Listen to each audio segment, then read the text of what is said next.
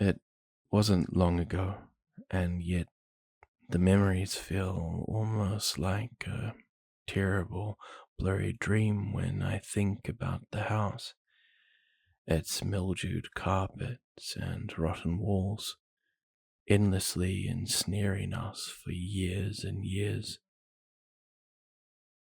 When I lay in bed sometimes, I fear that when I open my eyes, I'll find myself back there, trapped as I once was. I suppose that even though one can free themselves from a jail, the mind still likes to make prisons of its own, holding you captive in those memories that haunt you. Sometimes, though, as grim as those thoughts may be, sharing them makes the load a little lighter, and perhaps you all would be willing to listen to mine.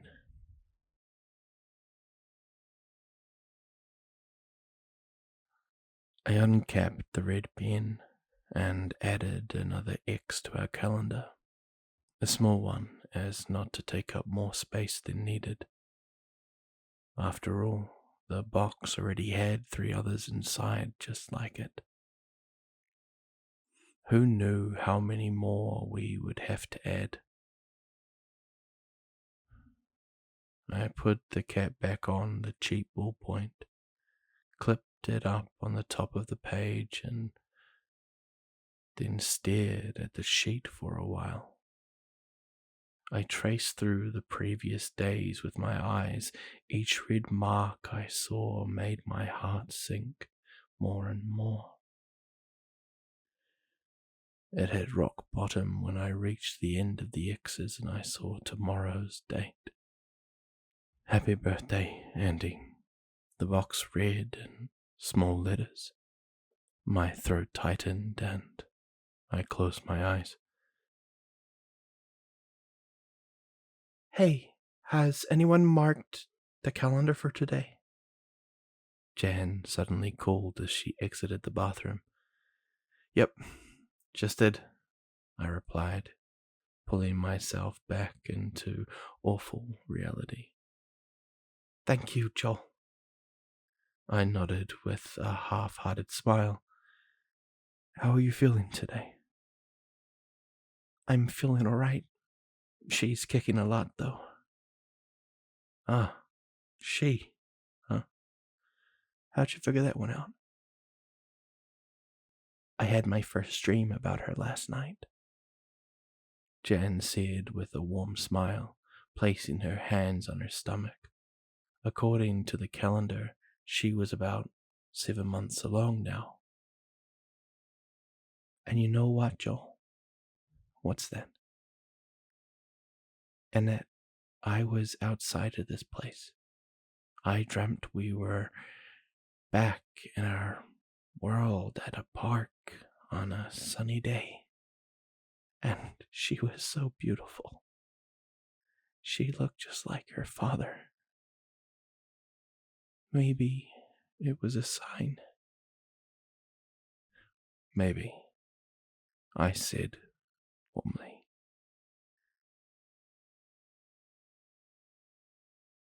I'm surprised you were able to sleep at all last night, Daniel chimed in from the dining room. That damn thing was being louder than usual. Sounded like it was banging that stupid instrument of theirs right up against the wall. The tone went solemn as Jan turned back to me. That reminds me, I think it's your and Bear's turn today. I sighed deeply. Yeah, I think you're right, unfortunately. I'll let her know. Why don't you get everyone around for breakfast and we'll get it done after? She smiled and nodded before heading off to the bedroom to gather the rest of us. I made my way through the house, and into the sunroom where Bea and Ethan sat on the floor, locked in their 2-day-long game of Monopoly. It had started as a full 8-player game, but we had gone bankrupt one by one over time until they remained. Ethan hunched over the board in a careful examination, and I could tell the tensions were high. "Bea, still winning?" I asked as I entered. "Yeah," he grunted in annoyance. He flipped over one of the properties and grabbed some money from the bank. "But not for long. She's hitting right by my side of the board." He looked at Bea with a smug face. "It's game over, sister." "Dude, just give up. Didn't you already stake a kick head on this?" "Exactly why I can't lose." "Don't bother, Joe. I already offered him a way out. He's not budging," Bea said with a smirk as she rolled the dice. "Aha!" Ethan yelled in triumph. "That's the property you just mortgaged." "Son of a bitch!" "Well, I hate to interrupt this riveting display of action, but we're doing breakfast here soon," I cut in. "Yeah, I heard," Bea said. "Small house, remember?" "Then you probably heard Jane remind me that." "Yeah, it's our turn to grab the breakfast." She turned to Ethan. "I'll give you a green property if you take my turn today." No way. "Don't worry, you're just on guard duty," I told her with a reassuring smile. "At least you aren't the runner." The two stowed their money and cards beneath the board, and together we headed to the dining room. Jan had already gathered the rest of the house and set out the food on cheap plastic tea party plates. Graham crackers and old juice boxes. Not a bad way to start the day. We all sat on the floor as we slowly munched on the honey-dipped wafers, savoring the taste. This was most likely the last of them. After this, it was back to stale saltines. Talk was small, but the 9 of us seemed to be in good spirits nonetheless, all except for Daniel. He had been especially distant lately. I'm sure everyone noticed, and I didn't want to draw attention to it, so I just let him be. Decided I'd talk to him later. I waited until everyone was finished and the conversations had died down before I stood up and helped Bea up as well. The anxiety was already growing in my chest. "All right, everyone. It's time. Bea and I are gonna make the breakfast run." The room grew heavy, and everyone nodded. One by one, they all stood up and filed into the bedroom. Jan gave me a sympathetic look as she passed me, and Benjamin placed an old withered hand on Bea and I's shoulders. "Be safe, you two." I nodded, and with a look of confidence, hoping it would set the group at ease. After they had all entered, the bedroom door shut and the lock clicked. I turned to Bea. "You ready?" I asked. She sighed deeply. "Ready as ever." We walked into the kitchen and crossed the end of the room. Together we slowly and carefully slid the heavy wooden pantry away from the wall. Immediately I felt the instinctual feeling of danger in the pit of my stomach as I looked at the door hiding behind it. Bear looked at me and pursed her lips. I smiled and brushed a strand of hair away from her face. "We'll be okay." She nodded and then grabbed the sharpened broomstick that rested in the corner. We were certain that it would do nothing to help.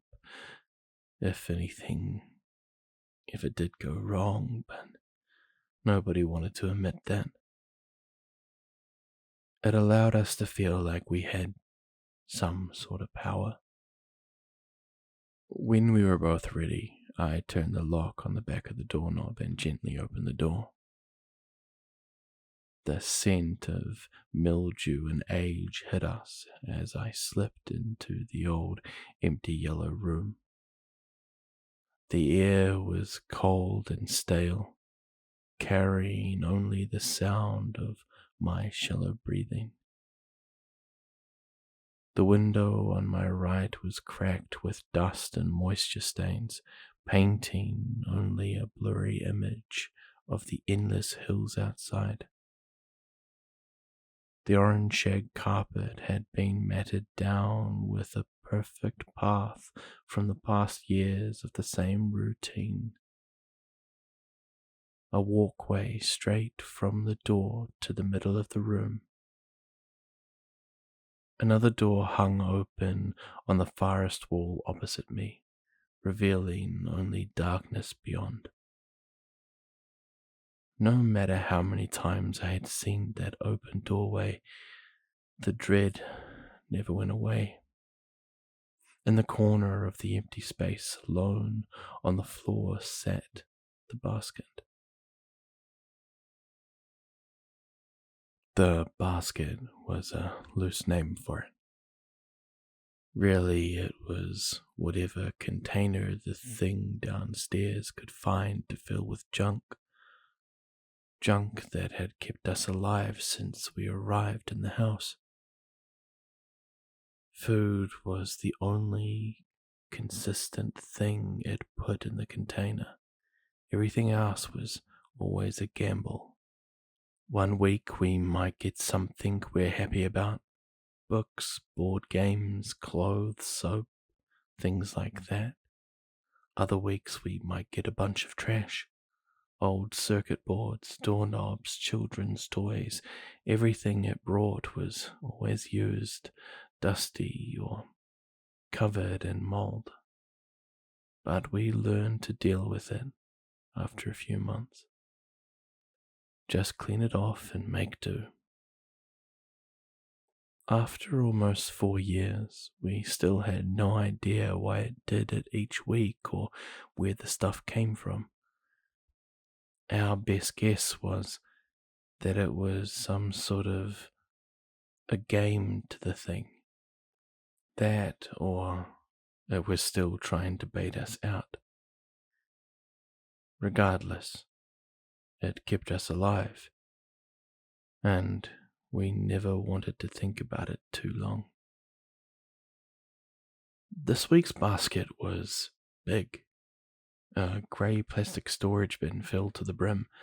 It would likely be heavy, but easy enough to drag across the carpet. I turned back to the doorway, and Bear quietly slid me the trash can we always kept by the door. The container from the previous week always filled with our waste and whatever we didn't take from the last basket. Anything left in the room, the thing would take back. I set it beside the door and then quickly glanced at Bear, just in case it was the last time I'd see her. She stepped into the doorway, clutching her broomstick, and watched me intently. Here we go. Walking slowly across the carpet, making sure to step as gently as possible. With each stride, I stopped to listen to the opposite doorway. So far, I heard nothing but the heartbeat in my chest. I crossed further in, making my way to the bin. The few feet into the room always seemed like miles. Bear watched from the other door while I kept my eyes on the basket and continued my routine. Step. Nothing. Step. Nothing. Step. Nothing. Finally, I reached the basket and glanced inside. Sure enough, this was a good one. Not only was it full, but it was packed with valuable supplies. Boxes of cereal, blankets. I could see 2 rolls of half-used toothpaste, a deck of cards, and a whole lot more. Not wasting any time, I placed my hand on one of the side handles and began to carefully pull the basket back to the safety of the house. Step. Nothing. Step. Nothing. Step. Tink. Tink.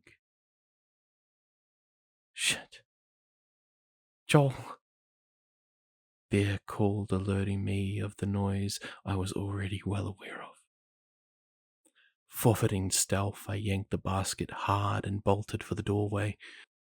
Below me, I could hear a chorus of thuds as the creature beneath scurried to the stairs, banging its instrument the whole way.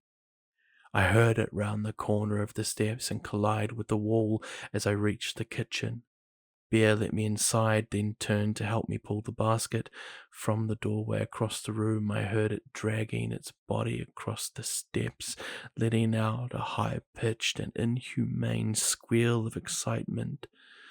Together we yanked the basket inside, but added momentum from Bear caught me off balance and forced me to fall onto my back.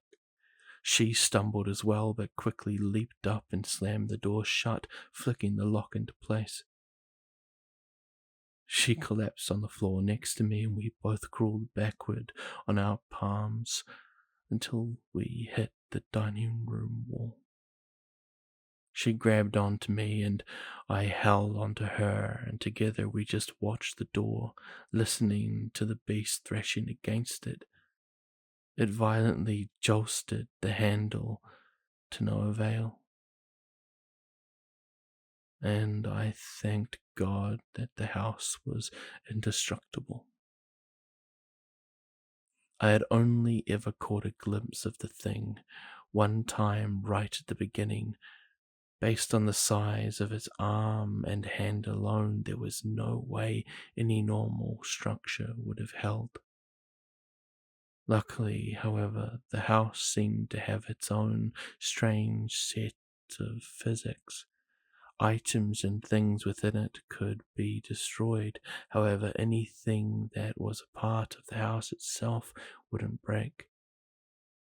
That meant windows, fixtures, walls, and, lucky for us, doors and their locks. We learned this when we tried busting open the door in the back of the bedroom for an entire day. It was locked from the inside, and we had hoped that it might be some sort of exit. No matter what we threw at it, though, the metal grey door didn't get so much as a scratch. This, of course, was good news for us later, as it meant that as long as we kept the kitchen door shut and locked, the thing downstairs couldn't get us. Bear and I sat there for a while before it finally gave up. It let out a couple of disappointed screams before I heard its body thumping back down the steps into its half of the house. When it fell quiet again, Bear sighed and rested her head on my shoulder. I hate that thing so much. Hey, don't be so hard on it, I told her, panting. It buys us groceries, I said, pointing to the basket. She didn't find it funny. We stood and pulled the crate into the living room. Then we walked into the bedroom door and signaled. 3 knocks. Wait 2 seconds. Knock again. Jan opened the door and everyone breathed a sigh of relief when they saw that both of us were still there. I'm glad you two are alright. That sounded rough. Not too bad. Not as bad as some days. Good haul, though, I told her. Sometimes I wonder if you got pregnant just to get out of basket duty. Ah, you caught me. I'd take 9 months of this any day over running basket. The group gathered in the living room and began sorting through the bin, separating community items from personal items. Grace was already breaking out the rusty bingo cage for the raffle. Meanwhile, Bear, Ethan, and I returned to the kitchen to slide the pantry back into place. The door may have been indestructible, but like the broomstick, it helped us feel like we had power. I'm glad you guys are okay. I was worried when I heard Bear shout, Ethan said. Yeah, I was oddly close this time, I replied. Usually it doesn't wait that close to the stairs.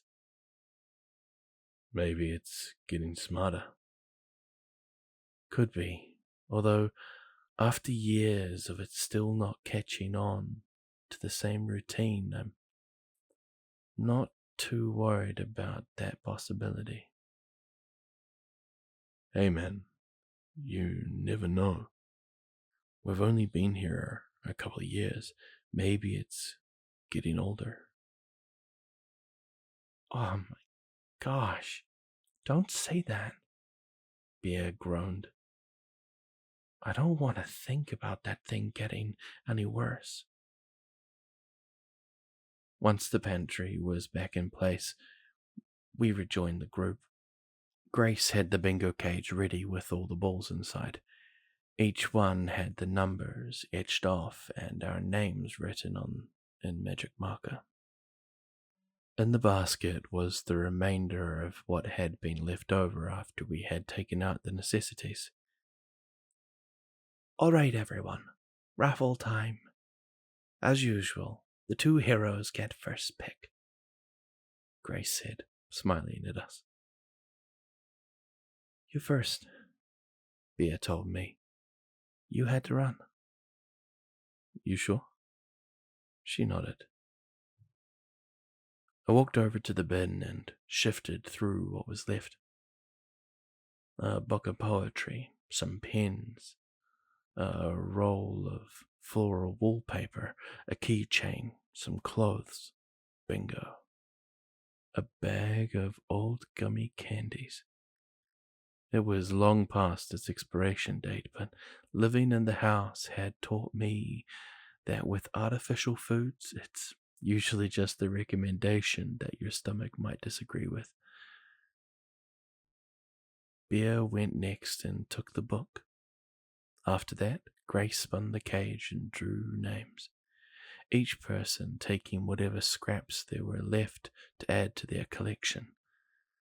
When nothing remained, we set the container in the kitchen and returned to our business for the day. I followed Bear and Ethan back into the sunroom where they resumed their game. I'm glad you didn't die, Ethan told her. Can you imagine if I had never gotten a chance to beat you? I can imagine, 'cause you're never gonna beat me.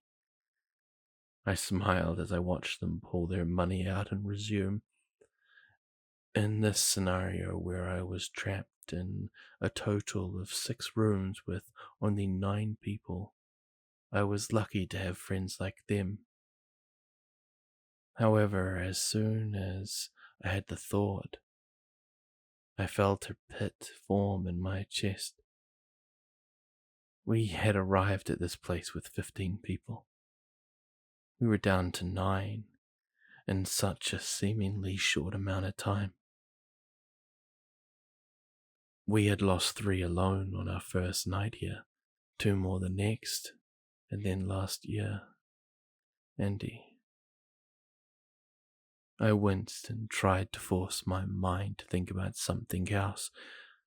Unfortunately, as I anxiously glanced around the room, looking for a distraction, my eyes caught the words painted above the door. In memory of Hillary, your sacrifice spared us all. She was the first of us to go. We didn't even know her name until after she had died. I had woken up to Daniel shaking me.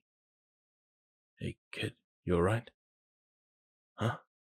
I asked as I sat up, taking in the muted, water-stained room around me. I also noticed other people in the space, all of them looking just as confused as I was. The place clearly wasn't familiar to me. The last thing I remembered was falling asleep on a bus.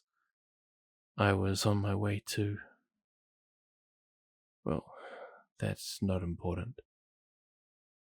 What is that I was not where I was supposed to be. Where am I?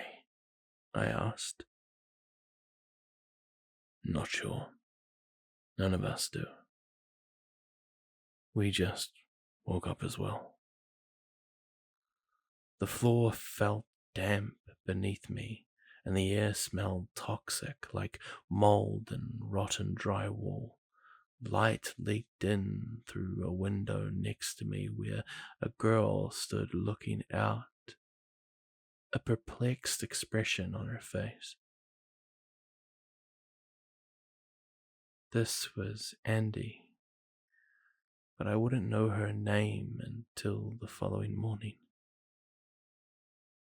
Daniel helped me to my feet, and I glanced around. Everyone else seemed like they too were gathering their bearings. A door led out into another room, and I saw a few people cautiously looking inside. When they found it seemed safe, they stepped through it. What's going on? I'm afraid I don't know that either, Daniel continued. We're still trying to figure that out. We were all on the bus together. I just don't remember what happened after that. We're in someone's house, but I don't know where. He gestured to the window. Not exactly easy to tell. Looking outside, I realized what he meant. The landscape outside and all the way into the horizon was nothing but steep grassy hills, and they were unnatural looking, perfect round mountains, the way a child might draw them in a picture. The sky was covered in a thick blanket of clouds, blocking the sun and painting the hillside in a gloomy, dim light. Now that I had fully come to and analyzed the immediate situation, I turned back to take in the room. A woman who I had come to know as Jan held her phone to her ear. After a moment, she dropped it to her side, defeated. There's nothing. No signal. Me either, another woman said. What's going on? A man asked angrily. I had places to be. If this is some sort of sick prank, then it's not funny. Yeah, I'm sure someone dragged a bus full of people and took them into an abandoned house as a prank. Oh well, do you have any ideas? Maybe we've been kidnapped. A younger gentleman chimed in. He looked worried, but seemed like he was eager to help. Ethan. One of the men who had left the room entered the doorway. Well, if we have, then our captor isn't a very good one. He left the front door unlocked. A few of us, myself included, made our way out of the bedroom and into the hall. From where we stood, we could see the sunroom where two people peered out the open front door. A doorway led into a bathroom on the wall next to us, and just past that was an entry into what looked like a kitchen. We all dispersed around the area and began to investigate. Some people tried their phones again, others looked out the window. Some began interrogating each other over information. A group formed by the sunroom door, and a few shuffled outside. I heard someone moving into the kitchen and peeked around the corner. Andy and another girl gathered around a door on the far wall. It was white with a texture that matched the panel of the surface around it and had a black doorknob. Andy wrapped her palm around the handle and swung the door open. From where we stood, there was a clear line of sight across an empty yellow room into another doorway that held nothing but darkness. We may not have known how dangerous it was at the time, but I still recall feeling incredibly uneasy at the sight. Oh, that's creepy, the girl with Andy said.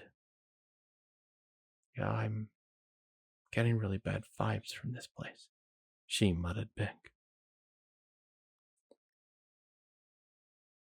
Is this even a house? The layout makes no sense, and why on earth are there no lights? Maybe it's really old? Could be, but it looks a lot newer, like 70s or 80s. That's true, although shag carpet is definitely out of style. Andy joked, pointing at the floor of the yellow room. The other girl chuckled softly. It must have been that small interaction that solidified their relationship so early, as Andy and Bear stuck close from that point on. Suddenly, I heard the people by the sunroom door start to raise their voices in an argument.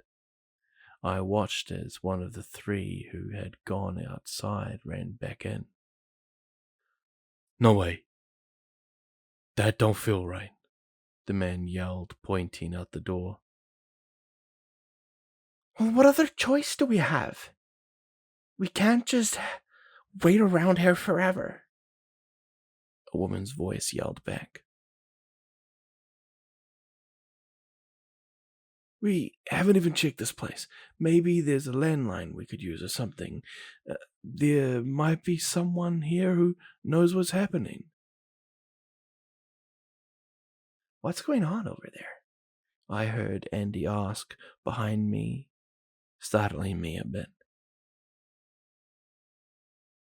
Oh, I'm not sure. It sounds like they're arguing about something. Together we walked closer as Bea shut the kitchen door behind us. You seriously don't feel that? The man by the door continued to the woman outside. I mean, yeah, it's unsettling, but this whole situation is. I just don't think sticking around here is the best idea. Why not? Someone will notice us missing eventually and come looking. Yeah, and whoever brought us here is also probably in the house still. I'd rather take my chances looking for a road and flagging someone down over staying in that crack den. Fine. Suit yourself. All I'm saying is it's a bad idea. I just feel it. Andy and I reached the sunroom and stood in the doorway. Daniel stood nearby and I tapped him on the shoulder. What's going on? This guy here says that something's not right out there. He doesn't think we should be outside. The man heard Daniel and whipped his head to us. I ain't crazy. Go out there and feel for yourselves. It's not natural. Daniel looked at me and he shrugged. He crossed to the front door and took a step outside. I hesitated but followed out of sheer curiosity. At this point, I was starting to grow nervous. Something wasn't right about the situation. And while that was an obvious observation, there was much more to it. The man was right. None of this was natural. With all the worldly possibilities for what was happening, none of them answered any of the questions that the house presented. It felt like we were somewhere that we shouldn't be. That was only reinforced when my foot crossed the doorway and stepped onto the cracked stone landing. Instantly, I felt dread swell in my chest, the sensation of danger mixed with the feeling of fear. The whole scene before me was wrong. The landscape felt unnatural.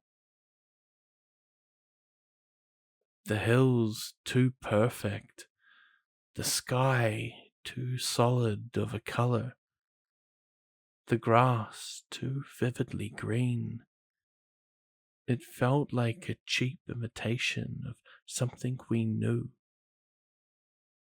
The air was perfectly balanced in temperature, and yet I still felt cold.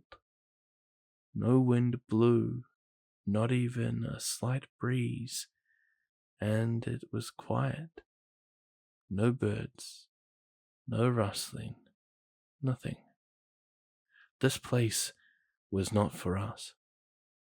It felt like it was never meant to be seen. The worst part was the nagging sensation I felt in my stomach.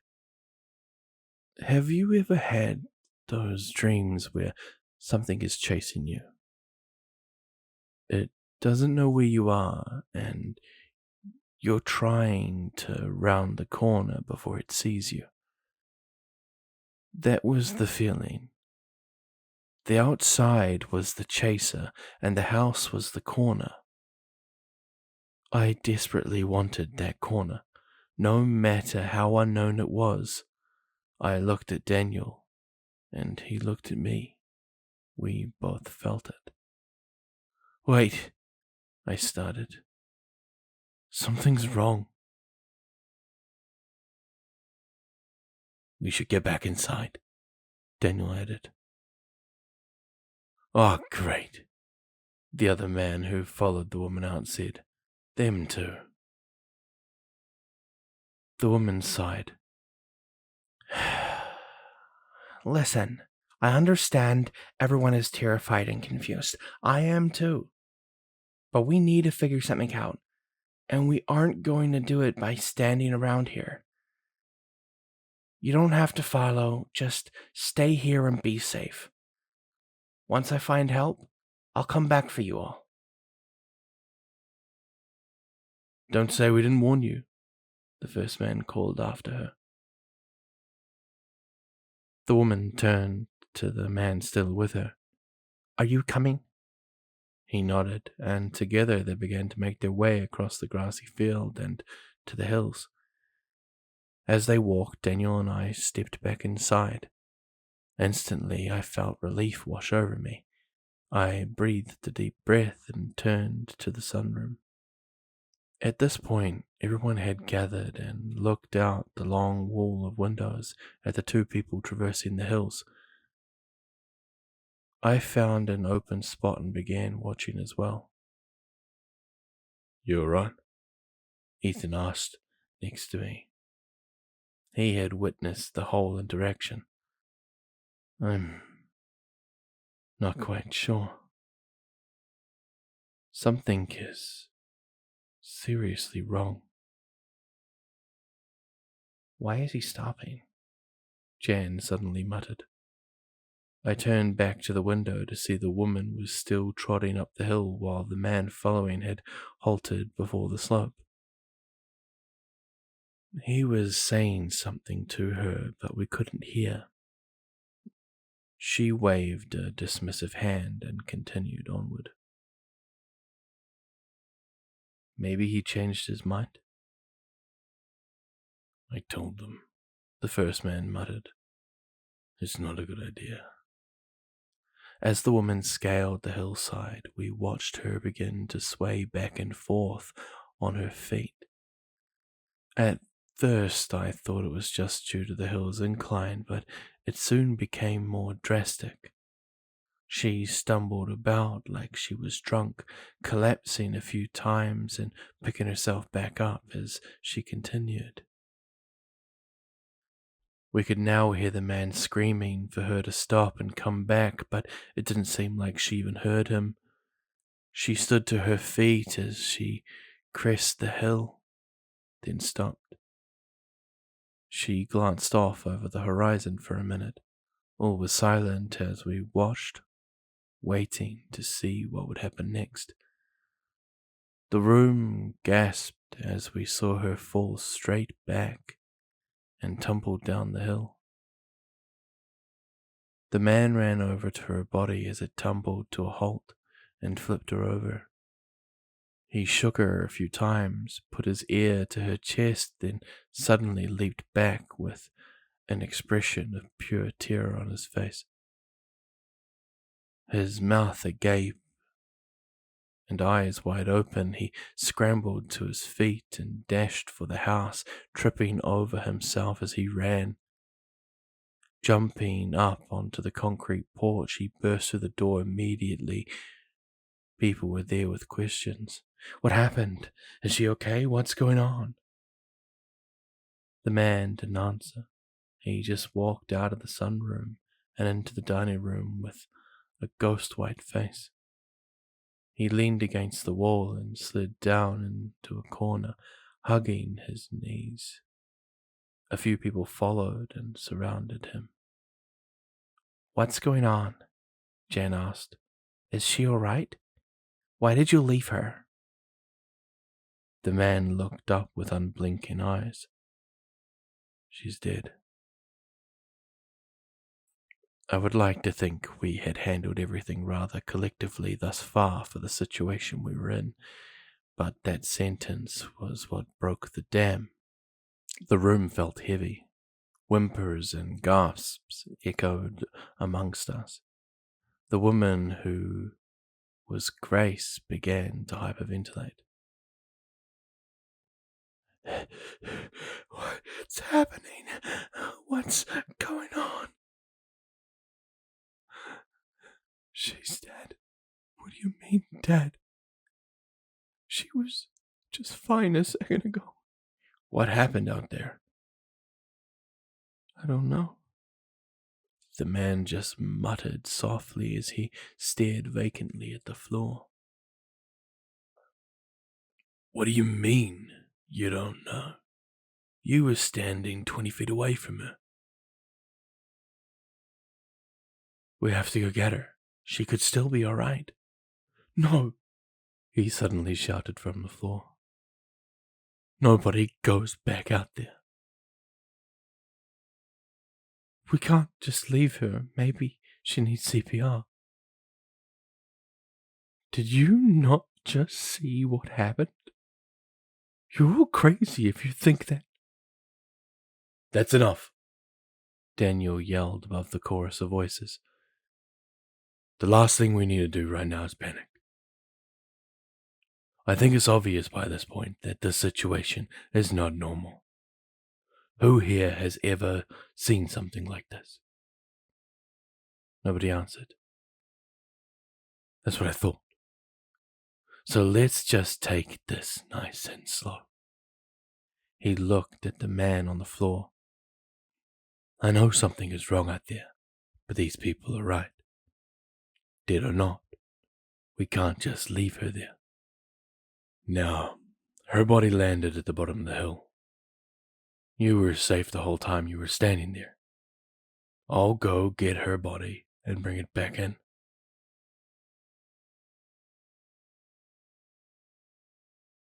The trembling man took a silent moment before responding. You can get her body, but for everyone's sake, don't bring it inside. Something ain't right about it. What do you mean? You'll see when you go out there. Daniel looked baffled, but didn't push any further. It was clear that the man was in shock. He turned to Ethan and me. Do you boys mind coming to help me? I really did mind. After what I had just felt and witnessed in the last 5 minutes, outside was the last place I wanted to be. But everyone was scared, and I didn't want to cause more fear. We both nodded. People continued to murmur quietly amongst themselves as we headed for the door again.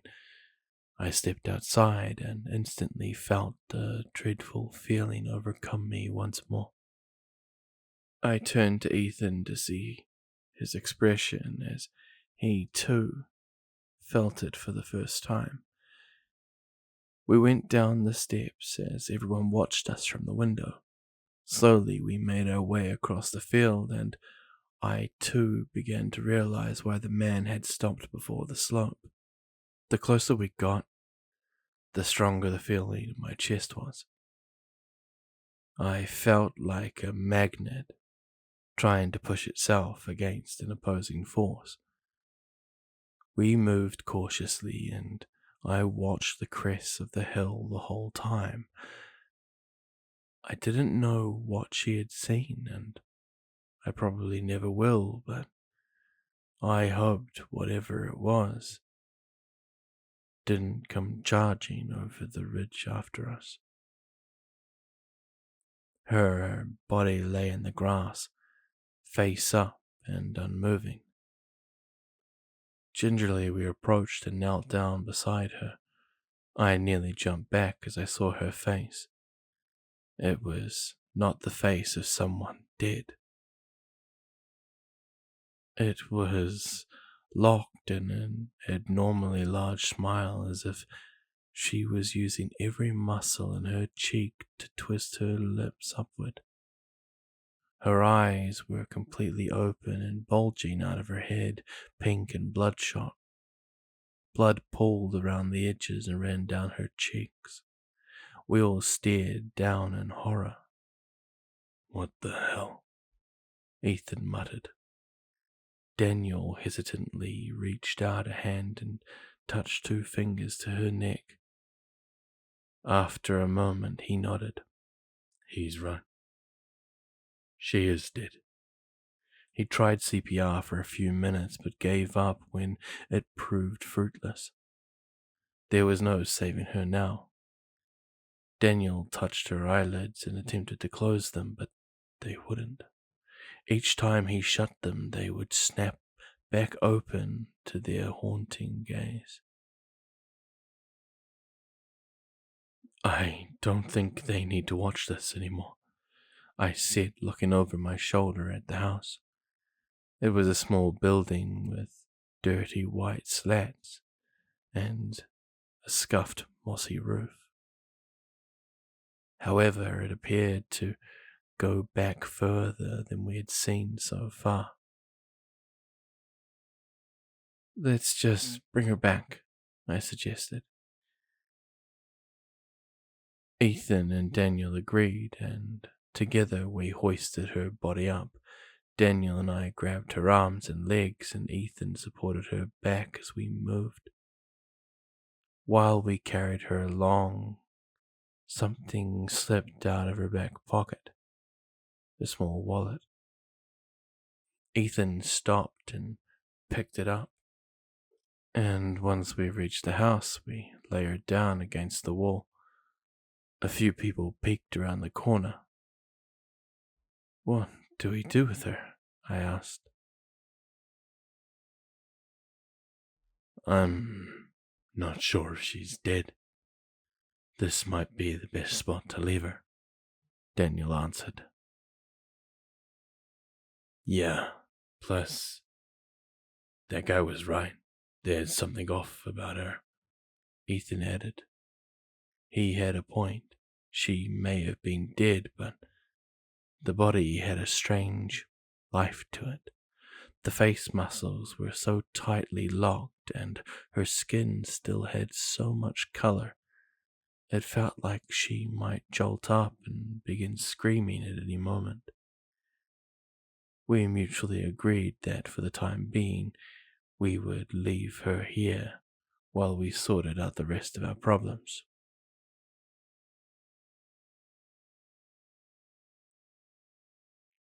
Had we known what would become of the body, we might have done differently. As we headed back up the stairs, Ethan thumbed through her wallet. I looked at him with slight judgment. He suddenly realized what it looked like. No, I was just... He slid her license from her wallet pocket and showed me. Her name was Hillary. I felt like we should know that. It hadn't seemed important at the time, but after we realized that we might be in the house for a while, we felt she deserved some sort of remembrance. While she had been warned not to go, it was bound to happen eventually. After the first night in the house, we would have undoubtedly run for the hills. Hillary sacrificed herself to show us that that wasn't an option. She ended up saving the rest of us from her fate. Your sacrifice spared us all.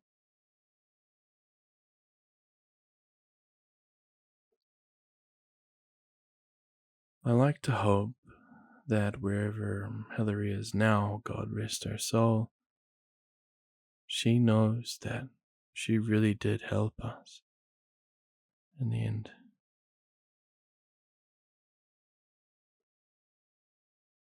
You okay, Joel? Ethan called from behind me. Deep in my thought, I had stood and was now staring out of the windows at the rolling grass plains. Yeah, sorry. Spaced out there for a second. Bea stood from her spot at the board. I gotta run to the bathroom real quick. Joel, can you keep an eye on him? Don't want him cheating. Like a hawk, milady, I told her. She headed out of the room, and I turned to Ethan.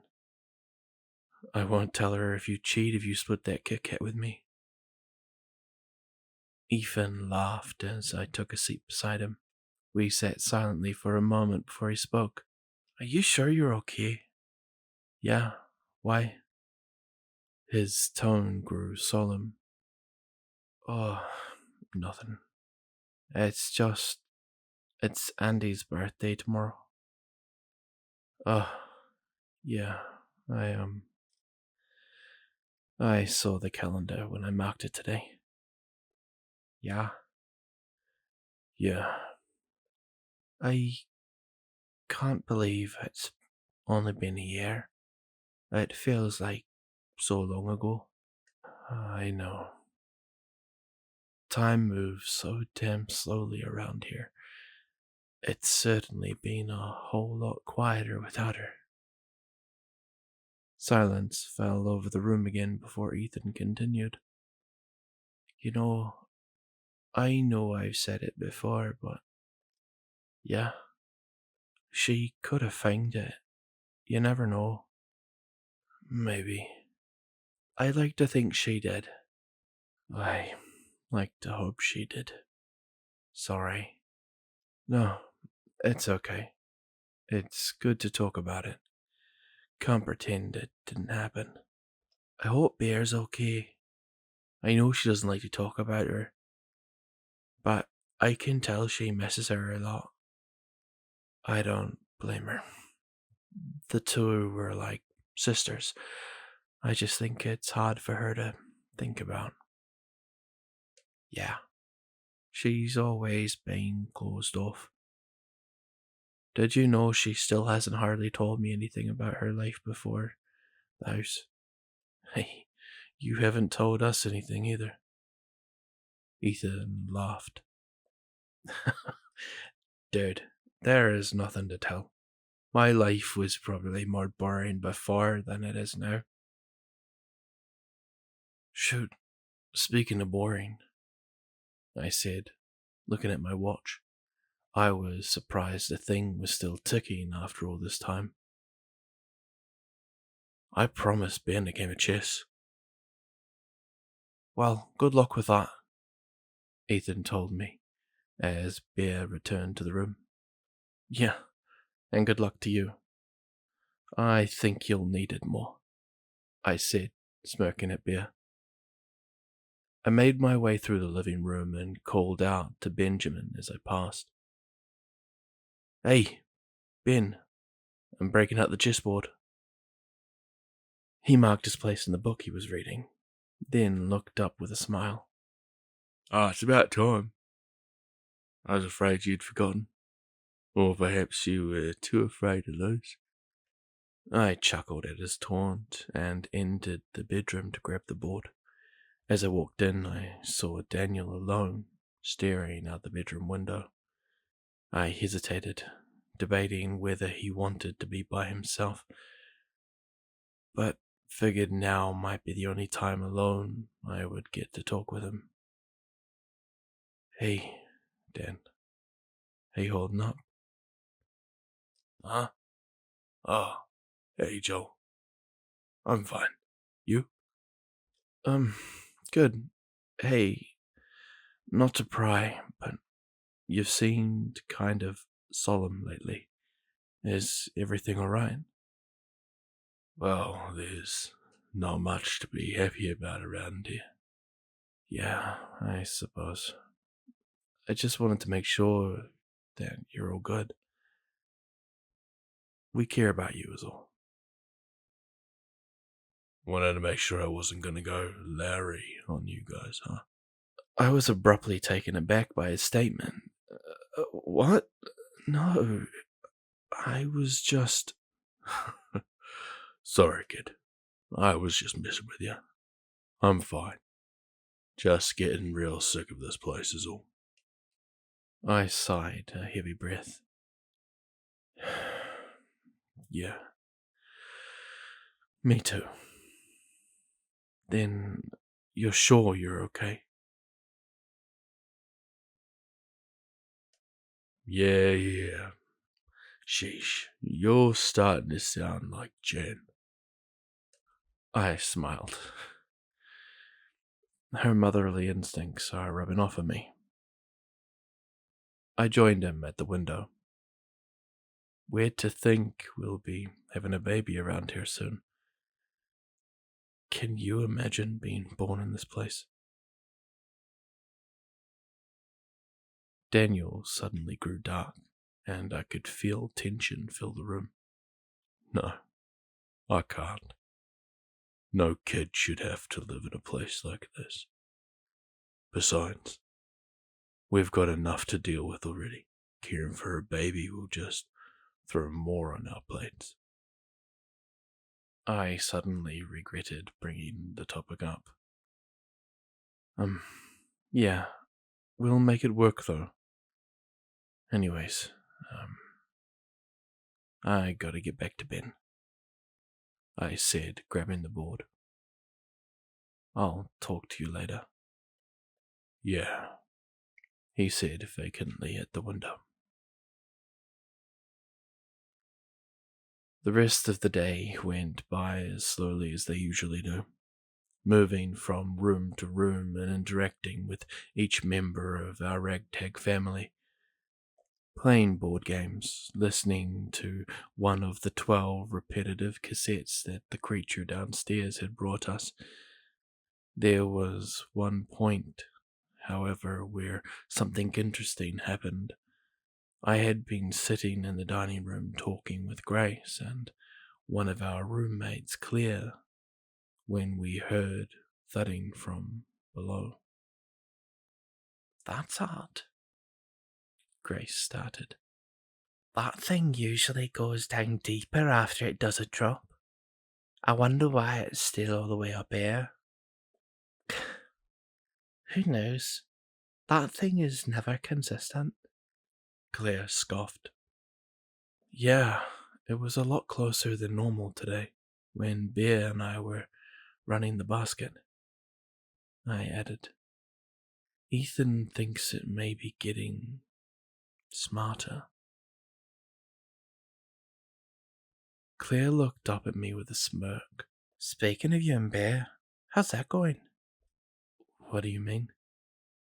You know what I mean. I can't say that I do. Oh, Claire, stop teasing the poor boy, Grace said, swatting her on the shoulder. Before long, the hillside began to grow dark as whatever sun lay beyond the clouds started to set. We all began our nightly routine, taking turns in pairs to use the bathroom to wash up and brush our teeth. Since there was 9 of us, there was always one person who got the bathroom to themselves. The only caveat was they were the last to go. Tonight, that person was me. I watched as the group filled into the bathroom, 2 by 2. I began to grow nervous as the hillside became dimmer and dimmer. The room may have been just around the corner from the bathroom, but I still hated walking even a few feet in the dark.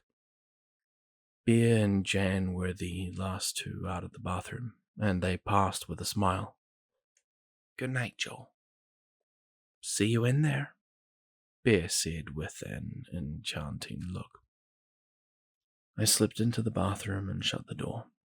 I put a small dot of toothpaste on my far too worn-down brush and ran it under the chalky water from the old rusted faucet.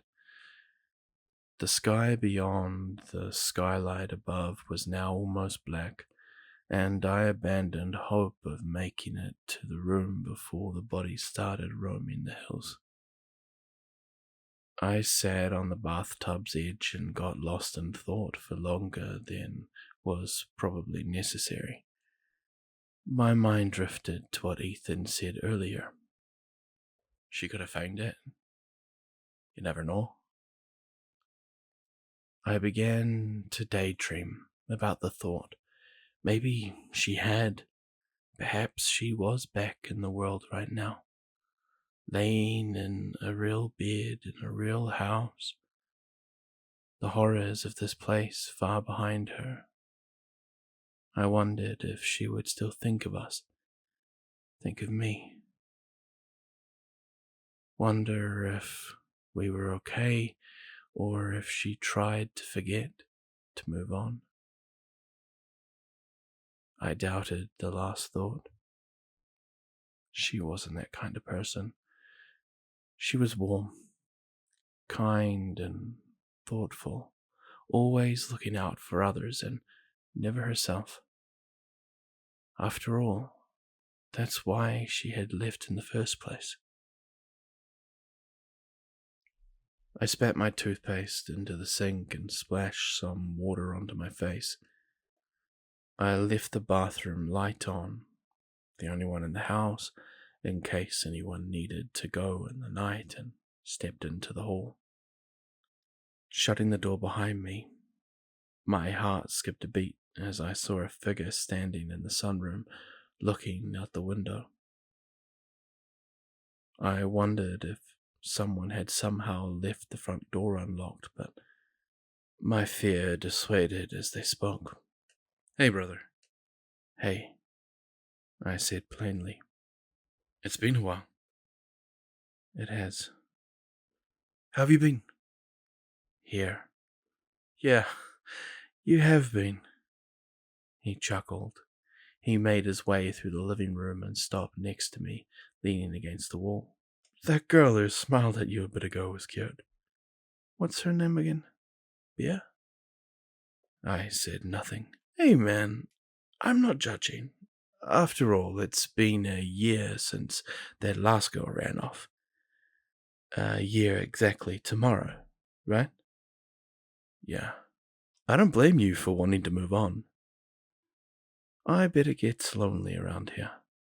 I have all of them to keep me company." "That's true," he spoke. He leaned close and whispered, "But I bet none of them can scratch that itch quite like she can." I shuddered. "Well, I won't keep you, brother. I'm sure you have someone to get to. Have a good night." He stepped around the corner into the kitchen and out of my sight. I stood there alone, in the darkness for a moment. I caught something moving out of the sunroom window and looked up. A figure stood there. A real one this time. It saw me looking and eagerly waved at me, then beckoned me closer. I turned to the bedroom and stepped inside, locking the door behind me. I collapsed into the pile of sheets that I called my bed and looked up at the ceiling. There were too many thoughts to sleep. I lay there for a while before I began to hear thudding beneath me, as well as the muffled notes of that stupid instrument. The thing was awake, although I suppose it always was. I could tell the room was nervous. It wasn't usually so active this soon after it dropped. Softly next to me, I heard Bea stir from her bed. She scooted slowly across the floor to me and nestled close. I hesitated, his words still echoing in my mind. Still, eventually I wrapped my arm around her and held her softly. She was warm, and her rhythmic breathing slowed my heartbeat down. One by one, I felt my worries melt away. I could tell she was scared. I was too. We all were at the time. Of the house, of the hills, and especially of the thing downstairs. Ever since our first night, that fear never wavered or went away. I envied the people who had been in the front of the house when we first encountered it.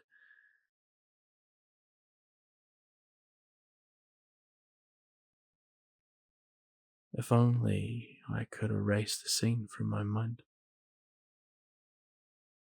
"What's this thing made of?" Larry yelled as he jumped on the doorknob. He held himself up, with the trim of the door frame as he repetitively pounded on the knob with the heel of his shoe. No matter how hard he tried, the door at the back of the bedroom wouldn't open. If it weren't for the situation, I'm sure I would have found the scene pretty funny.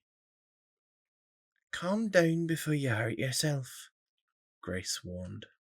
This is ridiculous, Larry yelled, hopping down. There's no way a door like that should have been able to take that much force. That knob should have snapped before I even started jumping. I don't think we're getting anywhere with this. It's obviously not going to open. Well, what would you rather do? Because it's getting dark, and if we don't find a way out of this mess soon, we might just end up like that body outside. Hillary. Ethan corrected. The man ignored him. There's another door in the kitchen, Andy suggested. The house goes further back. Maybe it loops around to this door, or there are more answers that way. We all exchanged looks in a loose way of agreement. We headed for the kitchen door and swung it open. Once again, the sight of the other room greeted us, along with the dark moor of the doorway beyond. A group of us stepped into the space while the rest of the party hung back. We looked at the open entrance before us and stood silently for a moment. Well, Andy nervously said, this is it. It's dark in there, Daniel pointed out. Why are there no windows? We looked at him confused. It was an odd thing to worry about. There are windows in every room of this house. Even the bathroom has a skylight. Why not this one? What's the matter? Larry sneered. You afraid of the dark? No. There's just something not right about it. Larry peeked his head through the dark doorway and looked around. He slid his hand around the corner, and I could hear him flick the light switch a few times. Nothing changed in the room, however. Well, it looks like it used to have a light, but the bulbs are burnt. Some stairs lead down. It looks like a finished basement with furniture. Maybe there's a phone down there. Larry withdrew his cell phone from his pocket and clicked on the flashlight. Anyone gonna come? Or do I have to do this all alone? A gentleman whose name I never got to learn stepped forward and turned his phone light on as well. Daniel did the same. Ethan stepped forward to follow, but Daniel raised his hand up. Hold on now. We shouldn't all go at once. If what happened earlier with the hills is anything to go by, we should only go a few at a time. You kids wait here and listen for a signal. Ethan stepped back next to us and nodded. Together, the three men cautiously stepped through the doorway and descended the stairs. As they did, Bear, Ethan, Andy, and I crossed through the door and looked over the railing. The room was big, with a balcony running the length of the wall where we stood. A set of stairs ran from the ledge down to the floor below, and the room seemed to run off further beneath us.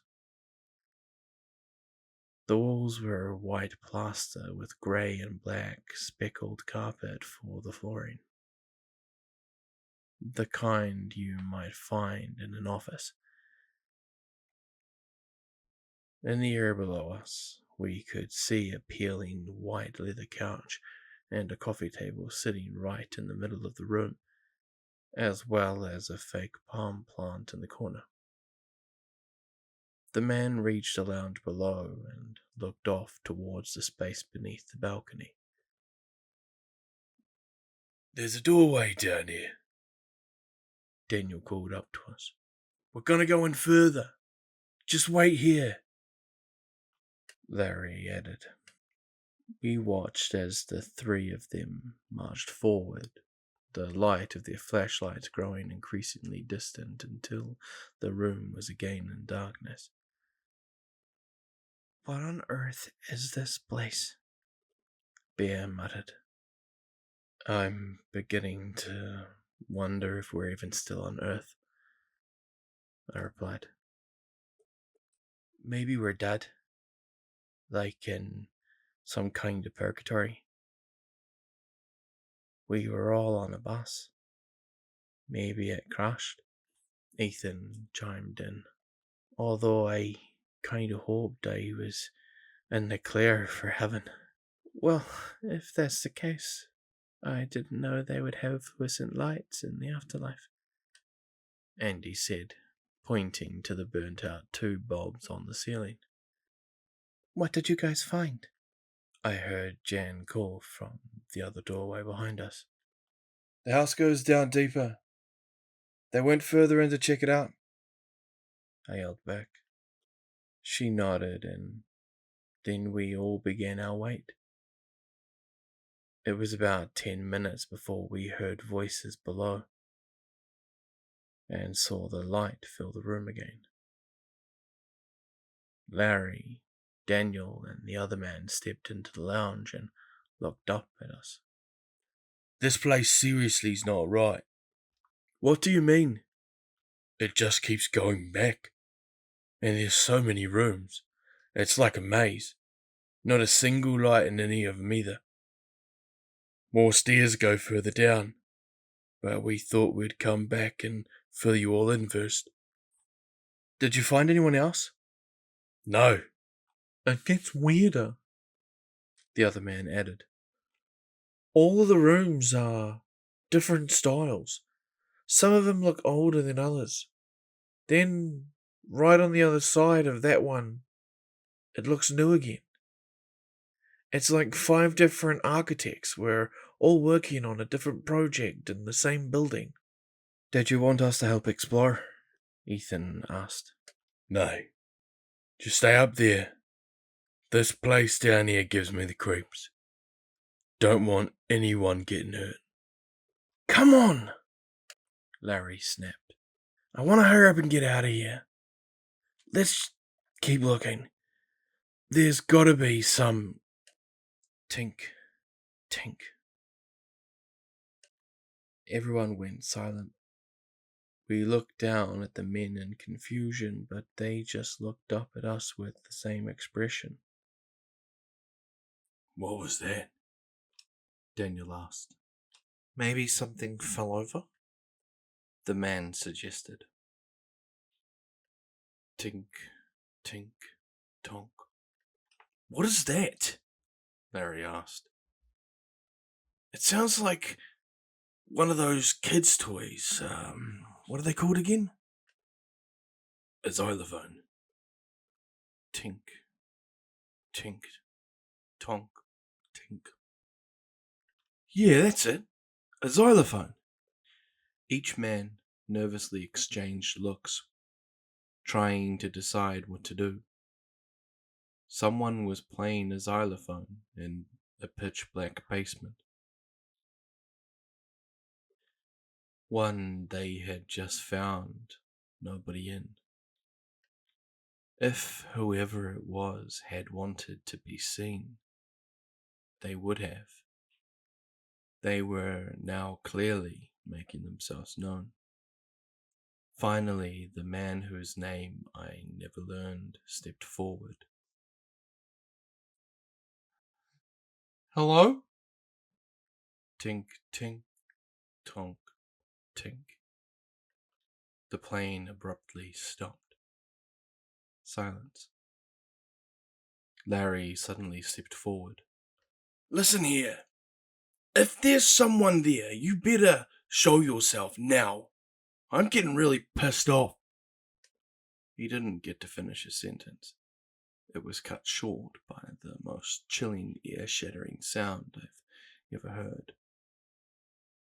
A high-pitched squeal came from below, the kind you might hear a baby make when it laughs. It was as sharp as nails on a chalkboard and as loud as a car horn in my ear. By the time my brain had registered what it had just heard, the men below me were already at the base of the steps. Larry ploughed his way through, charging up first, with Daniel and the other man following close behind. I heard something thudding down whatever dark hallway lay beneath and making its way to the room.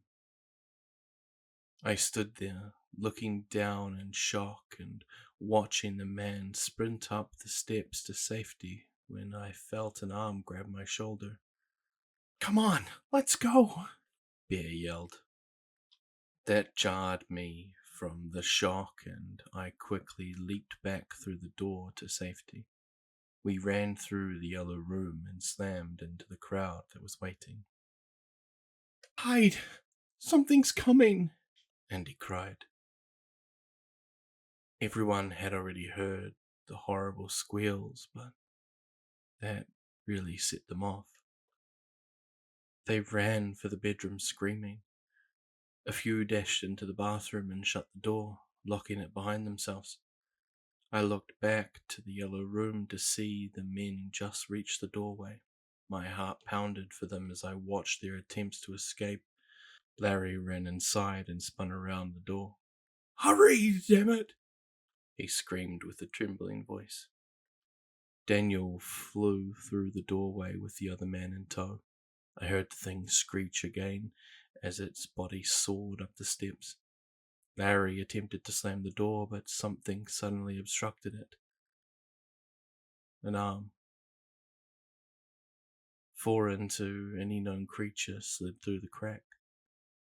It was humanoid, but its skin was tumorous with large growths and lumps across its surface, and bent in a way that didn't make sense. It was double the length and size of any human's arms, but still bony and thin. The fingers on the thing's hand were the same, elongated and skeletal, boasting grimy, yellowed fingernails. While the sight alone was horrific, one thing haunted me the most: its skin. It was several different tones, just on the arm alone: black, white, tan, and pale, all hastily slapped on and wrapped around the thing's limb, stretched over every bump and tumor. My stomach churned at the sight. It shot through like a spear and latched onto the nameless man's torso, its fingers snacking around his body like an anaconda. The man let out a cry, and Daniel turned back. He dashed for the door and threw himself up against it alongside Larry. They leaned hard, trying to prevent the being from yanking the man back into the darkness.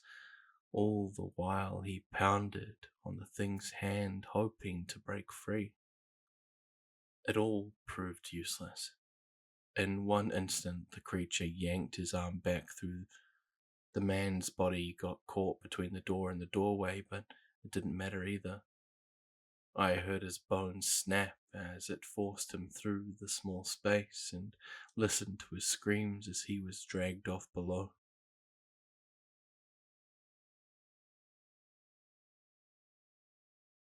There's a reason I never learned his name. Daniel and Larry ran over to our door and slammed it shut, clicking the lock into place. Larry kneeled over and threw up onto the floor, and Daniel looked at us with abject horror. I turned to see that Andy and I were the only ones who had stayed to witness what had just happened. None of us could say anything. We all just sat in the hallway by the kitchen for a long while, thinking. Finally, Larry broke down into sobs. What? What is this place? We said nothing. Daniel stood and crossed back over to the kitchen. What are you doing? Don't open it again. What do you think I am? A lunatic? He snapped back. He stopped in front of a wooden pantry, tucked off to the side of the kitchen, and began to drag it until it rested in front of the door. It snapped that guy in half, Andy said softly. I don't know if that'll be enough to stop it. Probably no. But it's all we can really do. We would end up losing one more person to the thing in our time here, a man named Matt. After a few weeks of living off only water from the bathroom taps, the need for food became apparent. Daniel and Larry told us they had seen cupboards and shelves downstairs with cans and boxes of food on them. We had two options. Have people risk going down there for food, avoiding the creature along the way, or sit in the house until we starved. After that, we were afraid that we might have to go don a party on each other. Larry refused to venture back down into the basement. While he had been an absolute jerk since our arrival, I understood why. Luckily, Daniel volunteered, and Matt agreed to go with him. It's all hopeless anyway, he had said. We die either way. However, when they opened the door to the other room, they were surprised to find a basket full of items waiting for them. Unfortunately, they took the time to sort through them then and there. According to Daniel, they had shut the door to the stairs before they had started looking. That's how we learned it could open doors. It heard them before long and came charging fully into the room. Matt had been closest to the door and was unfortunately grabbed by the thing and dragged into the basement. Daniel told us he didn't even scream, or look scared at all for that matter. He looked like he knew his fate was inevitable. However, Matt was another person who gave his life to teach us the rules of the house. The thing leaves us baskets. We take the baskets quickly. We don't wait around. We had his name painted on the kitchen wall like Hillary's. I had asked Daniel several times throughout the years what the thing looked like. He was the only one who had ever fully seen it. He would never tell me though. He would shake his head and softly say, "Just be glad you don't fully know what brings our food to us." "Are you okay?" Bear whispered softly in my ear. "Your heart's beating really fast." I hadn't realized how caught up in the memory I had gotten. I said nothing but began to gently run my fingers through her hair. She gave me a reaffirming squeeze and then relaxed into sleep. I lay there for a bit longer, listening to the thing below. We had all gotten used to its racket over the years. Most of the time, you could sleep through it. Sometimes I like to listen to it, try to figure out what it was doing down there, why it was here. why it wanted us so bad. I listened closely in the darkness, listening to its footsteps and hearing its faint notes echo through the halls.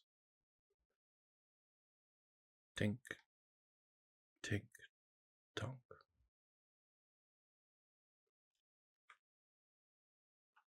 When I woke up that morning, I wasn't surprised to see everyone lying in bed still. They were still there for the same reason that I was.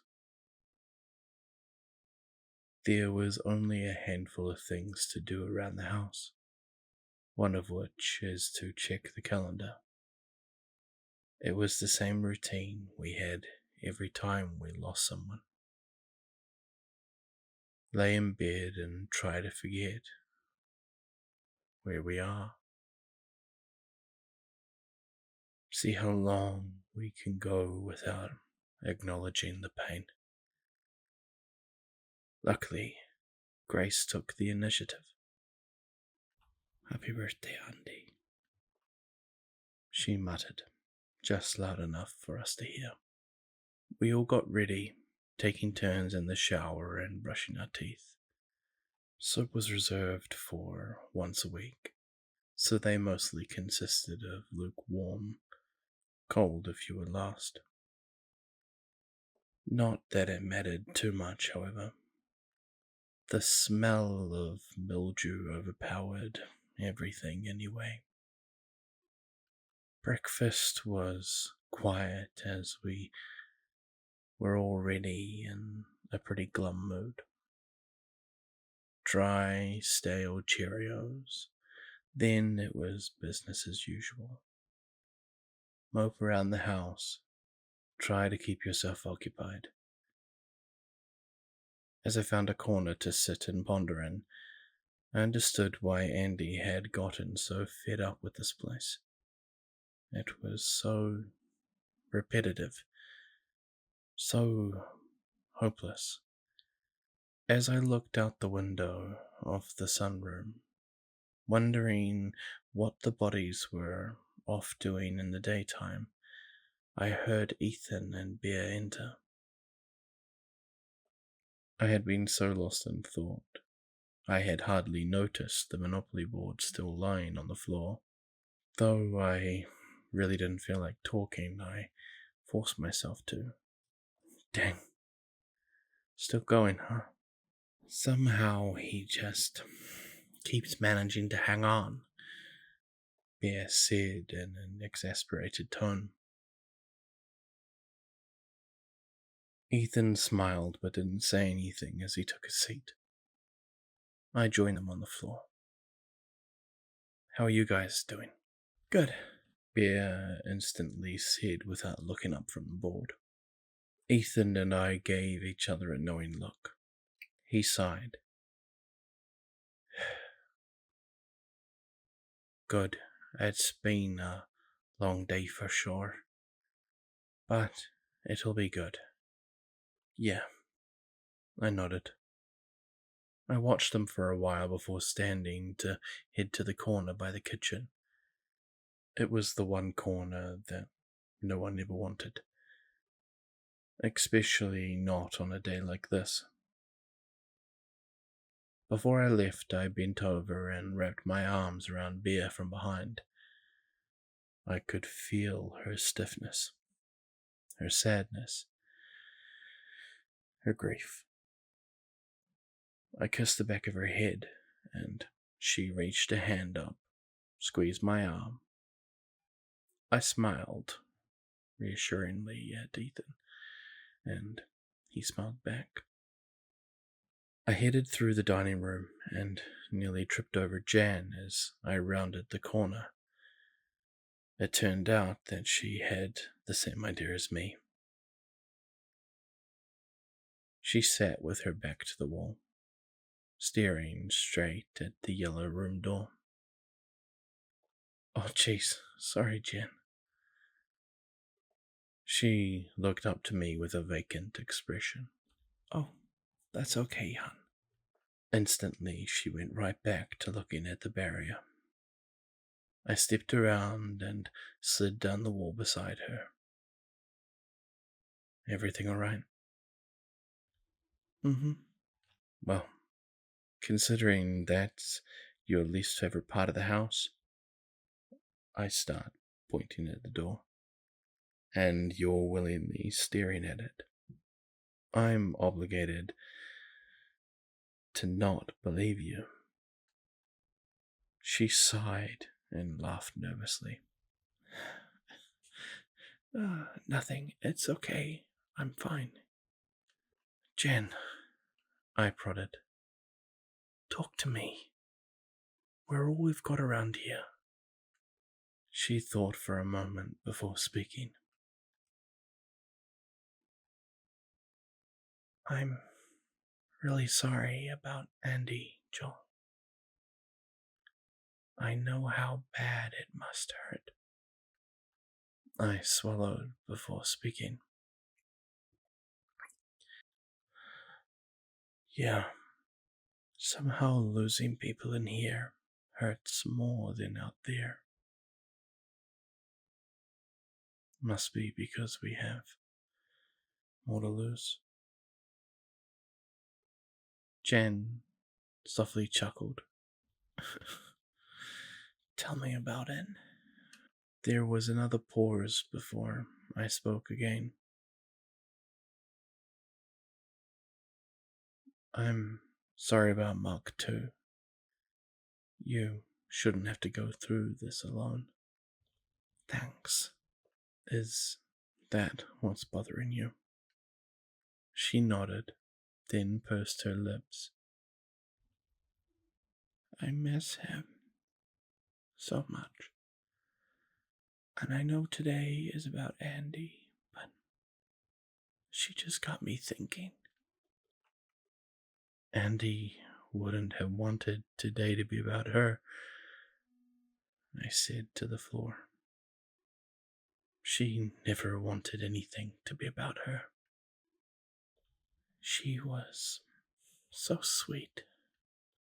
What does she have you thinking about? Jan shook her head. She went to go find it, Joel. She believed she could. That it was out there. She looked at me. This is no place for a baby to grow up. Especially not without their father. Andy never came back, Joel. The sentence felt like a gut punch. That means that she either found it and got out, or... I mean, if she did, then that means it's out there. There's no way I'd stand a chance trying to get there, and if she didn't, then... well, that means this is it. This is our lives forever. 6 rooms and stale Cheerios. I placed an arm around her shoulder. We're going to get out, Jen. I don't know how, but we will. Remember your dream?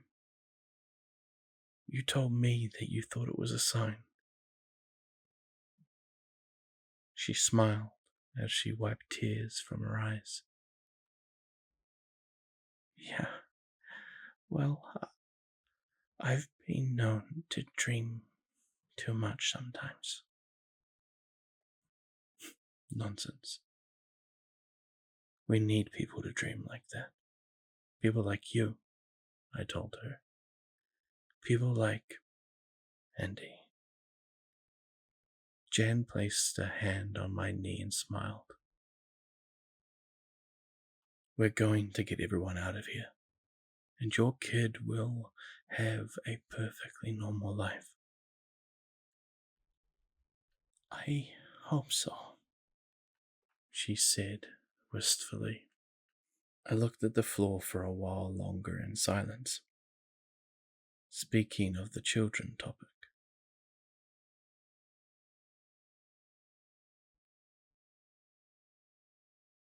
I'm worried about Dan, I whispered. Why do you say that? I mean, you've seen how quiet he's been lately. She nodded solemnly.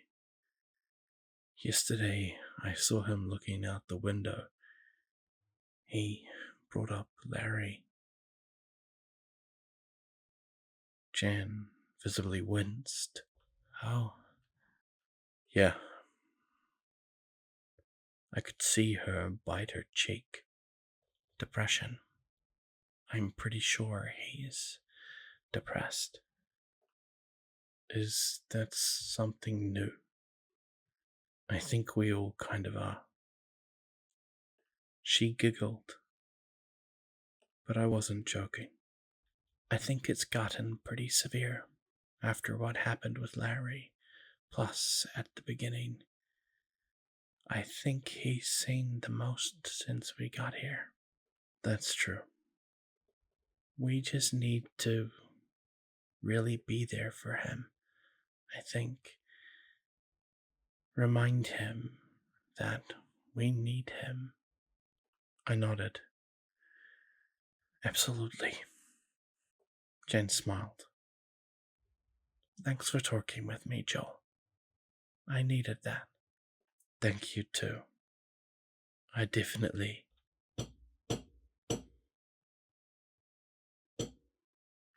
My heart leaped into my throat, and Jan's baby probably leaped into hers.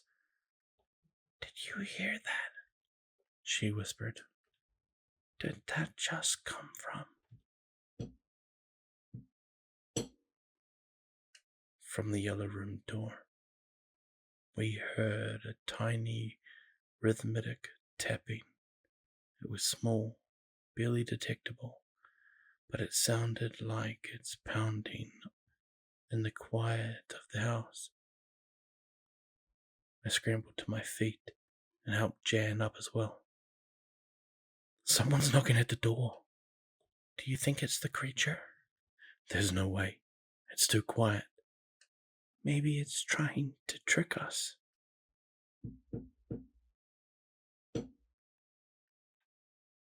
Something about that rhythm sounded familiar. I ran back into my head until I realized it was the door knock we use after a run. It was so whoever was on the other side would know it was one of us. Jan, that's our code. Jan was silent for a moment before peeking her head around the corner into the dining room. Claire, gather everyone and get them into the bedroom, right away. I could hear Claire leap up and begin looping through the house. Everyone appeared into the hall, each one from the living room, and looked at us with worried faces. Jan turned to me. Come on, let's go. She began moving back to the group, but I remained still. Joel, let's go. Someone is out there, Jen. No, there's not. Everyone's already right here. It has to be that thing.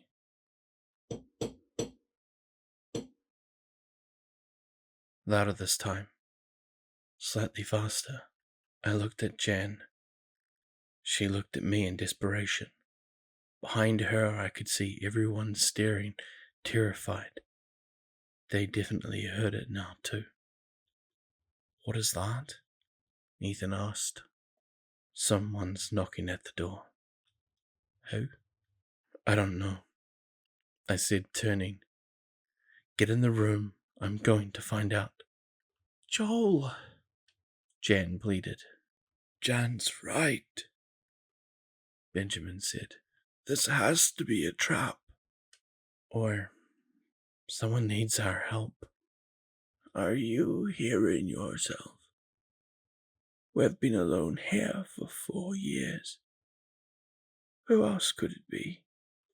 This place is always messing with us. Who's to say it's not doing that right now? I step towards the door. Get in the room.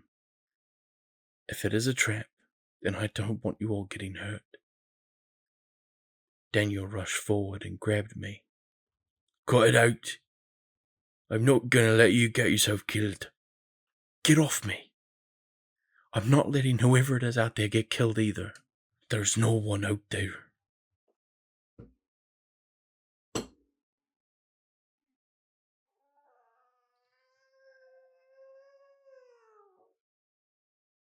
The taps were suddenly interrupted by the squeals of the creature, squeals that were right below us. Daniel and I looked at each other for a brief moment, acknowledging the same thing. If it was down there, then something else was at the door. Open the door.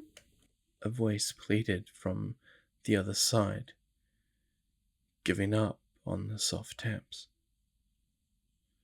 My heart suddenly stopped as the tone echoed in my ears. I immediately knew who it was. Get in the room! I screamed at the group before rushing forward. To my surprise, I found Dan right there beside me. I didn't argue. There was no time. We grabbed the wooden pantry and with all our combined adrenaline practically threw it across the kitchen. I could hear the creature below thundering towards the stairs while banging violently on its instrument. Only an inch away through the door, I could hear the screams and pleas for help. I clicked off the lock and thrust the door open. After that, time moved in slow motion. There she lay, bloody on the floor. She had several large cuts along her arms, and her skin was bruised to black in several places. Her hair was long and matted from being away so long, and her clothes were tatters and shreds. A trail of blood was streaking across the orange shag carpet, coming from the open dark door and ending where she lay. She looked up at me with beautiful grey eyes.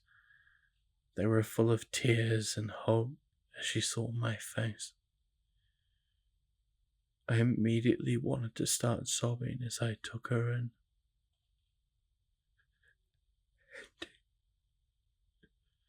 I barely gasped out. That was all the time I had.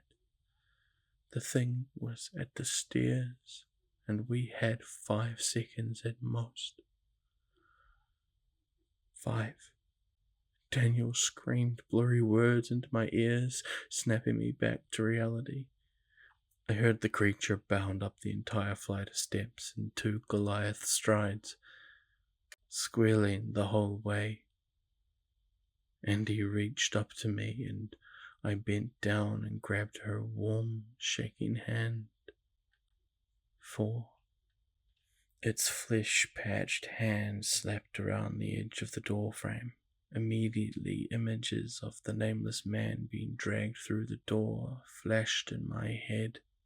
Adrenaline coursed through every channel of my body as I began to lift Andy.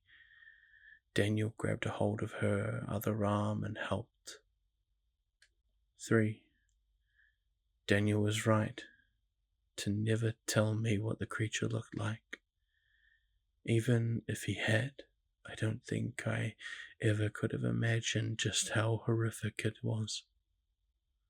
Its whole body was like its arms, elongated, skeletal, and covered in tumorous bumps. The vile quilt of skin was a suit it wore all over every inch of its figure, even its head. Its bald skull was composed of more small patches that led straight up to its face.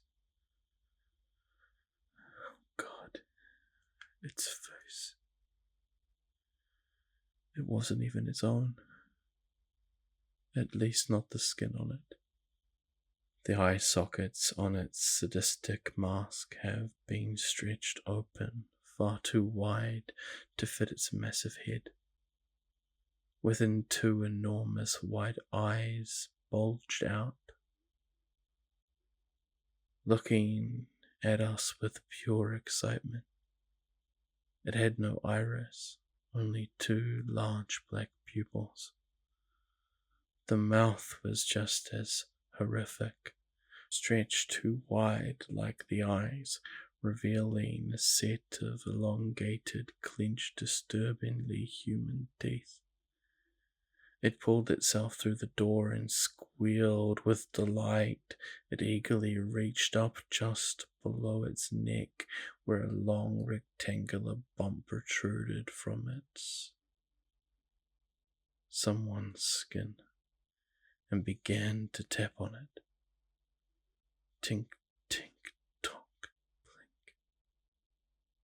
The xylophone that it was always banging on was under its vile flesh. 2. We had Andy to her feet and were only a foot away from the door. She staggered on her lacerated legs, struggling forward. She could hardly move. I wondered for a split second how long had she pushed her body just to make it back to us before collapsing. I quickly stepped behind her, letting Daniel take most of her weight, and lifted her legs, shoving forward with my shoulders and sending them both through the door. 1. I heard its hands and legs behind me as I scurried across the floor. I whipped my head to see that I was too late. The thing towered over me, lifting a long arm to snatch me up. As it did, it gave me one last horrific sight to hold on to. It opened its clenched teeth, and in place of its squeal, it let out a high-pitched, chilling and excited. It could talk. 0. I braced myself. So many thoughts flooded into my frantic brain. How bad would this hurt? Would I scream? What was it going to do with me? How fast would I die? What part of its body would it wear my skin on? I suppose none of it mattered anymore. The last thought I had was of home, back in the countryside, her and I sitting in the woods, her smile, her warmth.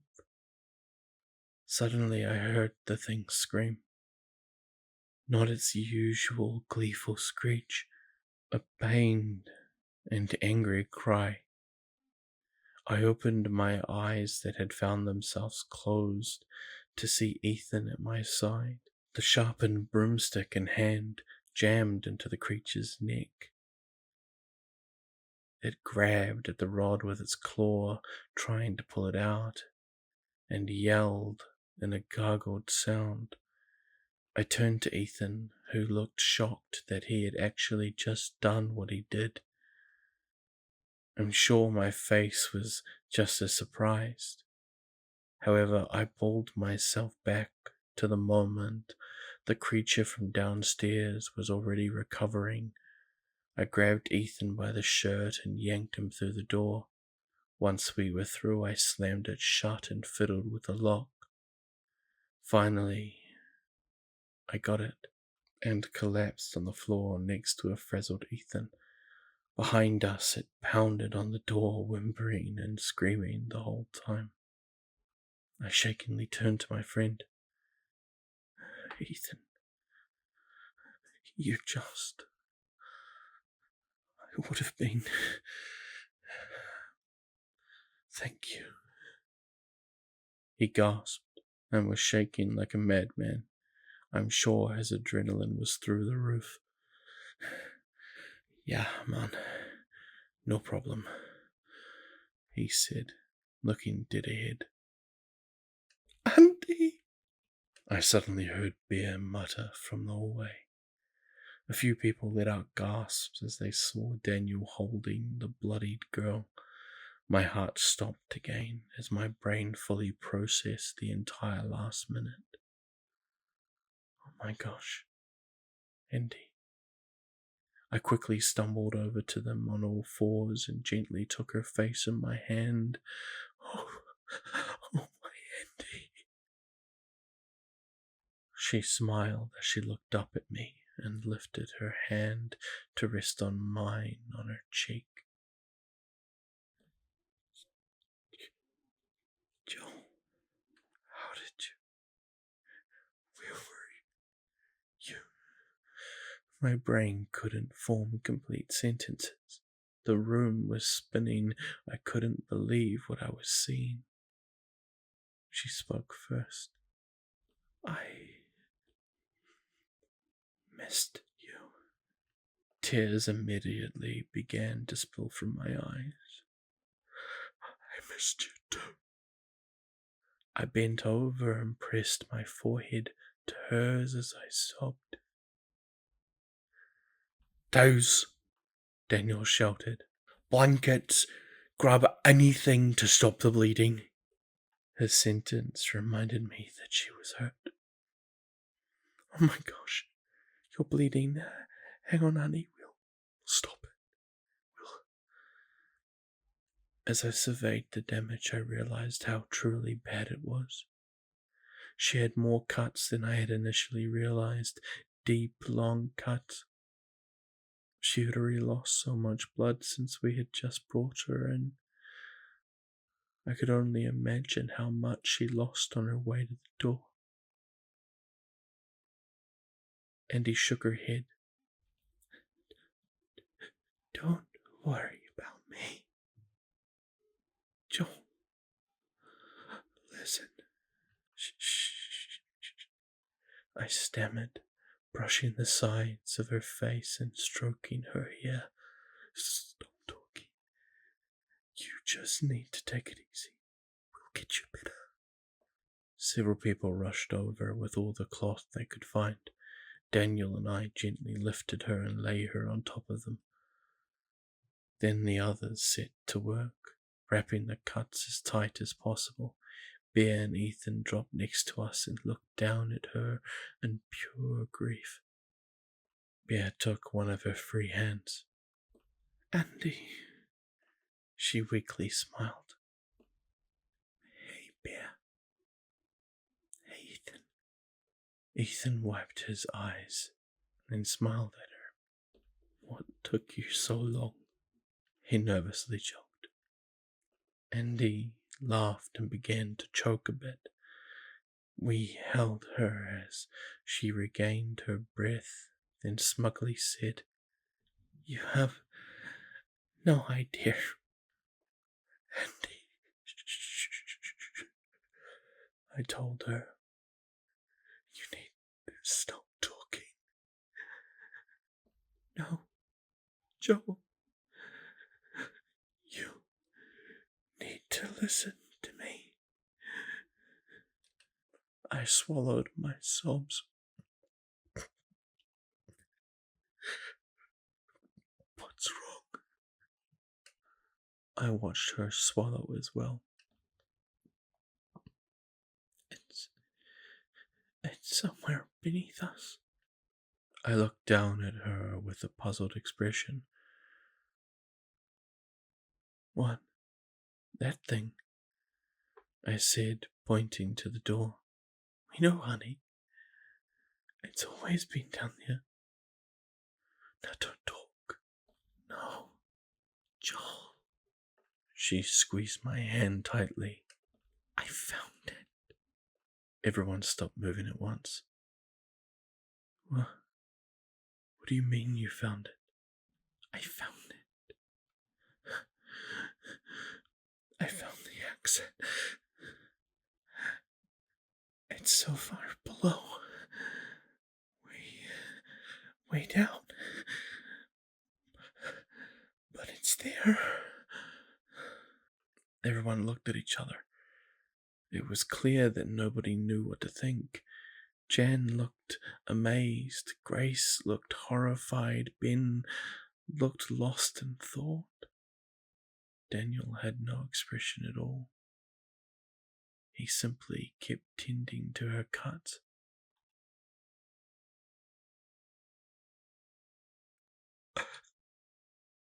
I'm so sorry, Andy said, breaking the long pause. You don't have anything to be sorry about, Andy. I cooed as I continued to run my hand through her hair. It was there. I saw it. But the house, I couldn't get to it. I thought if I found it, I could lead you guys there. So, I just came back. But I got really hurt.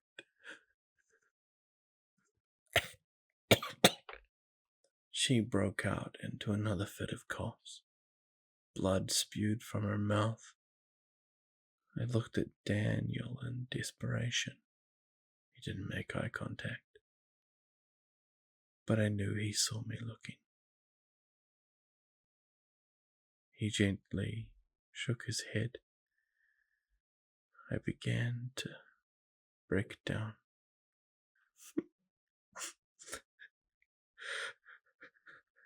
It's okay, Andy.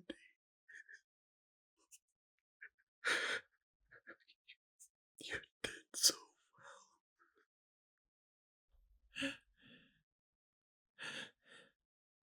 I was walking for so long, so deep. Her eyes began to close. Hey! No. Andy, stay awake. Don't close your eyes. She held them open as she struggled to breathe.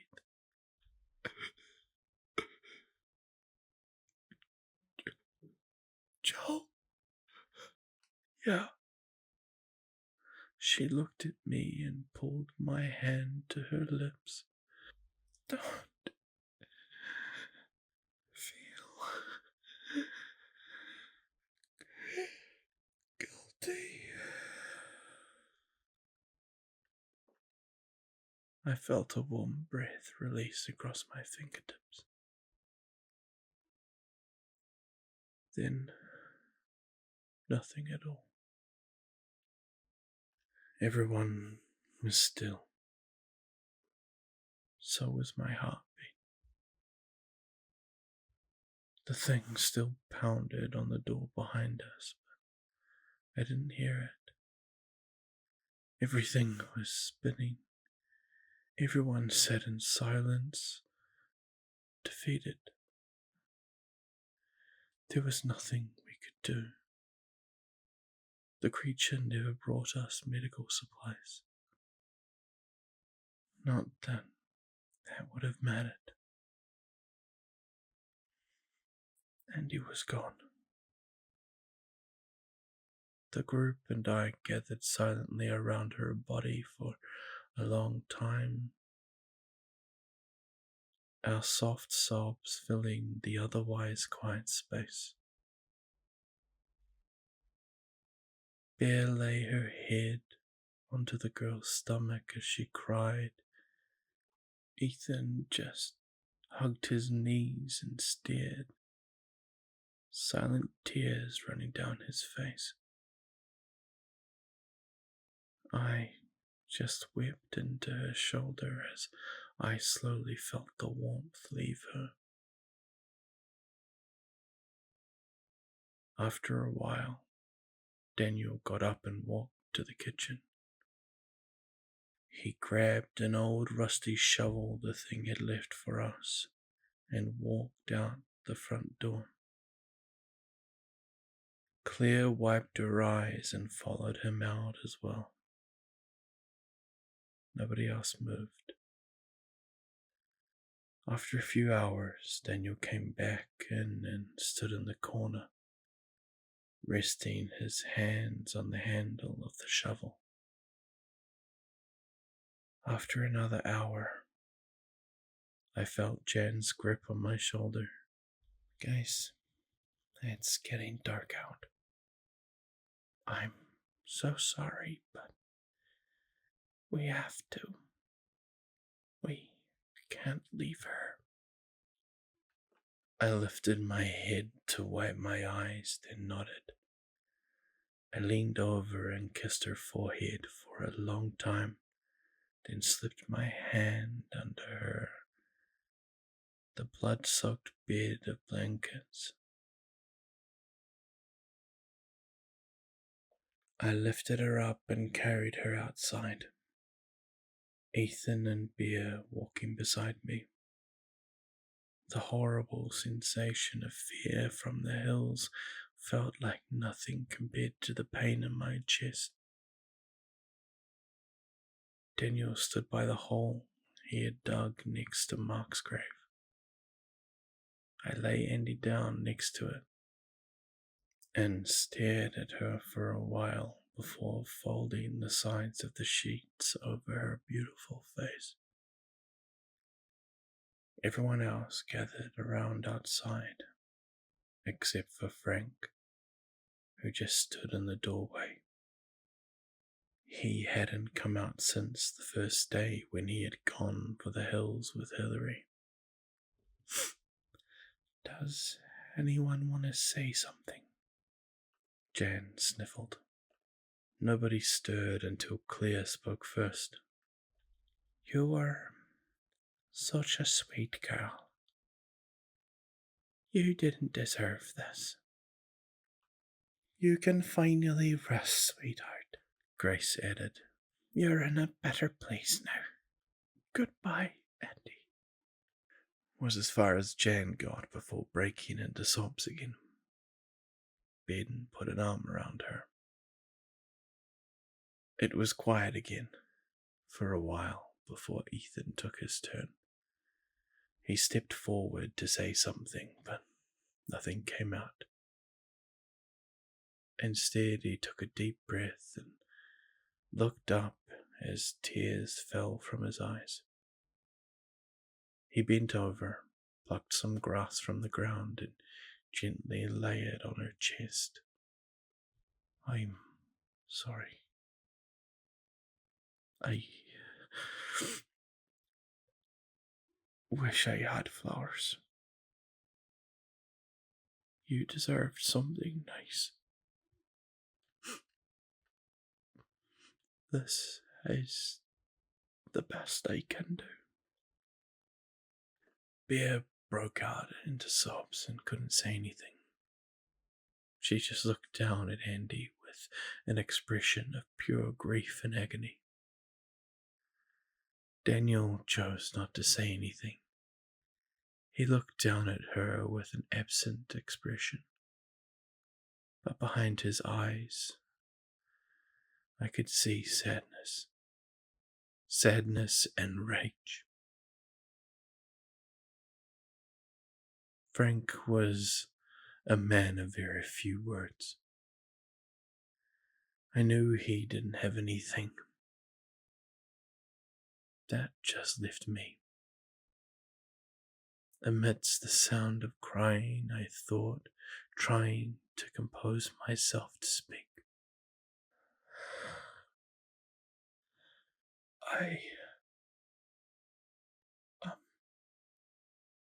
I took a deep breath. I'm so sorry, Andy. I'm so sorry that you got stuck in a place like this. I'm sorry that it's where you had to. I caught myself and changed directions. I can't imagine what you saw down there. all the terrible things. But I know that you knew the dangers you were facing when you lived. You risked your life so that we could escape. But you already were my escape, Andy. I breathed hard, trying not to break down. I promise you that you will not have died for nothing.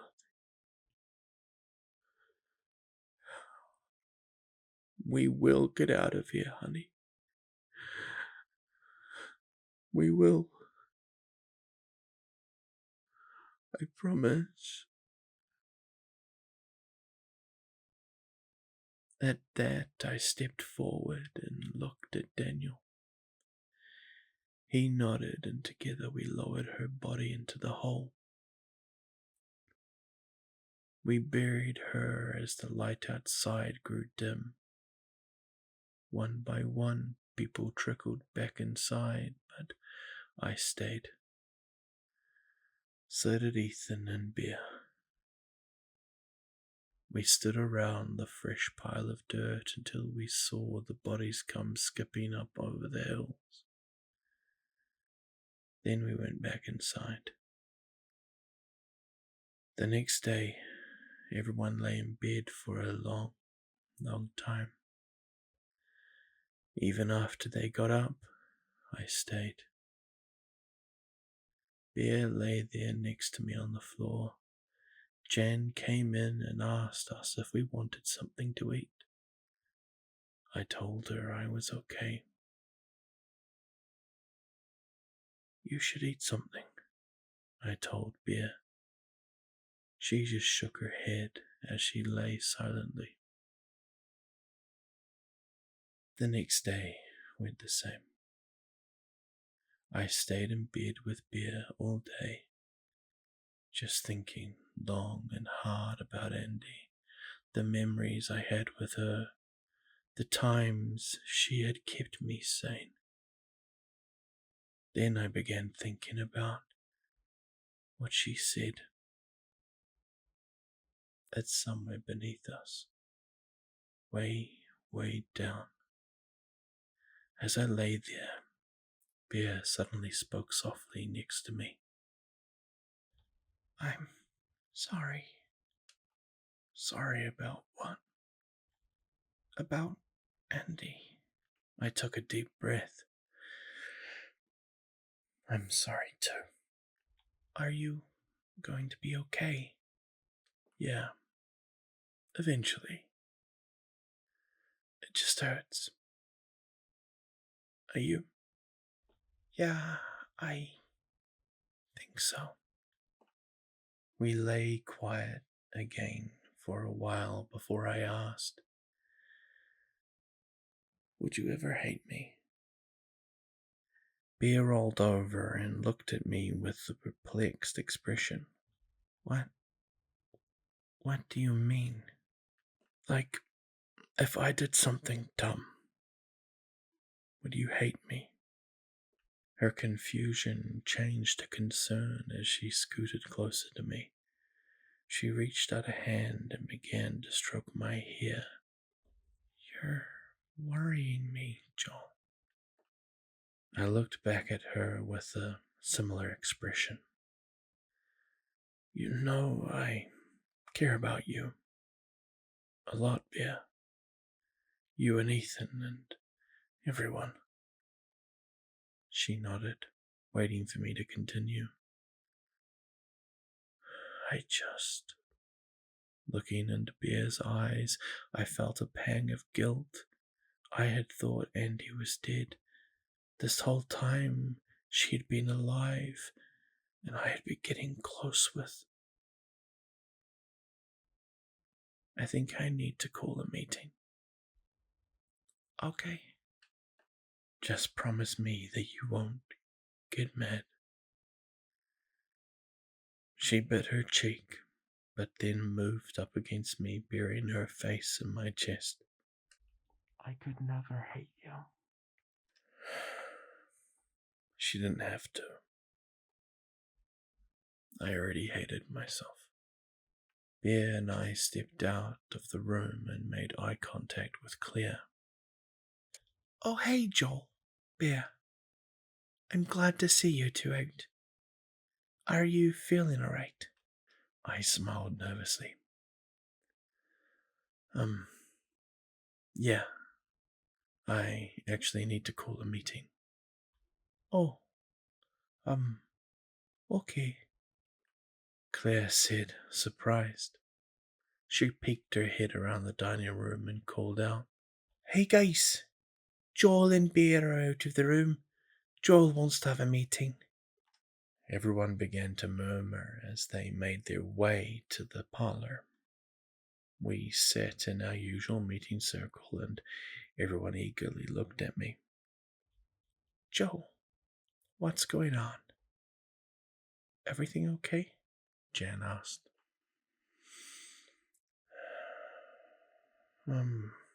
Kind of. I just need to tell you all something. I've been doing a lot of thinking. I looked around the circle. The faces of the 8 closest people in my life stared back at me with concern. I knew how they were going to react already, but I didn't care. The last few days had me thinking, and everyone had to know the topic would come up eventually. Well, what is it? Grace nervously shifted. You're making me nervous, honey. I readied myself. Here we go. Before Andy died, you all heard what she said. Everyone's eyes darted to the floor or the ceiling. Yeah, that. What about it? Grace asked nervously. What about it? Grace, she said she found the exit. Joel, the girl was bleeding out. She wasn't in her right mind. I know you don't believe that, I told her. I know none of you do. You all remember Ben's radio. Are we going to pretend that didn't happen? Joel, I know you were upset, Jan cut in. But calm down. Let's think about this for a moment. It seems like you all already have. And that you know what has to happen. I looked around the circle. If any of us want to get out of here, that exit is our only option. Nobody said anything again. I'm going to go find it. What? Claire and Jan both asked at the same time. Joel. Bear suddenly whispered at my side. Joel, even if that was an option, you saw Andy. Ben said. She already made that trip and well, she barely made it back. I know that she didn't, but that doesn't mean we should give up. No, Joel, that's exactly what it means, Jan said. There's only 9 of us left. If we keep losing people, then we're gonna have nothing left. I'm sorry. Weren't you the one saying that this is no place to live? Don't you want your baby to have a normal life? Yes, but I also said that I wouldn't stand a chance of getting to the exit. None of us would was the point. Andy was gone for a year, Joel. And all that time, just spent looking for the exit. You're right. But Andy did stand a chance. Not only that, but she made it there and back. We don't even know for sure if she found it. Claire jumped in. How do we know if she did? Because she said she did. So you're just going to charge into the dark on her word alone? Yes! I shouted much louder than I intended. That's exactly what I'm going to do. Everyone stared at me in shock. In all my time with Andy, she was consistently questioning this house. How it worked, why it was here, what was below us. She saw what happened to Hillary, and the nameless man, and Matt, and Larry. When she heard that transmission from the radio, that was it. She knew she had to go. And when she left, I never understood why she did. I was so confused and afraid that she had just run out of hope and decided to go off herself. But when she came back, that was when it hit me. She'd done it for all of us, so that we could get out of here. She believed that there was a way out, and she went alone. And I just watched. I sat here and let her. I could have gone after her. I could have talked to her more while she was here, but I didn't. I did nothing. I can't do that anymore. I can't watch more people I care about die. I saw Mark get buried once, and I had to bury Andy twice. I'm not gonna watch anyone else get buried. So yes, I'm gonna go into the dark alone, because that's what I should have done with her in the first place. Everyone sat silent, just looking at me. You're wrong, Daniel said. You're not going down there. Not alone, 'cause I'm going with you. Daniel, I have to do this alone, I told him. Andy barely made it back by yourself, he started. If we go together, then we'll have better odds. Dan, I'm not going to let you risk your life. Oh, shut up and stop being a hypocrite, Joel. My life is nothing anymore. I've been staring at the window every day for the past few months, and those hills look better and better to me with each passing minute. I'm gonna die one way or another. Let me at least die trying to get us out of here. Please, Jen begged. Don't do this, you two. We're safe here. Safe? Daniel asked. We've got a demon in our basement, sweetheart. And the world around us kills people who step a little too far out of bounds. We survive on crackers and juice. How much more of us have to end up like Larry, Matt, or Mark before we're willing to charge down there? Jen winced at Mark's name drop. Fine, just go. If you two want to kill yourself, then I guess we can't stop you. I could see tears welling up in her eyes. So what's the plan then? Benjamin asked. Just charge down there like Andy and find this thing. A map, I spoke. I'm going to make a map as I go down. Once we find it, we'll head straight back up, and then we can lead everyone straight there. Well, there you have it. When are we leaving? Daniel asked. Tomorrow night. I figured that thing would have gone further down to find us stuff for the basket. Hopefully, we can sneak by it. Daniel nodded. I looked around the room. I'm sorry, everyone. But I promise we'll find a way out of here. Suddenly, Bear spoke up, a look of betrayal on her face. Don't make promises you can't keep. With that, she stood hoitly before turning and whipping out of the room. One by one, the rest of my ragtag family followed, all except Dan. He remained, his eyes glued to the floor until everyone was gone.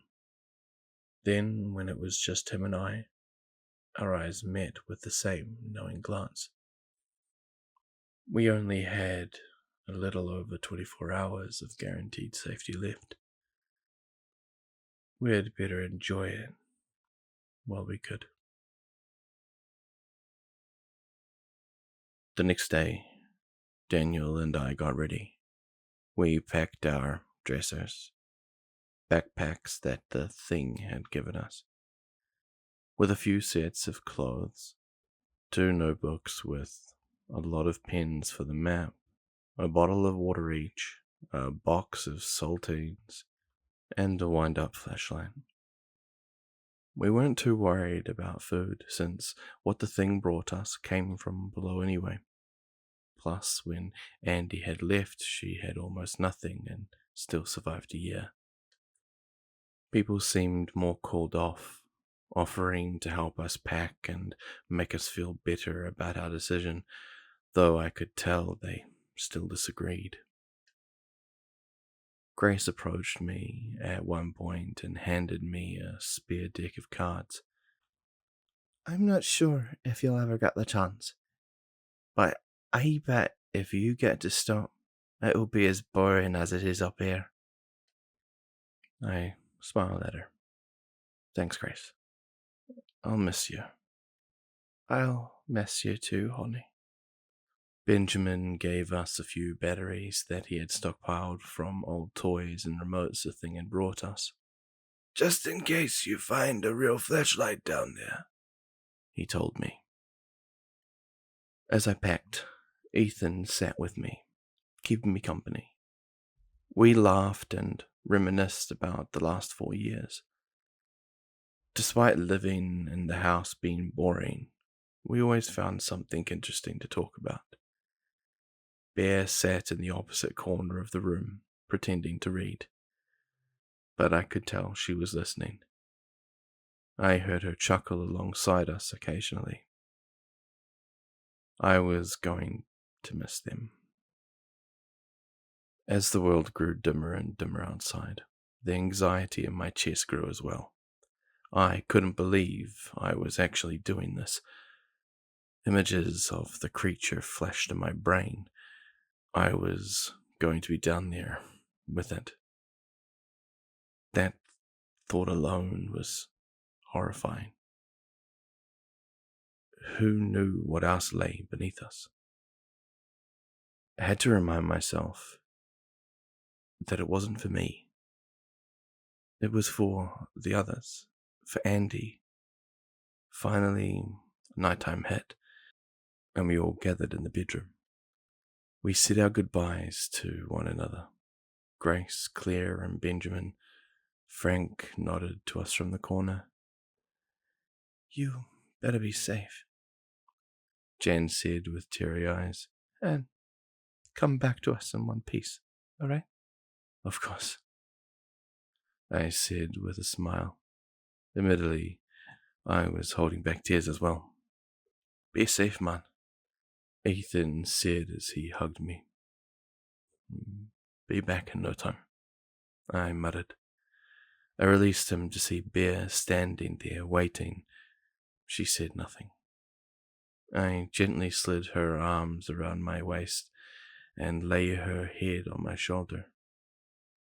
I turned and kissed her head. I'll see you soon, Bear.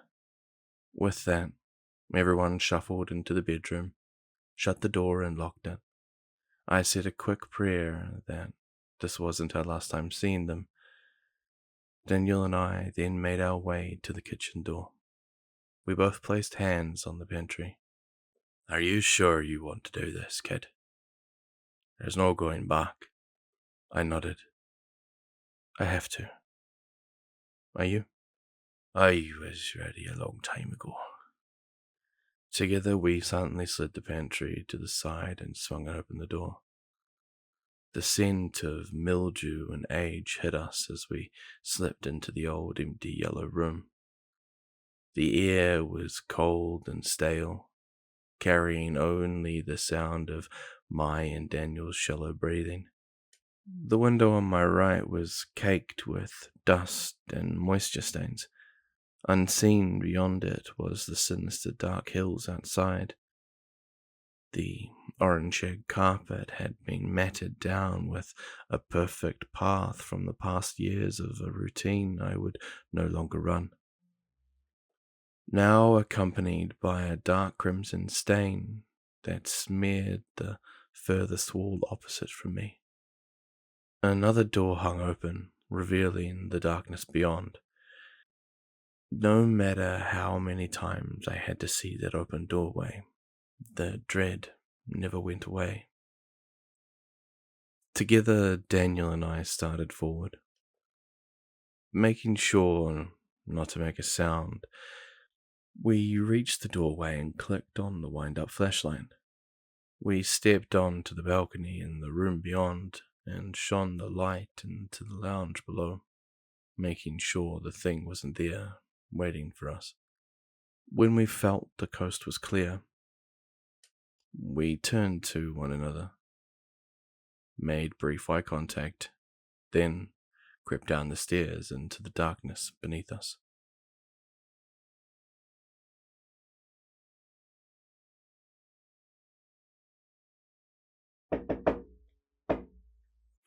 The signal was erratic and frantic, and I could hear the knuckles of whoever it was accidentally hitting the door more intended as their hand shook.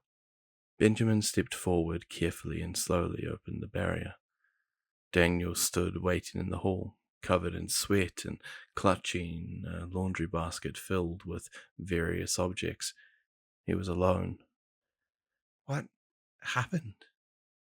Jan asked from behind Ben. Her voice grew nervous. Where's Matt? Hey, the thing. He didn't make it. Dan panted darkly.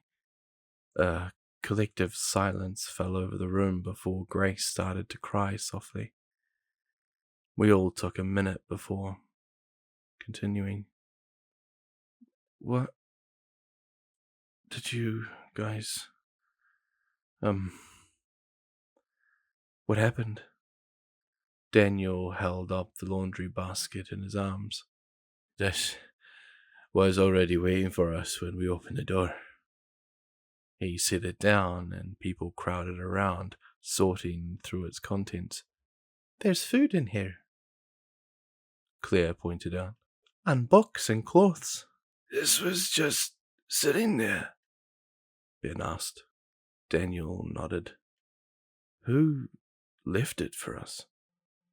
Do you think somebody is down there? Dan shook his head. I don't think anything could survive with that thing. Did you say it? Ethan asked. Yes, I did. He didn't push further. Do you think that thing... could it have... Bear asked, gesturing to the basket. A chill ran down my spine at the thought.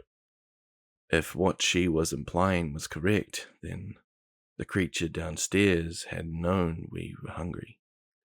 It knew that we needed to eat soon, or we would die. Jan didn't care about the specifics of where the stuff came from. Food was food. She began unloading the basket and separating out the contents. Goldfish, fruit snacks, old granola bars, and a box of Capri Sun. This is all of it? She spoke. She popped open the box of the granola bars and turned to us. There's only 12 in here. I know we're all hungry, but everybody just needs to take one. We have to make sure this lasts. The fruit snacks we can probably ration out longer. It's not much, but it's not much, but it's something. She handed the box to me, and I began to go around passing out the bars to everyone. Larry snatched it from my hand and tore the wrapper off viciously, scarfing the bar down in nearly one bite. Everyone else weakly thanked me, then did the same. When I got to Daniel, however, he just shook his head. "I'd eat later. I'm not hungry right now." "Daniel, we haven't eaten in 2 weeks. You've got to eat something." He offered me a weak expression of reassurance. "Don't worry, kid. I'll be alright. I just need a minute." I nodded. After we had all finished eating, Jan and Claire went to the kitchen and placed the remaining food in the cupboards, then returned to the basket to sort through the rest of the items. 2 books, a couple of blankets, a computer keyboard, a bottle of bleach, and a few other miscellaneous items. As the group took inventory and discussed the implications of the basket, I noticed that Andy was nowhere to be found. I peered out of the door to see her standing at the end of the hallway, facing the kitchen. I slowly stepped out and made my way to her. "Hey, everything alright?" "Oh, hi, Joel. Yeah, I'm okay. Just... poor Matt." "Yeah, I know. Everyone seems like they're trying not to focus on it." "They're just in shock. Give it time." "Yeah, I think you're right. I feel bad for Grace, though. They had gotten pretty close, I think." "I know. She's such a sweetheart, too. Mark looked like he was getting to know him as well." "At least he's got Jen. The two seem to like each other a lot." "Yeah, I noticed," she said with a soft smile. "Isn't it funny? If we had bumped into each other outside of this place, we wouldn't have thought anything of it, like ships passing in the night. But now that we're in this situation, I feel almost bad having lived like that. You're all such great people, and it's a shame we had to meet under the circumstances." It is pretty strange. I'm glad of all the people to get stranded with in this place. I got trapped with people who are so kind.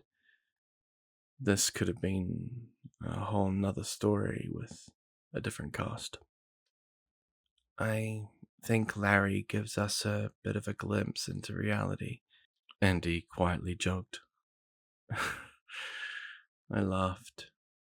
"He's just scared. I'm not sure anyone on Earth has ever been in a situation like this. Who knows how to deal with it?" "You seem to be handling yourself well." "You do too." She chuckled. "Maybe on the outside, but on the inside, I'm freaking out." I laughed. I was too. You could have fooled me. You're so confident and calm all of the time. It's honestly impressive. Just get to know me a bit more. You'll start to see the holes in that statement. Well, depending on how long we're here for, I'm sure I'll have time to. Yeah. Unfortunately, I think you're right. After a beat of silence, she looked at me. I'm glad you're here, Joel. Well, I'm not glad you're here, but I'm thankful. You, Bear, and Ethan have really helped me process the last couple of weeks. Oh,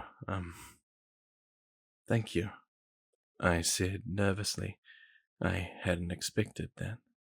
I'm happy to have you too. She flashed me a smile, and I felt my heart flutter for a moment. Are you kidding me? I remember thinking. Now's not the time to start falling for someone. I guess I didn't stick to that way of thinking as well as I had hoped. I suppose it was something I had always been bad at. You should, come back to the room. I think they found an old Monopoly board in that basket. Finally something to do around here, she joked as she joined my side. Together we headed back to join the others.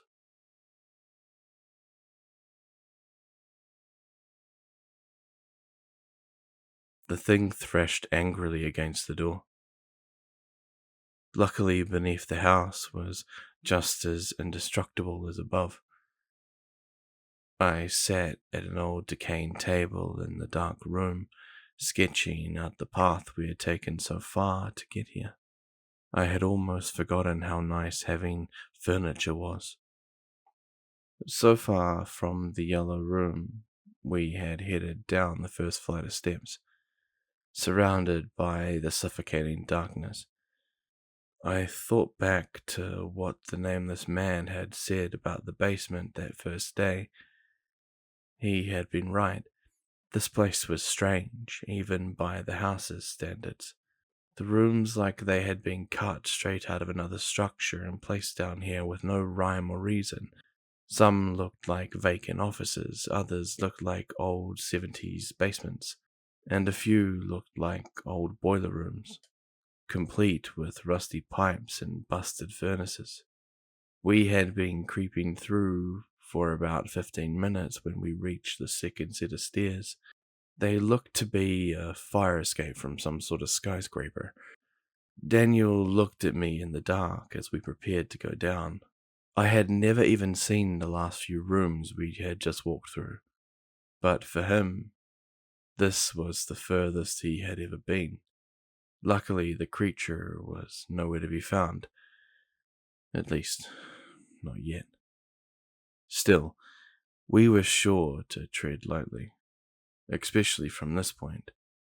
From here forward, it was all new territory. We took our first steps down into the darkness, moving carefully and making sure only to use the flashlight when we needed to. We did so by only clicking it for a few seconds, gathering what information we needed, then clicking off and moving through the area in the dark. This was for two reasons. The first was because the flashlight was wind-up powered.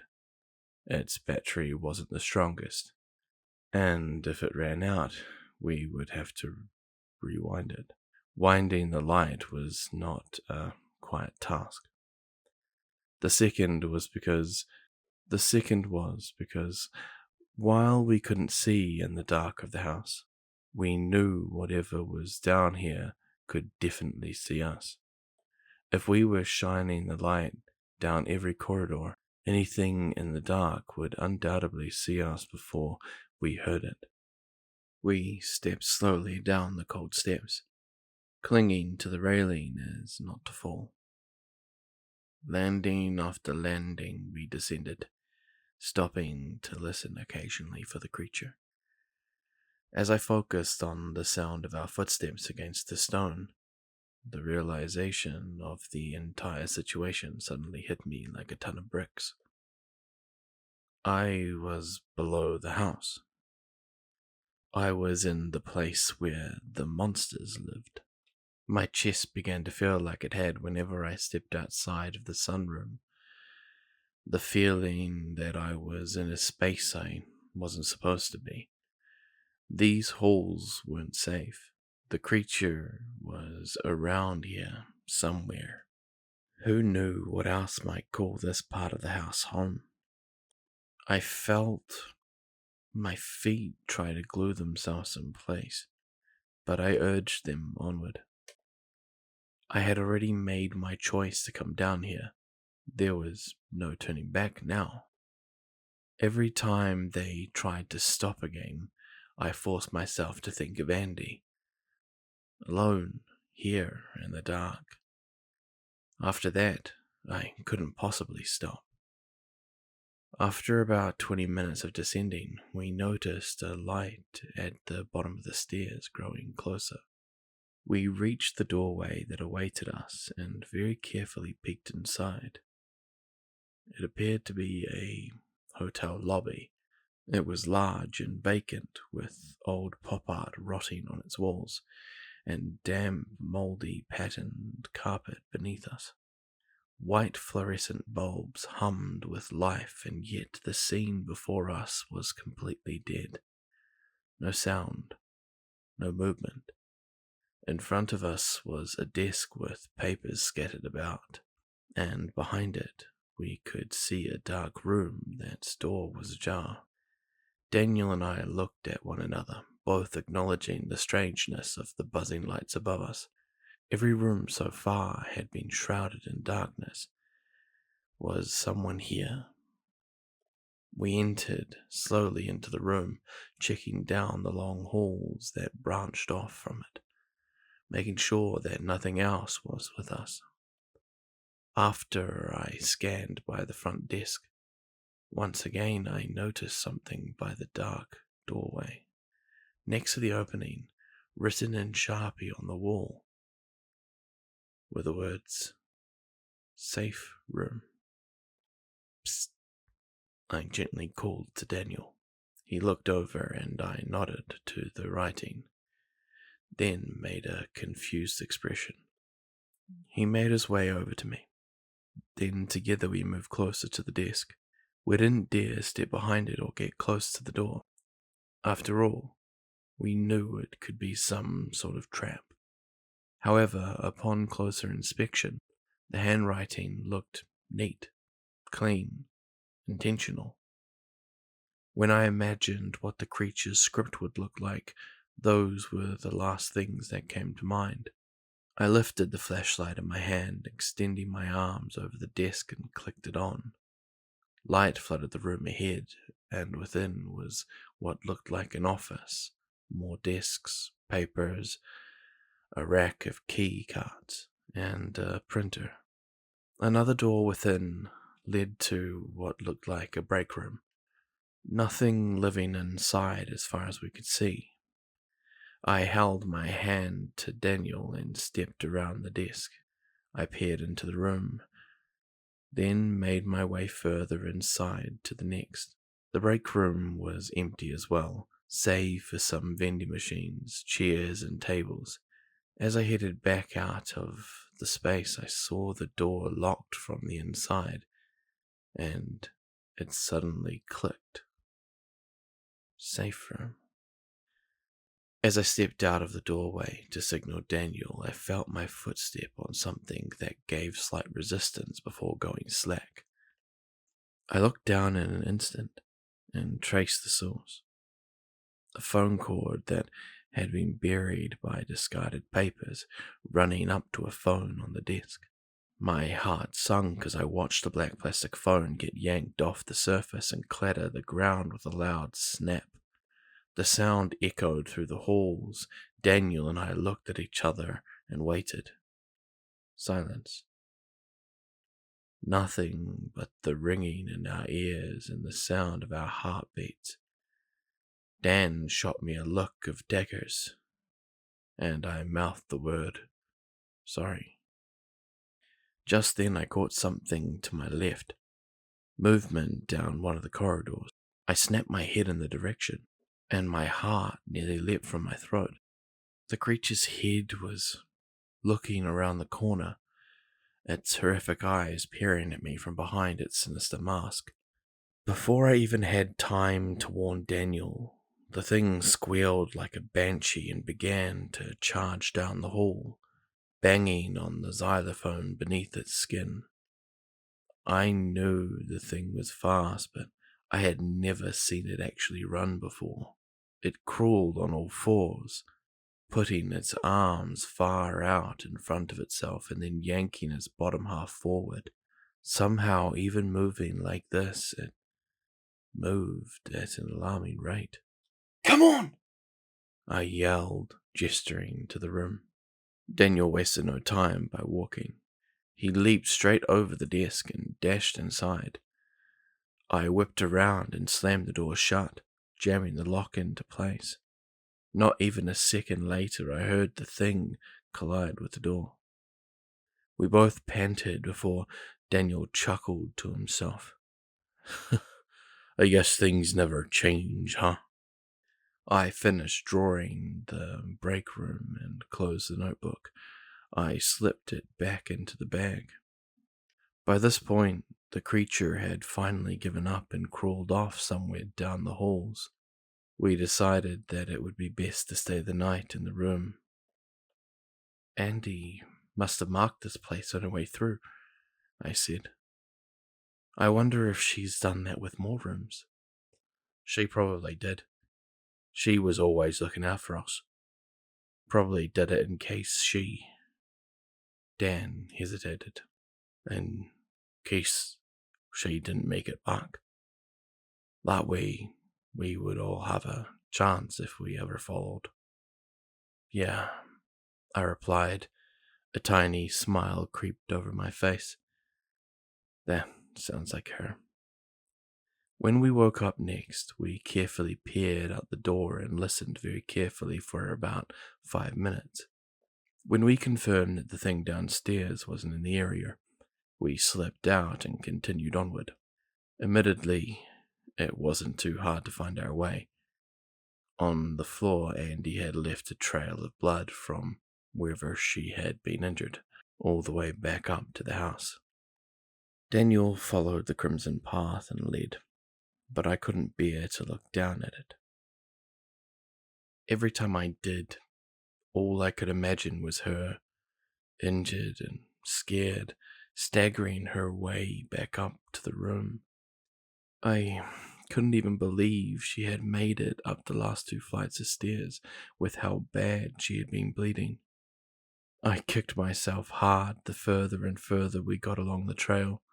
I should have been with her, I thought. We continued this method until Dan stopped in his tracks right in front of a doorway. I stopped as well and looked at him. He turned to me and then pointed down to the blood trail. I hesitated but forced myself to look, and when I did, I was confused by what I saw. Right where the 2 rooms connected, cut off at the carpet seam, the blood stopped. There wasn't a trace beyond the doorway. It was as if someone had seen the stain and replaced the carpet. Dan looked at me, and I looked at him, and then he shrugged and continued. Onward, we couldn't do much, and trying to understand it would just leave us standing there. From here on out, we were flying blind. We could discuss later. The second basement was much larger than the first. The rooms had kept their constant pattern of randomness. However, a few were lit with fluorescent lights on this floor. We had been walking for about an hour before we found another staircase down, although we no longer had a guide. So we made some wrong turns along the way. I had to occasionally sketch the map while we walked to not forget our path before I could record again. We prepared at the top of the steps, then made our way through the same way we had with the last. However, when we clicked the flashlight on at the bottom, we saw more writing beside the doorway, this time in green spray paint. Fear struck me as I read the phrase. Danger ahead. Daniel and I didn't move. I could tell that neither of us wanted to push forward. We had lived in the house for 4 years and thought we had learned all of the ins and outs of its rules. It was truly setting in how little we actually knew. I looked at Daniel and held out my hand. He looked at it, looked at me, then shook it. It was a silent acknowledgement. We both accepted whatever lay ahead. Together, we stepped through the door. The hallways we walked through were dark. They looked like they used to belong to an old school, with rusty lockers flanking either side of us and water dripping from the old ceiling panels. Doors to the classrooms were open to our left and right, and more corridors and halls went off in several directions. We decided to continue down the main corridor for now. It was the safest bet. As we approached its end, it turned off to the right, where a dim light was emanating. We thought it must have just been another lit room until we heard a slight noise echoed down the bend. Alongside the faint sound of music playing was an odd sound, and it took my brain a second to register it. It was wet and squishy, with seemingly no rhythm and lasting only a few seconds at a time.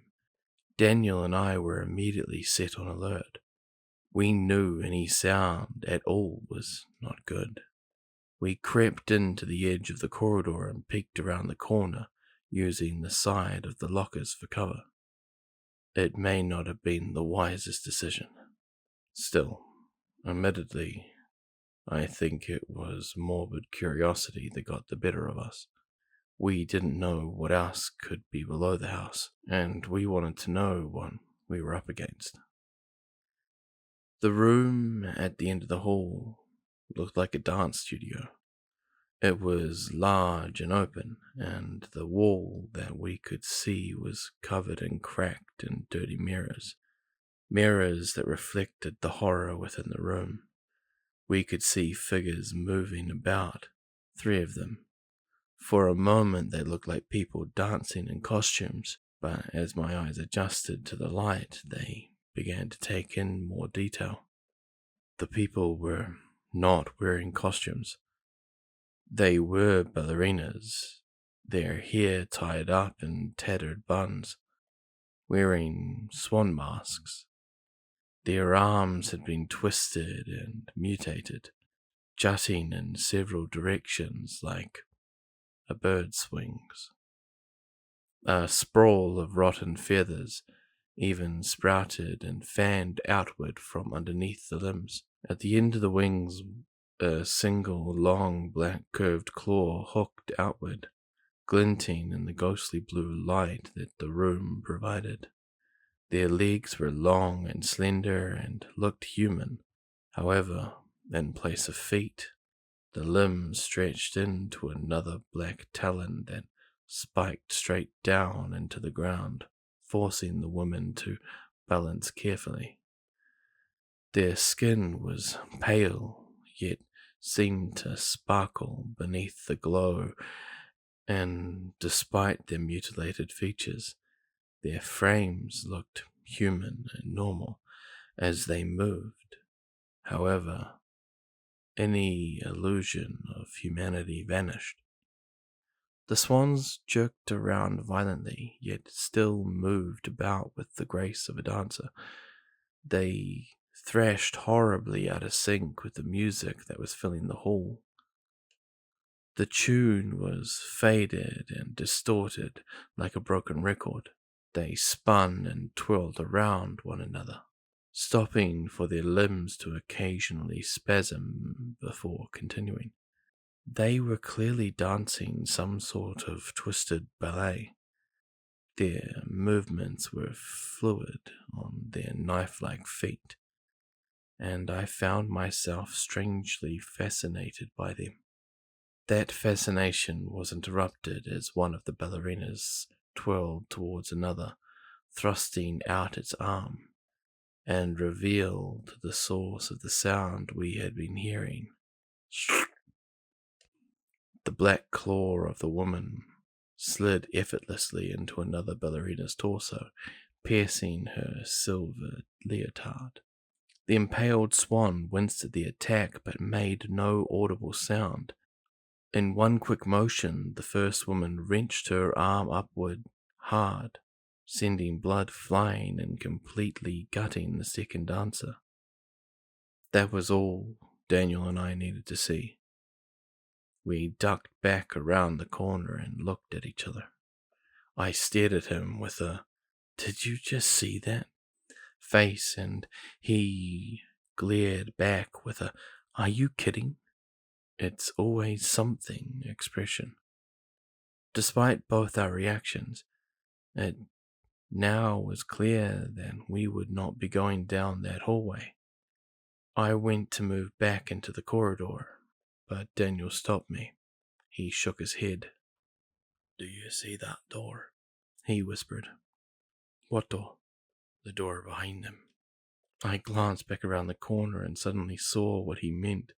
There was a doorway behind them, and unfortunately a sign to go with it. Stairs. I turned back to Dan and gritted my teeth. "What's the plan?" "I'm not sure. Maybe there's another staircase." "There could be. But so far, there's only been one per floor. We walked nearly all of the second floor and we never found another set of stairs."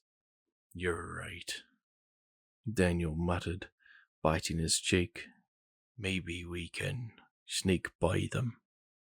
I gave him a nervous look, but the more I thought about it, the more I realized that it was most likely our only option. It was just a matter of how. There was no way we could sneak through the room. That was certain. I turned around and glanced at the lockers. Silently, I stood and placed my hand on one of the latches, then lifted. Locked. I tried the next one. Same thing. I tried one more. Click. I slowly swung the locker open, being sure not to let the hinge creak. Then I looked inside. It was certainly big enough for a person to fit in. Maybe we can make noise down the hall. They'll probably go check it out. If we hide in these, they'll go right past us. What if they check him? Well, then I think we just saw what will happen. We thought for a moment. Finally, Dan stood and made his way over to the other side of the hallway. He too began trying lockers. I took that as an agreement to the plan. I looked back in my locker and saw an old wet textbook lying on the bottom. Perfect. I took it and held it up to Dan. He finally found an unlocked locker. I pretended to throw the book down the hall, asking for his opinion. He nodded, then climbed quietly into the vault and shut the door. My heart pounded with anticipation. If this didn't work, we were now trapped with murderous harpies that knew we were here. I cut my thoughts short, not allowing them to stop me. I raised the textbook above my head and then threw it down as hard as I could. A thunderous boom echoed down the halls, and I quickly kicked the book, sending it sailing down the corridor and into the dark. I spun around, stepped into the locker, and shut the door. No more than a few seconds later, I saw a shimmer appear in the corner of the locker slats. They were passing by.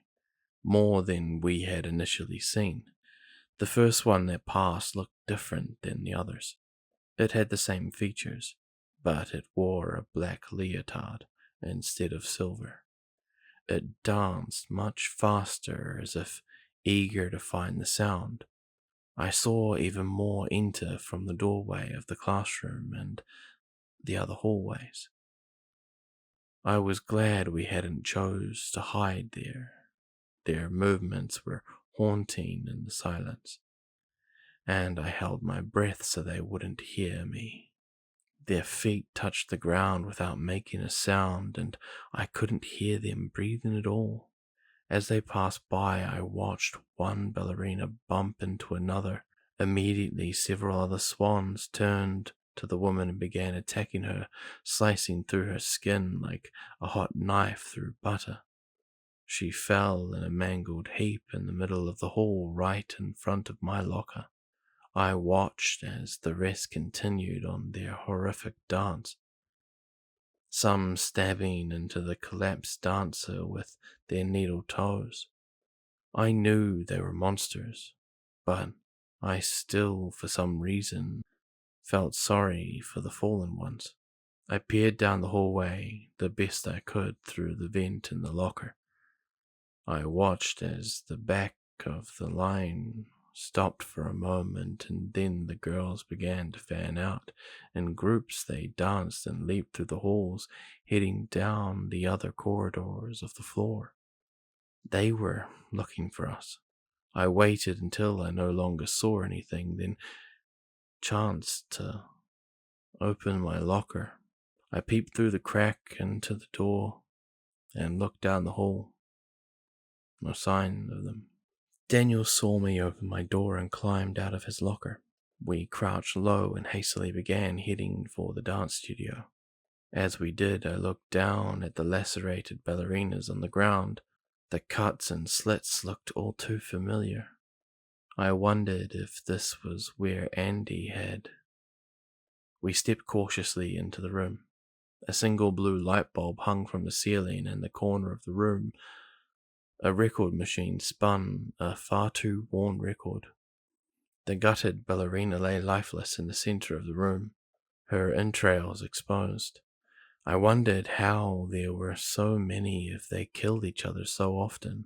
The singer's voice was distorted and muffled. On either side of the studio, some more hallways went off into the darkness. It seemed all roads led back to this room. There were doors on all entrances, but it would have been pointless to try and shut them. Their locks needed a key to be turned. Daniel rushed over to the door to the stairs and tried the handle. No, no, no, no. "What is it?" I whispered. The door is locked. "What?" I cried in shock. "How?" I don't know. It just is. I felt my body tense as I balled my hand into tight fists. There had to be a way through.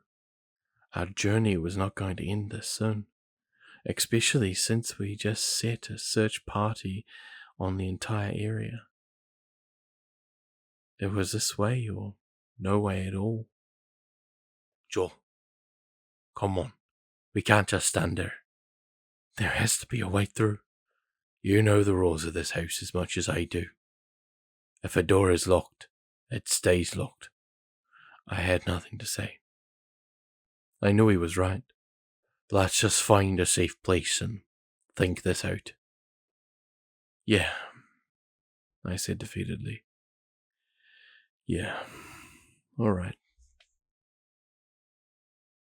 Just then, I saw something moving in the reflection of the mirror behind Daniel. I watched as the ballerina on the floor began to twitch. Slowly, its arms moved outward as it began to prop itself back up. Dan, I see it. Run!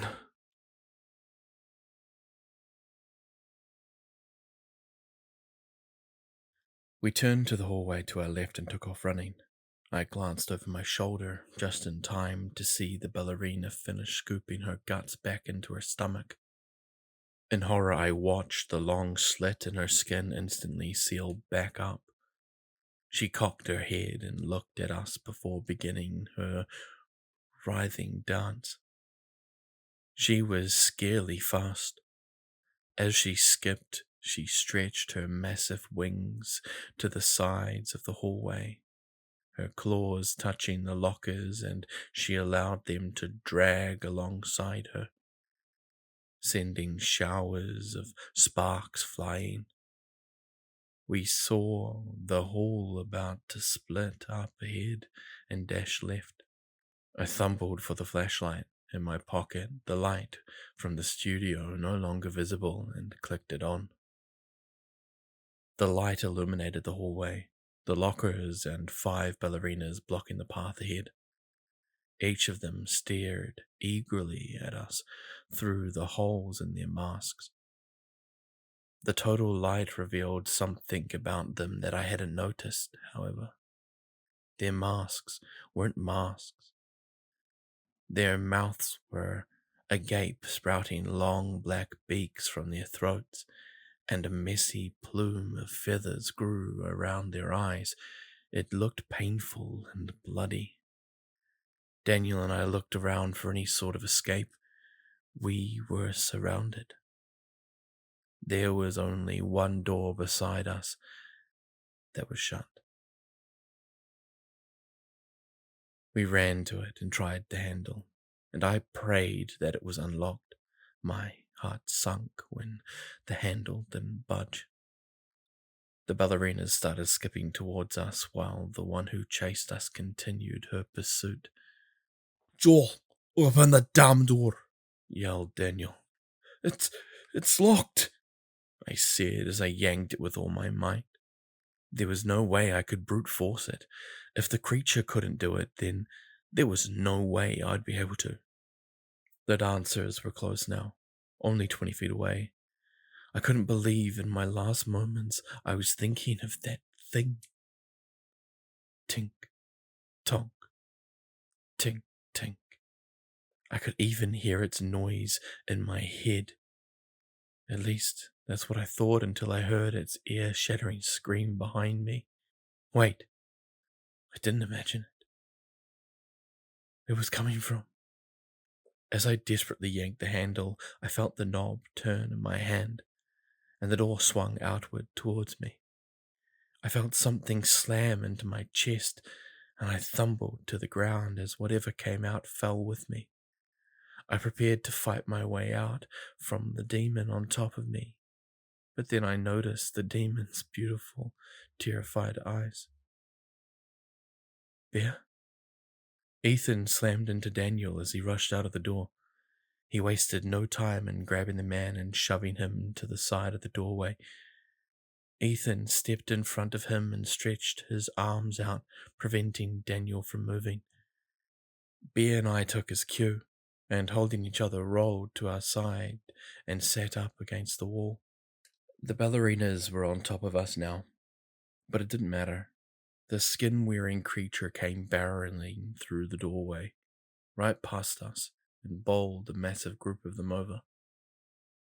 The ones that remained turned their eyes to the beast. "Let's go," Ethan yelled as he ran back through the door. Daniel followed as Bear and I scrambled to our feet. I was the last one through, and as I turned around to shut the door, I saw the creature downstairs lifting the dancers and viciously smashing them into the ground. They slashed back with their claws, cutting the fork skin loose and making it shriek in anger. I didn't need to see any more.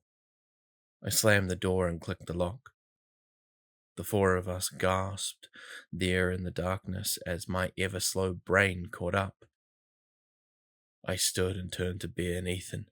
What the hell are you guys doing here? The two looked at each other as if trying to telepathically decide what to say. Ethan tried to take a shot at the question first, but all that came out was a nervous, "Hey man, funny running into you like this." I was not amused. "So much for staying if I asked you to, huh?" "Hey, to be fair, you never directly told me not to come. You didn't ask Bear at all." "It was definitely implied." "We weren't about to let you two come down here alone and get yourselves killed," Bear chimed in. That's exactly why the two of us came down here alone, so that no one else would get killed, I said, pointing to Daniel.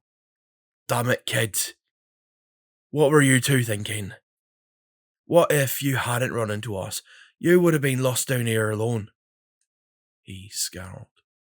We left right after you two. We figured we would run into you pretty quick. I guess we were going at different paces, Ethan admitted. We're going back, I said. I'm not going to let you guys risk your lives down here with me. You don't get to make that choice. Bear snapped. We didn't get to make that for you when you decided to come down here. You think I was happy to just let you go? That's not the point, Bear. I came down here in the first place so I could get you all out. If you die, then all of this was for nothing.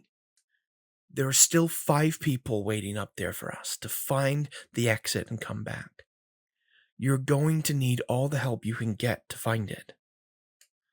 No, I'm not. The only reason Dan came was that he threatened to kill himself otherwise. Hey! Daniel shouted. Would you stop being so stubborn? No, because if I let you come and you die, I won't be able to live with myself. Well, if I let you go alone and you die, then I won't be able to live with myself. Do you see the problem? Joel, Ethan suddenly spoke up. I know seeing Andy stirred up a lot of emotions, but we aren't her. What happened to her wasn't your fault. This isn't just about Andy. Then what's it about? It's about all the... I caught myself. Behind Ethan, I could see him standing there, staring at me with judgmental eyes. Nothing. Just forget it. Daniel looked back down the hallway. Listen, we can discuss this when we find someplace safe. But we need to get out of this hell. There are probably a lot more of those girls around here. Joel was right about one thing, though. We're going back. What? Why? Ethan asked. The door to the stairs is locked. There's no way down. We can go back up and try to come back here another time. Maybe something will have opened it by then. That's not necessarily true. The way down part, Bear said. This floor isn't like the other ones. It's all just this school. Okay. That means there may be a key around here somewhere. If we find it, we can get the door open. That's actually not a bad idea. I'm sure there's got to be something. Maybe a master key. We all looked at one another, then began moving down the hall. It was funny how we had all become so close over the years we hardly needed words to communicate. Before we got too far down the door, I took a moment to rewind the flashlight. In a single file line, we quietly tiptoed up the halls, my heart pounding with every step. I had no idea where the ballerinas were. They were so silent, it wasn't like I would be able to hear them if they were in front of us. Each step was a gamble, and each flashlight flicker was like winding a jack-in-the-box. We turned down a hallway and spotted a glow coming from the window a ways down. As we moved closer, the sight became familiar. They were the windows that peered into the school offices. I flicked the flashlight down the hallway to make sure no ballerinas would see us attempting to run into the room. When I did, I noticed something below one of the windows on the wall.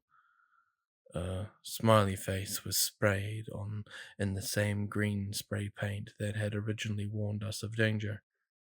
I approached the officers after finding no threat down the halls and peered in the window. They looked like they had been covered with paper that had been mostly torn off. Beyond there was only one light illuminating the central part of the office, with several dark rooms attached.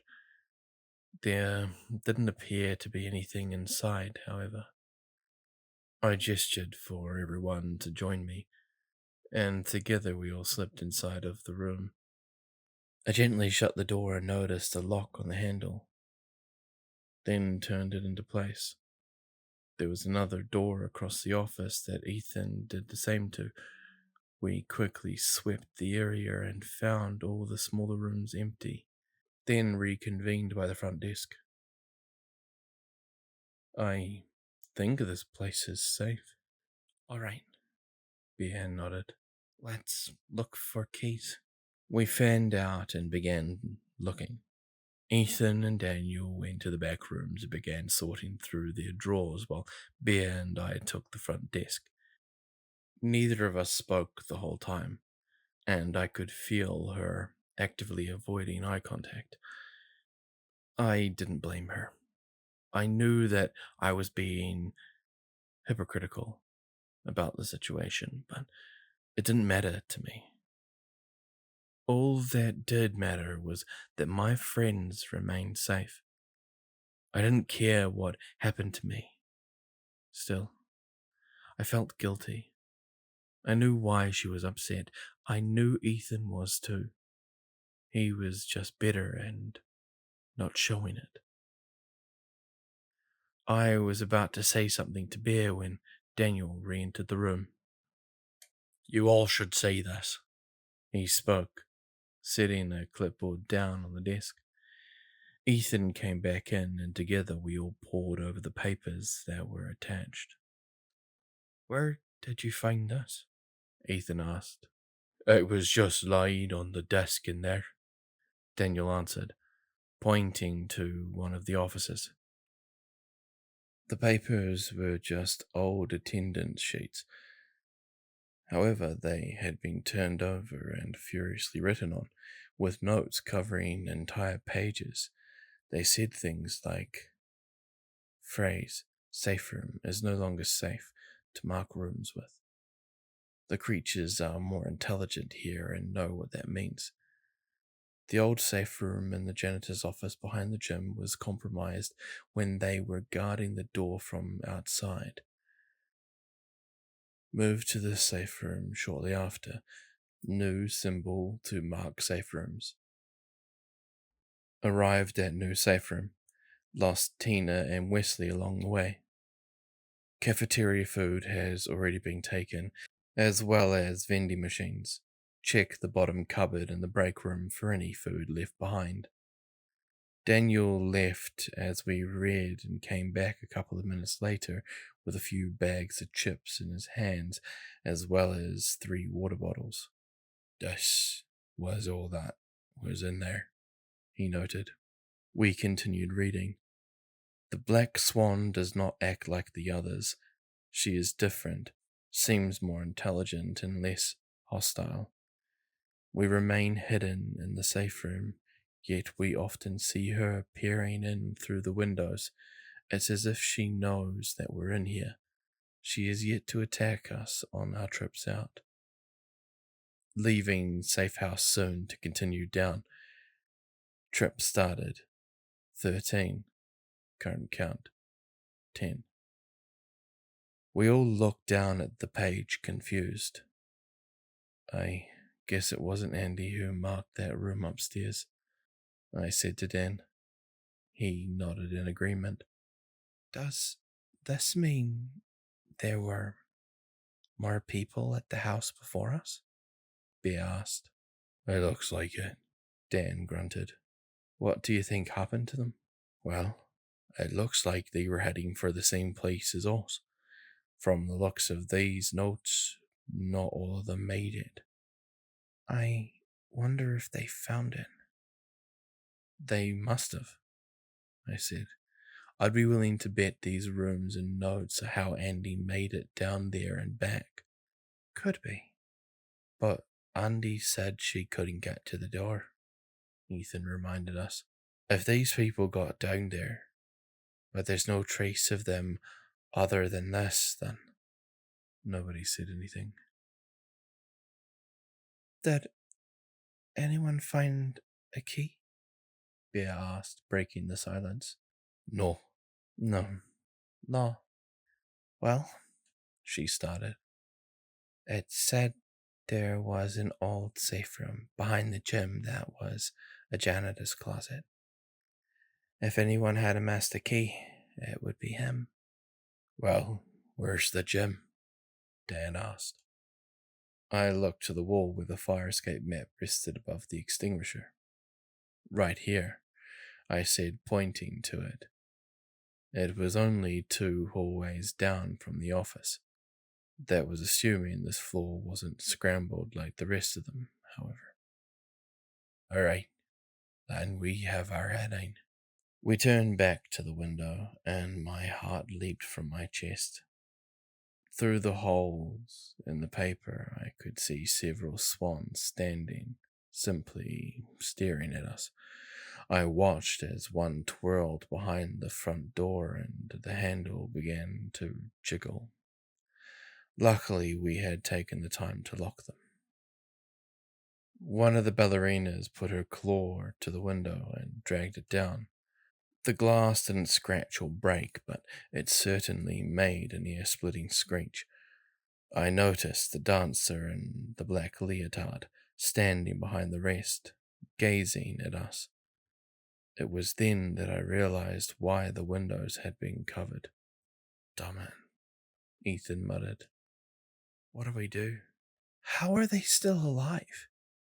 I thought that thing killed them, Bea said. There are a lot of them, and unfortunately, they don't stay dead, I replied. One ballerina's arm twitched and bumped another one. All at once they converged on her, showing Ethan and Bea the sight I had already gotten to see. Maybe they killed the creature, Dan said. Bea sighed. One can only hope. Wait a minute. If that thing's following us, do you think it's still feeding everyone upstairs? I asked.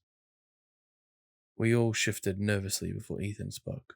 Well, Andy had to deal with it too, I'm sure, and it still fed us for a year. I'm sure they'll be fine. That statement offered a bit of comfort. However, if what Dan suggested was true and the thing was dead, there would be no one to take care of the people upstairs. Well, what are we going to do now? He continued as the swans stepped away from the window and began to use the hallway as their new dance floor. It doesn't seem like we're getting out here as long as they know we're held up. It's just one thing after the next, Dan groaned. Are you kidding me? Ethan joked. My life hasn't been this interesting in nearly 4 years. We waited for a while, discussing ideas and hoping the dancers would eventually become occupied with something else, allowing us to escape. Unfortunately, we weren't so lucky. Minutes turned to hours, hours turned to days. The whole time, the ballerinas just danced in front of the window as if mocking us. They knew we were trapped. In the meantime, they kept themselves entertained by continuously slashing one another to pieces and restitching themselves a few minutes later. I was thankful we hadn't relied only on finding food and had brought the extra box of saltines. We were sure to ration them, eating only a few every other day for the 5 days we were there. The sink in the break room worked, supplying us with the same chalky water we were used to. and we took shifts guarding the main office in case anything somehow managed to break their way in. On the fourth day, tensions started to rise. We weren't sure if we were going to make it out. Bear still seemed like she was avoiding me. However, it no longer seemed like anger. It felt more like us not knowing what to say to one another. Ethan just told me to give it time and that she would come around. Frankly, I was afraid I was going to run out of it. On the fifth night, Daniel woke me up to take my watch. I stepped out of the break room and into the main office, where I sat down on a computer chair behind the desk. We had re-prepared the windows in an attempt to deter the dancers, but I could still slightly see their shadows dancing across the parchment. They weren't giving in. "Hey, brother," he said from underneath the desk. I didn't bother to look down, but I could see his figure huddled in the shadow. "Long week, huh?" "It's gonna be if we're stuck here any longer." "I wouldn't worry about that too much.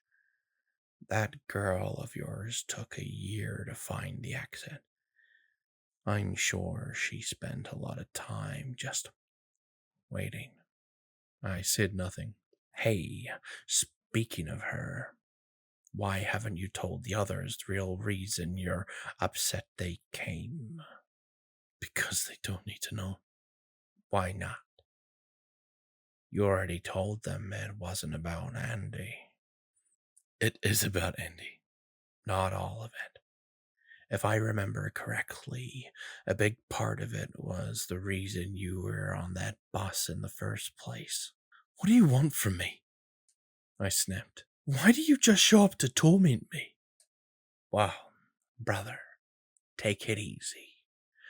I just like to come to see how my best friend is doing." He laughed slightly to himself. "Well, friend is a loose term. I don't know if a friend would have done what you did, but you'll always be a friend in my eyes, just like Ethan sees you." "What's that supposed to mean?" "Oh, nothing. Some people are just too loyal, I suppose." He snickered at my lack of a response. "Anyhow, I'll let you chew on that one for a bit," he said, crawling out on all fours. I watched his figure begin wriggling the whole way over to one of the dark offices. "In the meantime, someone's at the window." "What?" "Someone's tapping on the window. You should probably check it out." I suddenly heard a sharp clinking against the glass. I usually would have ignored it, but for some reason I found my heart pounding as if I were being drawn to the window. I stood and gently peeled back the corner of the sheets, jumping a bit as I came face to face with one of the swans. I quickly eased up, though, at what I saw next. It was the one in the black leotard. Her tortured eyes stared right at me, and as soon as she saw me looking, she stepped back from the window. Stepped back. She was no longer dancing. She glanced around and opened her arms, gesturing to the floor. All of her sisters lay motionless and torn to shreds. She was all that remained. Then she did something unexpected. She raised a claw and beckoned. Blood raced in my eardrums as I tried to process what I was seeing. The swan stared desperately at me, all the while continuing to call me forward. My mind raced, then suddenly latched onto something. The thing the notes had said. The black swan is not like the others. She has yet to attack us. I looked at the door handle and quickly made a decision. I knew if what I was thinking was true, I wouldn't have much time to test the theory. I quietly turned the lock and swung open the door. My boots splashed into the mess of ballerina blood that waited outside. And with my heart racing, I stood completely still and stared at the woman before me. She stopped beckoning and did the same. Slowly, my fear began to diminish as the swan did nothing but stare, and she didn't dance. I felt a strange sense of empathy wash over me. The thing before me may have looked as monstrous as the others, but she looked scared, human almost. Something inside me felt like it.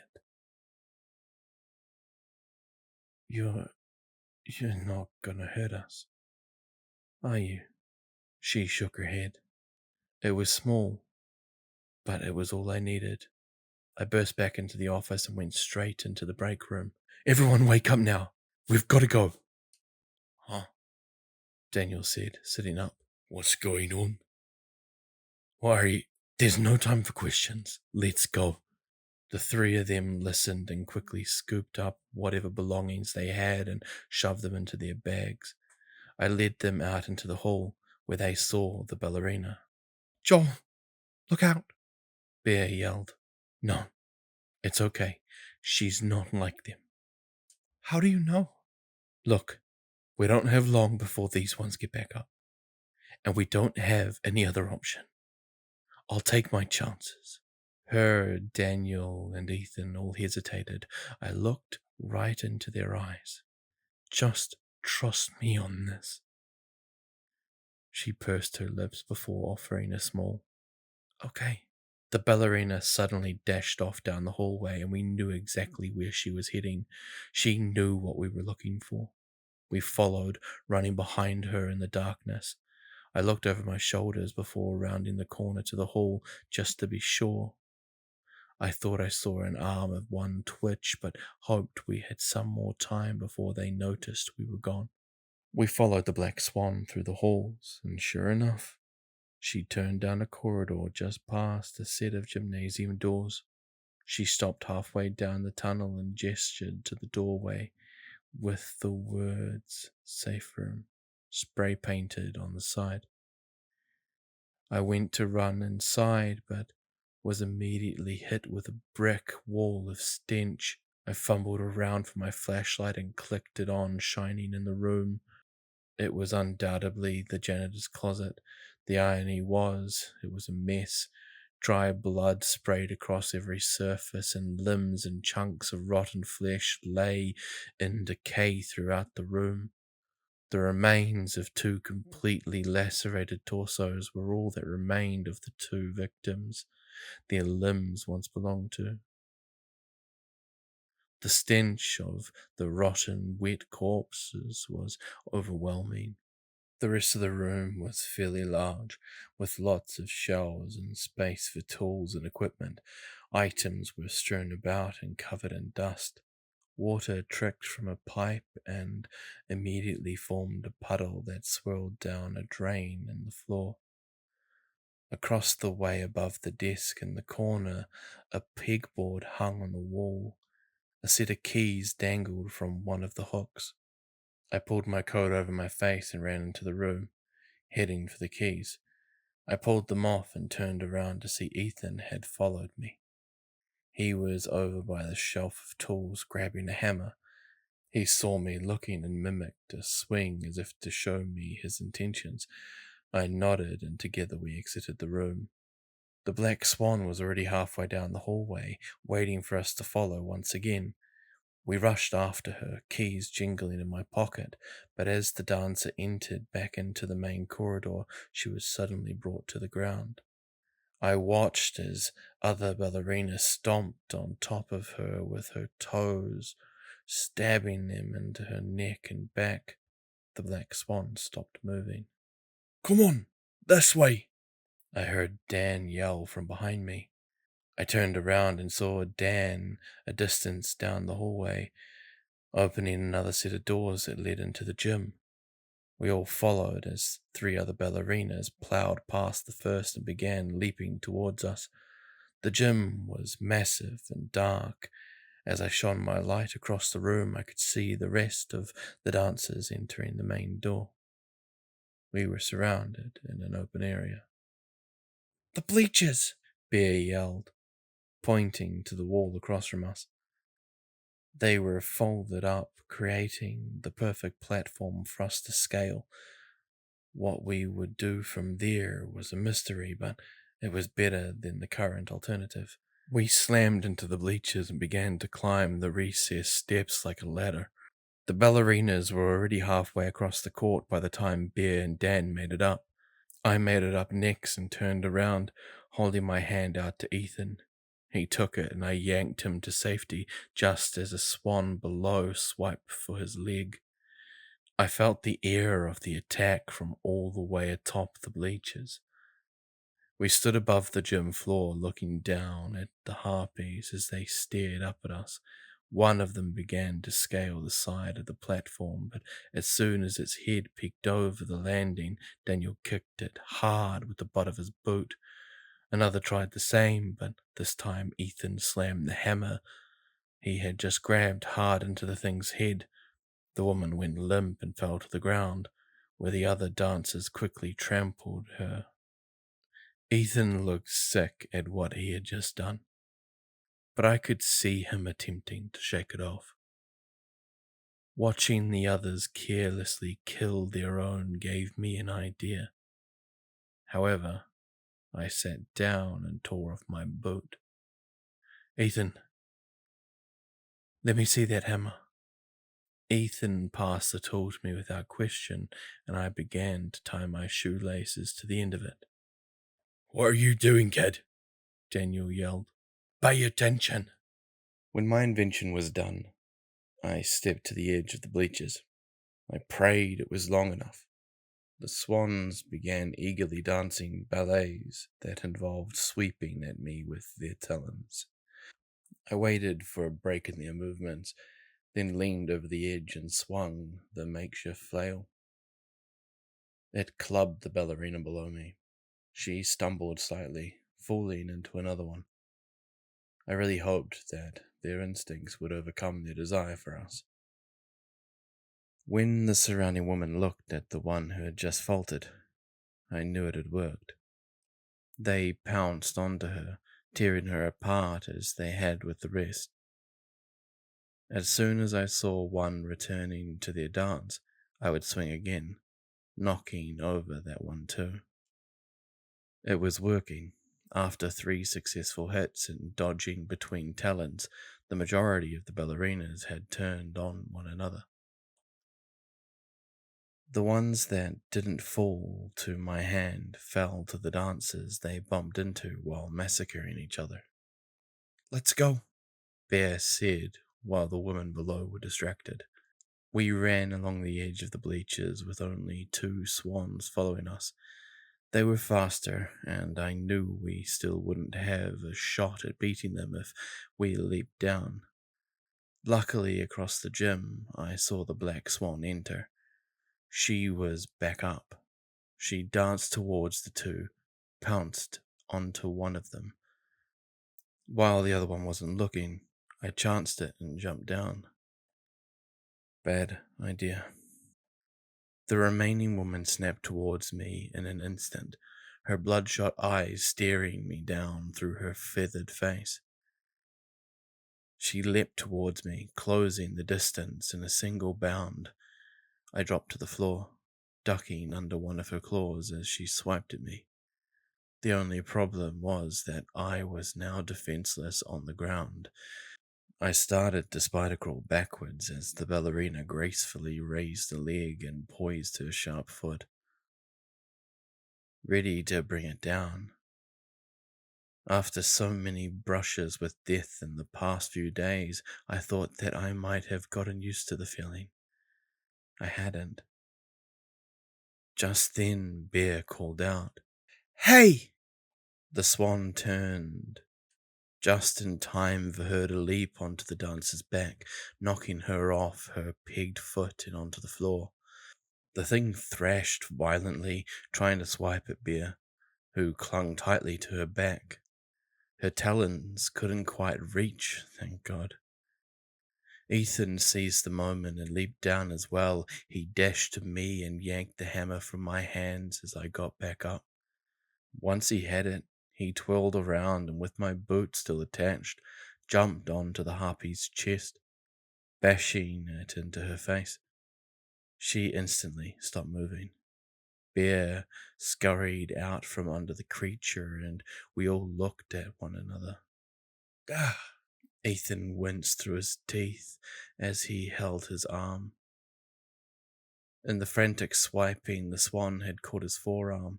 A thick gash leaked crimson, and from the look of it, I was thankful it had only hit his arm and not something vital. Bear luckily looked unscathed. The black swan finished off her victim, then turned to us. She pointed to the door, and we didn't need to be told twice. We ran for the halls, the few swans that remained, realizing and following after. As we ran, I saw Ethan trying to stop his arm from leaking. "Hang on, man. We're almost there," I told him.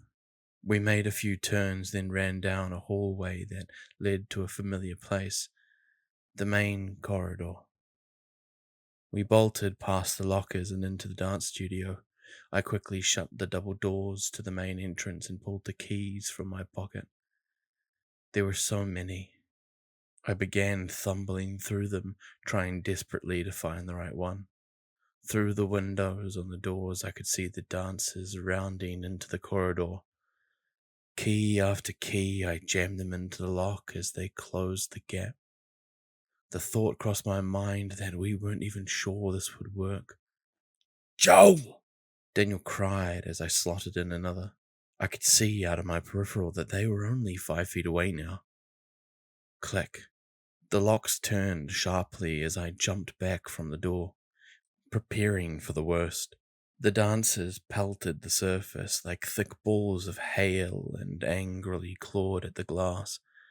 I panted on the floor as I stared, my hands trembling. The dancers raced down the hallway, and I hopped to my feet, running to lock the 2 remaining doors. Not even a minute later, I saw them appear in those windows as well. We all just stared at one another in amazement, the black swans included. We couldn't believe we had made it. Without a word, I walked to the stairway door and clicked the key inside. It turned effortlessly. Ethan and Bear entered the dark chute, and Daniel began tending to Ethan's wound. I turned back to the ballerina. Thank you. She just stared at me. Her eyes weren't bloodshot like the rest of the dancers. They were gentle green eyes, full of pain and sadness. I could see them welling with tears. "You're not one of them, are you?" I asked. She gently shook her head. I wanted to know what that meant, but I knew she couldn't answer. "Come with us." She shook her head again. She went to step through the staircase door, and I watched as the floor around her other foot seemed to rise up around it, locking her in place. "Why does that?" I questioned, looking up at her. She simply stared at me with unknowing eyes. I looked to the other ballerinas outside. "They won't be able to hurt you as long as the doors are locked.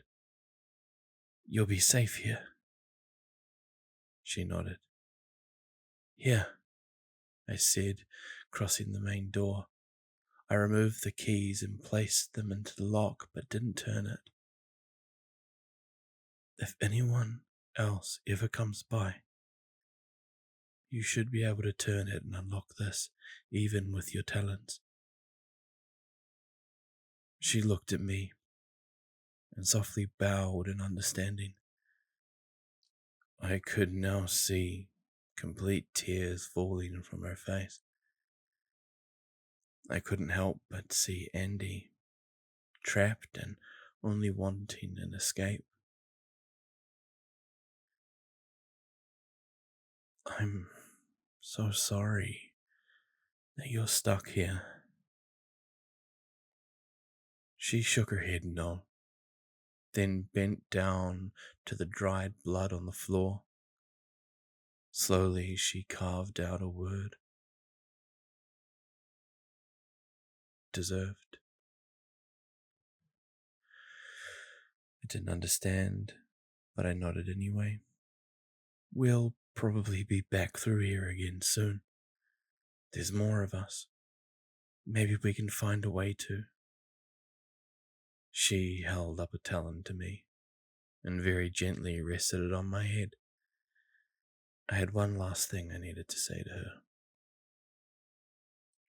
There were others like us, specifically a girl. She had long black hair and light blue eyes. Did she come through here? The swan paused for a moment, thinking before nodding. My throat tightened. When she came back up to us, she was all cut up. Did they do that? I asked, pointing to the ballerinas beyond the glass. The woman's eyes suddenly looked confused and concerned. She returned to the dry blood and wrote something again, longer this time. Never came back. A deep feeling of dread formed in my stomach. Did she mean Andy? Joel, Daniel called out. we should go, He said, holding up the bloody cloth he was holding to Ethan's arm. Oh shit, Ethan. I rushed over to the stairs and the swan followed. As I stepped through, I saw the light behind me suddenly growing dim. I turned back to see the woman gently closing it behind us.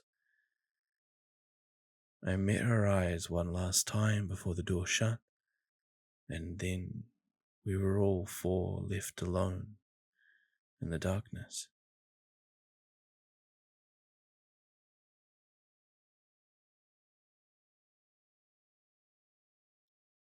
Hello everyone. Just a quick get into bit of information.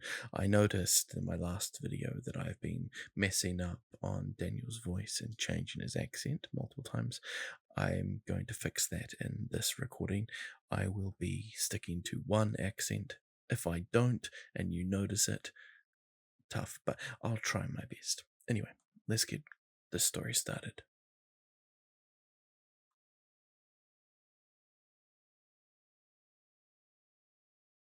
Bear and I moved through the halls quickly, the first aid kit rattling at my side. Bear held the flashlight out in front of us, illuminating the way with little regard for being seen.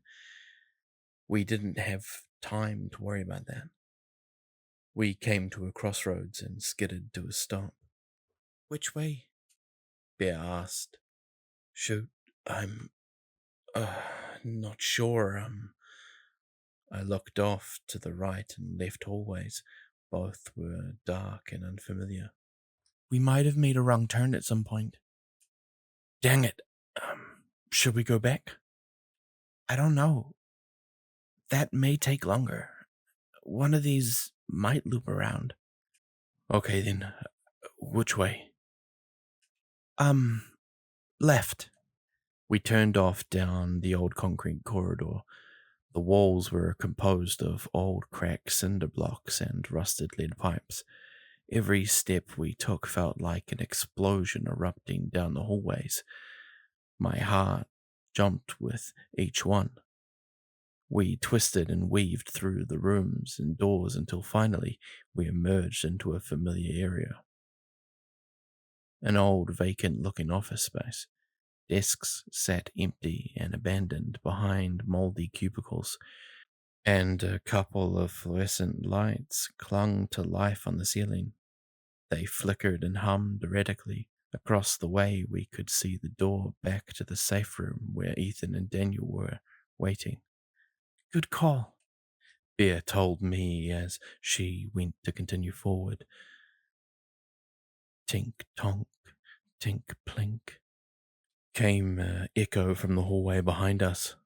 Are you fucking kidding me? Bear muttered desperately. That thing is still alive? But we locked the door. How did it get down here? We could hear its noise getting closer than it already was, and heading our way. The room was too large and wide. There was no way we would make it across quietly and fast enough. That left only one option. We have to hide. Bear nodded. We exchanged a nervous glance and then both split away from each other. She stepped into a cubicle close to us, and as I passed by, I could see her sticking herself under one of the desks and out of sight. It would have to enter the cubicle to see her. I stepped up a bit further and entered another workstation, doing the same as the creature from downstairs approached. I could hear it humming to itself, a horrible, inhuman song that had no correlation to the notes it tapped on the xylophone. Blood rushed through my ears, adding ambience to the noise, and a familiar feeling of adrenaline pumped through my body. I heard its heavy hands dragging across the carpet, and suddenly it stopped, just at the entrance of the room. The only sound was that of buzzing lights and excited breathing from the creature. It continued to shuffle, moving through the area, although it wasn't heading for any of the other doors. It was making circles. I could hear it entering the cubicles and pulling open drawers on the desk, rummaging inside, then gently shutting it. My heart began to pound. It was going to check all of them. I slid the first aid kit against the wall, then slowly crawled out from under the desk and crossed the edge of the workspace. As cautiously as I could, I peered around the corner. I could see its bald, skin-patched head just barely peeking above the top of a cubicle, the one right next to Bear. I could tell it was currently hunched over inspecting a drawer. When it shut it, the thing braced itself into the walls of the office space and lifted its entire body, vaulting itself into the cubicle on the opposite side. It was going to loop its way to Bear's hiding place. That meant there were 2 desks before it reached her. The instant I saw it hunched over, I stepped out of my spot and began crawling down the aisle towards her. The sound of the creature rummaging masked what little noise my footsteps made, yet it still felt like every one of them was a hammer against stone. I froze as I heard it suddenly make a noise, a slight My body trembled and my legs tensed, prepared to bolt if the need be. However, instead of a squeal, I heard the creature begin humming, accompanied with an awful, wet, squelching sound. After that, it went back to check the rest of the drawer. I didn't even want to know what had just happened. I reached Bear's cubicle and peered inside. She jumped a bit upon seeing me, but covered her mouth in time to stifle her surprise. I held up my hands in reassurance, then pointed to the wall behind her, informing her that the creature was right there. No sooner had I told her that, the drawer had begun to shut. Right as I stood in the open, Bear's eyes filled with concern. I stood into a crouch and willed my legs to take large strides towards her. By some miracle, they managed to remain quiet. I reached her and slid in close just as its hand slapped over the side of our cubicle. With a heavy breath, it climbed into the adorning space. I waited until I heard the drawer open, then nodded to Bear. Together we climbed out and curled our way outside of the office. She went to move further down, but I caught her, nodding back to the one it had already checked.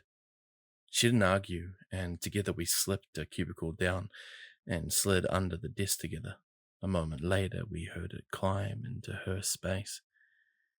We sat close to one another, her clinging to me as I clung to her. Despite the extreme danger, I felt safe next to her. The monster continued from space to space, checking the drawers all the while. Eventually, it finished one side and passed to the other half of the room. That's when Bear reminded me of something important. She leaned close, cupping her hands and lips nearly touching my ear, then whispered, "Where's the first aid kit?" I leaned back. "I had to leave it to come to get you." Too loud. She looked nervously at me. "What if it finds it and takes it?" That was a good point. It was getting close to where I had left it, and the thing loved collecting stuff. We desperately needed that kit. That meant we had to get the creature out of the room. I slipped out from under the desk as a drawer opened across the room. Gently, I slid out a cabinet near me, just a crack. Inside was mostly useless junk that the creature had just rustled over. However, I wasn't looking for anything important, just heavy. My hand softly felt around, making sure not to create noise until it came to rest on something metallic. I gripped it and retracted my arm. It was a stapler. Perfect. The thing shut the drawer from its cubicle, and I ducked down just as it hurtled to the next. When it continued its routine, I stood, turned to the doorway we had entered from, and lobbed the stapler as hard as I could. It disappeared into the dark moor, then crashed against the concrete walls with a loud clang.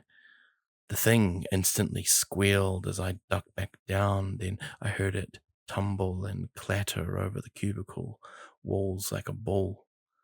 It pounded its instrument and screamed off into the dark as Bear and I jumped up, grabbed the first aid kit, and continued forward. "Hang in there, Ethan. We're coming," I muttered.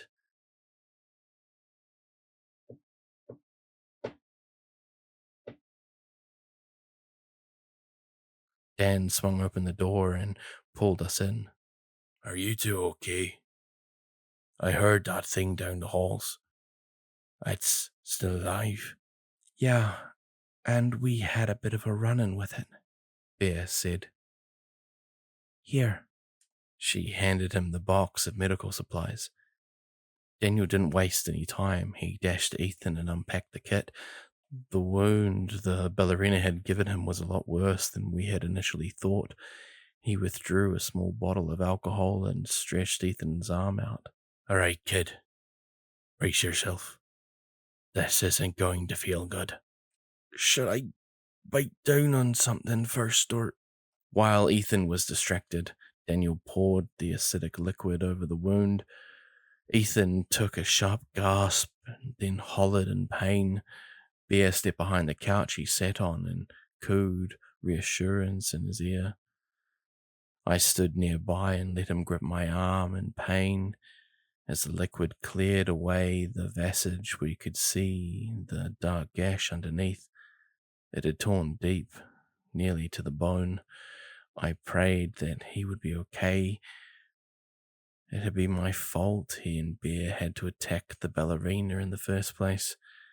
Yeah. Tear me open one of those pouches that says antiseptic white, Dan told her. She listened and passed it to him. He wiped at the gash as it continued sweeping blood. All the while, Ethan winced and gritted his teeth. I felt horrible for him. I felt even worse when Daniel pulled out a pouch that read sterile needle. He looked at Bear and me. I need you two to hold him steady. There's no easy way to do this. I swallowed and nodded. Bear did the same. Over the next 10 minutes, Daniel threaded the needle back and forth through Ethan's skin, the medical string pulling the wound shut. Ethan strained and struggled in pain, but eventually his body could no longer take it, and he passed out. That made it easier for Daniel.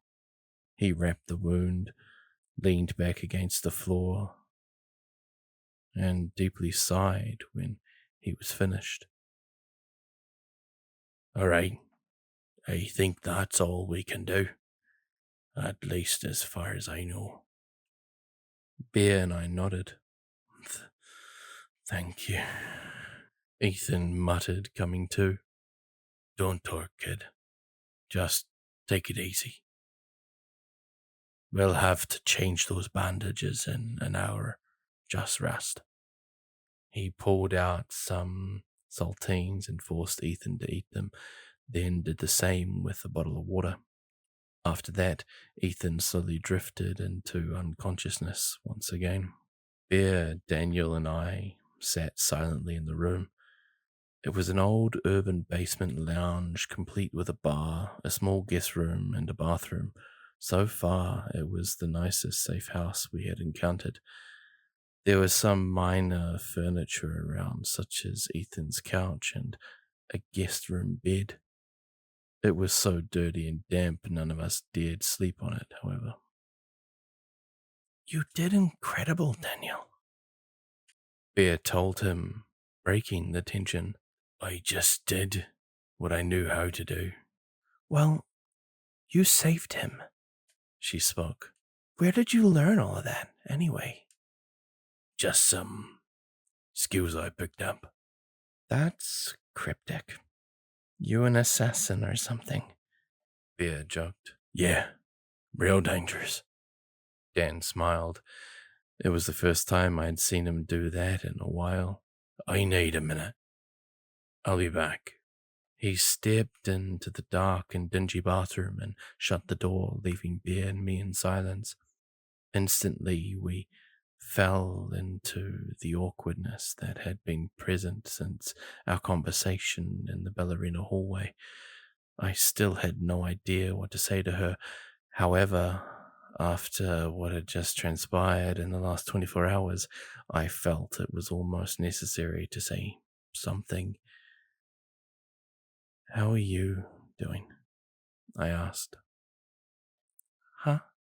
Bear murmured as if she hadn't expected me to talk to her. Are you okay?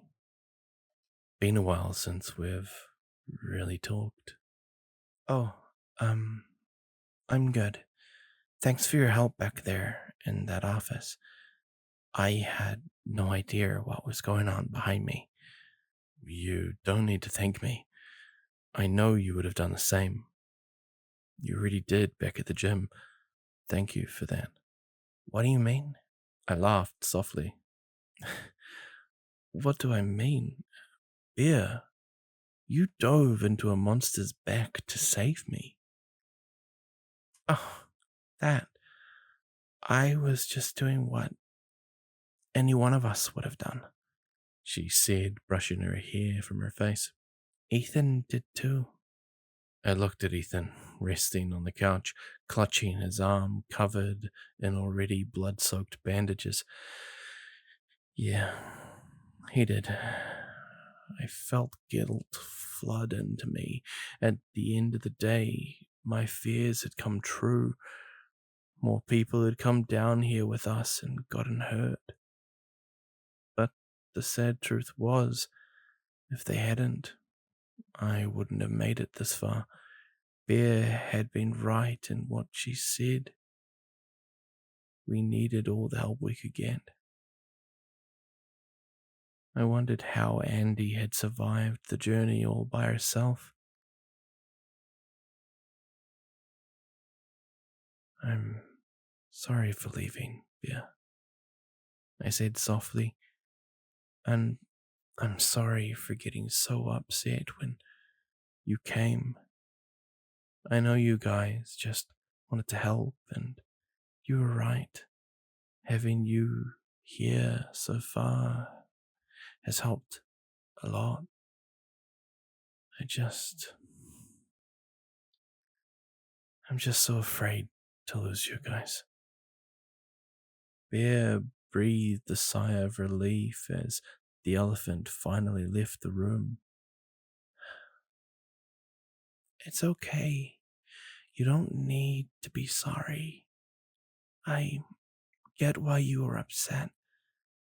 I know it doesn't make anything easier with us coming, but Joel, you have to understand that if you had come down here and not come back while we just sat up there and did nothing, Ethan and I wouldn't have been able to forgive ourselves.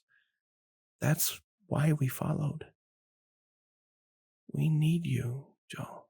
She scooted closer and then softly added, I need you. I stared solemnly at the floor. What she was saying were feelings I had already felt long ago about Andy when she left. The only difference is that she and Ethan had the courage to do something about it. I grabbed her and pulled her close into a hug. I had missed the feeling. It's okay. I'm right here, and I'm glad you are too.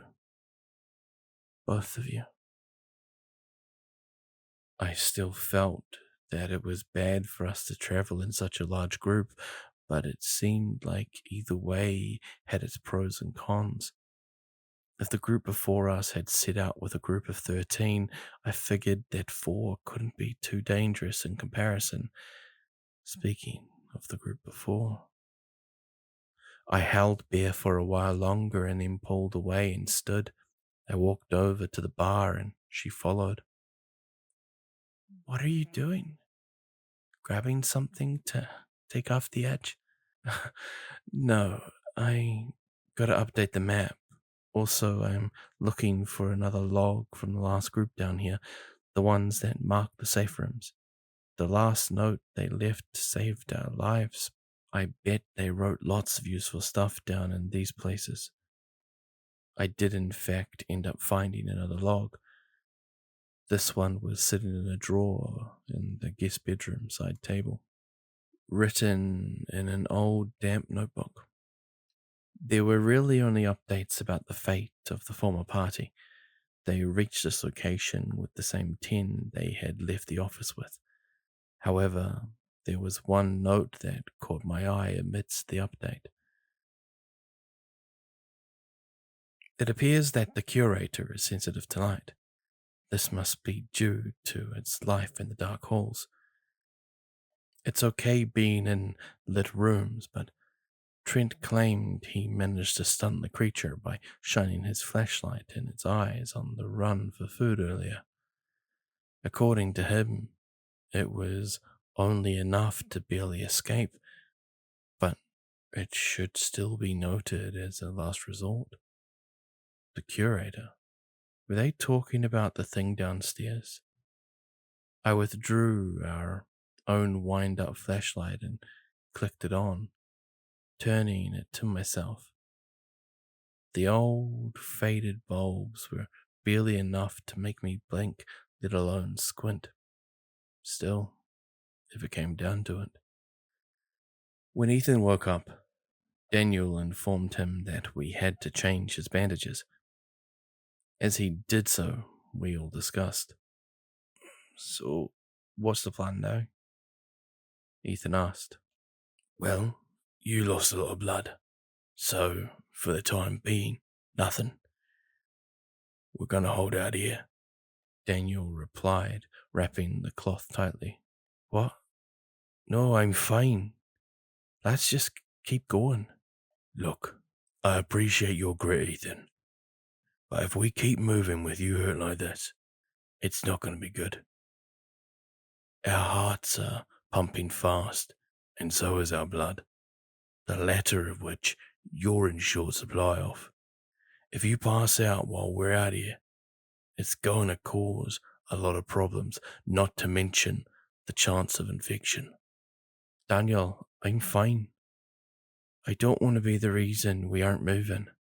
You're not, Ethan, Bear told him. I'm sure we're all prepared for stuff like this to happen. Plus, it's clear that the past groups took it slow as well. There's no harm in taking time to get through this. Rushing is how we get hurt. Ethan sighed, then winced as Daniel pulled his bandages tightly. All right, fine. Are you guys sure? Yeah, man, I told him. All right, drink this, Dan said, handing him a bottle he had filled from the sink at the bar. Ethan drank without question, downing the whole thing in nearly 3 gulps. As he did, Daniel turned to us. If we're going to be here a bit, we're going to have to make runs for food. Yeah, I already thought of that. It might be easier than upstairs, Bear said, trying to ease the tension. Up there, we knew it would only be in one place. Down here, there's so much space, it's a lot easier to hide. Yeah, yet somehow it keeps finding us, I groaned. Speaking of which, why is that thing still here? Daniel chimed in. Last we saw, it was surrounded by those raptor girls. I mean, look what they did to Ethan in one swipe. The damn beast should be dead. Ethan wiped the water from his mouth. Yeah. Well, I also stabbed it in its throat with a spear, and it barely flinched. Something tells me it's not as easy to take down as we hope. Bear pursed her lips in thought. Wait, Joel, you locked the doors around the stairs. Do you think it's locked down here with us? I thought for a moment. It was a valid point, yet something didn't make sense about the creature. I pondered all of its qualities and then came to a conclusion. I don't think so. Think about it. That thing brought us food every week for the past 4 years. To do that, it would have had to go down really far to find new rooms after it looted the top ones. It's taken us over a week to even get this far, and even excluding having to hide, that's about 2 days of total travel. What are you saying? Daniel questioned. I'm saying that I think the curator has ways of traveling through this place that we don't know about. The curator? Ethan asked. That's what the last group called the thing from downstairs. Dan snickered. That's a dumb name for it. The curator never showed up again for a week. Daniel and Bear went out on a food run during that time and came back unscathed. That was a relief. With them, they brought 6 cans of corn, which was honestly a great find. They also found a deck of Uno, which was an even better one. We had already played the cards Grace gave us to death and were ready for something new. It was difficult for Ethan to hold them right, as his injured arm couldn't close the hand attached. Instead, he told me which card to play, and I played it for him. One night, Bear lay down beside me and rested her head on my chest. It was such a familiar comfort though we were so far from home. I kicked myself for even calling it home, but it was true. The 6 round room structure really had become a home in a sense, at least compared to down here.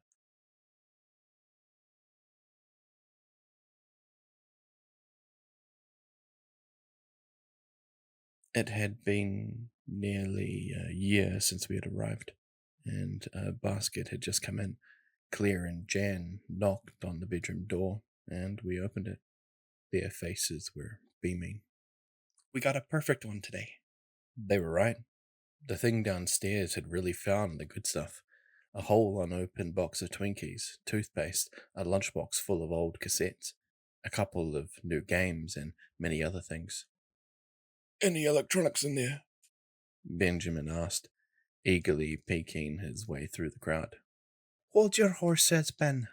Grace scolded as she sorted through the box. She eventually pulled out an old alarm clock that had been tossed in the bottom. Benjamin inspected it carefully before declaring, "Yes," and walking off into the corner of the room to his belongings, ignoring the rest of the basket.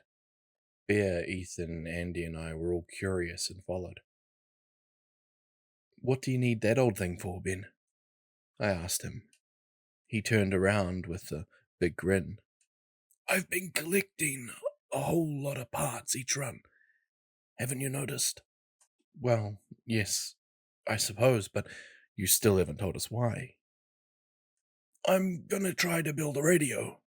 We looked at him, perplexed by the statement. "A radio?" Bear asked. "You can do that?" "Oh, sure. I used to be a comms operator in the military, specializing in repairs. Did a lot more then, with a lot less than I have now." "You think it will let us communicate with outside?" Andy asked eagerly. "Oh, no. Sorry, my dear. Nothing that complex. I just wanted to do it to keep myself occupied. After all, boredom seems to be the slow and silent killer around here. But maybe, at the very least, there will be something interesting we can pick up in this place." "That's pretty cool, Ben," Ethan told him. "Make sure to keep us updated on the progress." "Will do." I rejoined the group as they finished dishing out the remaining contents of the basket. The auction wouldn't become a tradition until a few months later. Afterward, Andy, Bear, Ethan, and I all returned to the game of Sorry we had been playing. As we did so, Bear began chuckling to herself. "What's so funny?" asked Ethan. "Oh, nothing. It's just, look at us all. Ben starting a passion project. Everyone gets all excited over the basket drops. We're sitting here playing Sorry." She looked up to us with a smile. "It's like we're all one big family living in a happy home." Ethan and I laughed at her joke. Andy did as well, but it was more somber and died a lot faster. I noticed. "It's not funny," Larry suddenly snapped from the living room. He currently lay on the ground, just staring at the ceiling. "It's pathetic. We're all just trapped here like mice in a box, waiting for whoever set the trap to come back and throw us all away." "Geez, man," Ethan said. "We know it's pretty hopeless, but dwelling on it doesn't help. Maybe if we did, we would actually put our efforts towards doing something about it rather than sitting around doing jack shit." "That's enough, Larry." Daniel cut him off as he entered the room. He smiled at us, passed us each a Twinkie. "Just enough for all of us." "Thanks, Dan." "Yeah, don't mention it." As Dan left, we all got up to put our new treasures in with our stash of belongings. All of us except Andy. She stood and went to the window instead. I stopped in the doorway as Ethan and Bear continued. Bear noticed that I wasn't following and turned back. You coming? I nodded to Andy and made a concerned face. Oh, I see. You want me to? Don't worry. I got it. I smiled. She gave me an unsteady nod as if she was unsure of something, then continued to Ethan. I approached Andy from behind and put a hand on her shoulder. Hey, don't let what Larry said get to you. There's nothing wrong with how we're handling this. We're doing all we can to survive, and that's what matters. Andy gave me a half-hearted smile that dropped as soon as she looked back to the window. Do you think we're ever going to get out of here? The question took me back. Of course, it was something I thought of every day. We all did. But this was the first time anyone dared to bring it up. We all agreed, unspoken, that we were going to get out someday.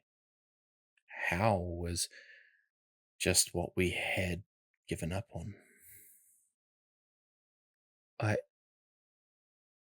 Andy, of course we will. There's no way this is it. This isn't the end for us. Okay, yeah. So, what if Larry is right? What do you mean, Andy? What if we aren't doing enough? What if instead of waiting for something to happen, we're supposed to be looking? Looking for what? I don't know. Never mind. Forget it. Andy, talk to me.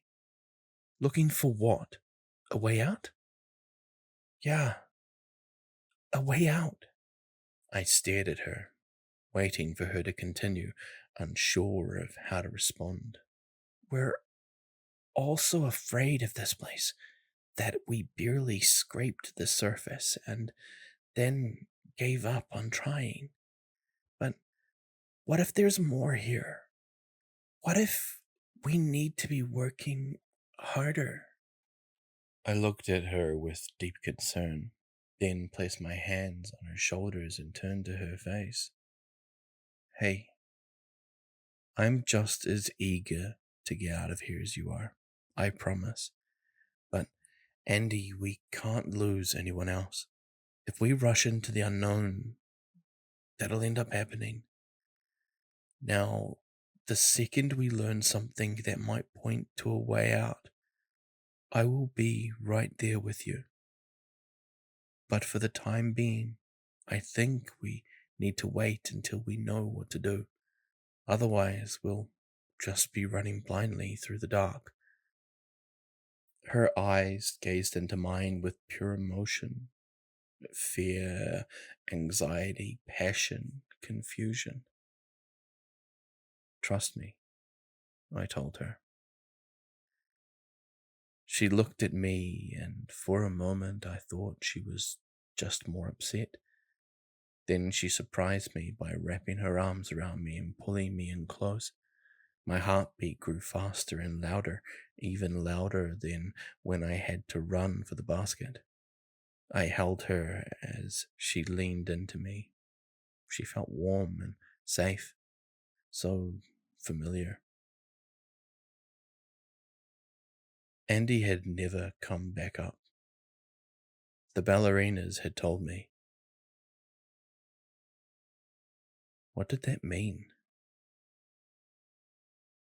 Your heart always beats fast when I lay next to you, Bear muttered in the dark. Do I make you nervous? I can lay alone if you...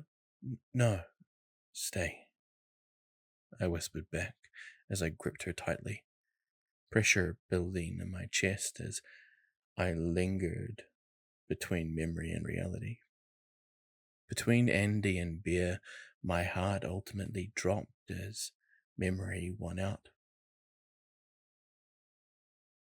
the second we learn something that might point to a way out, I'll be right there with you.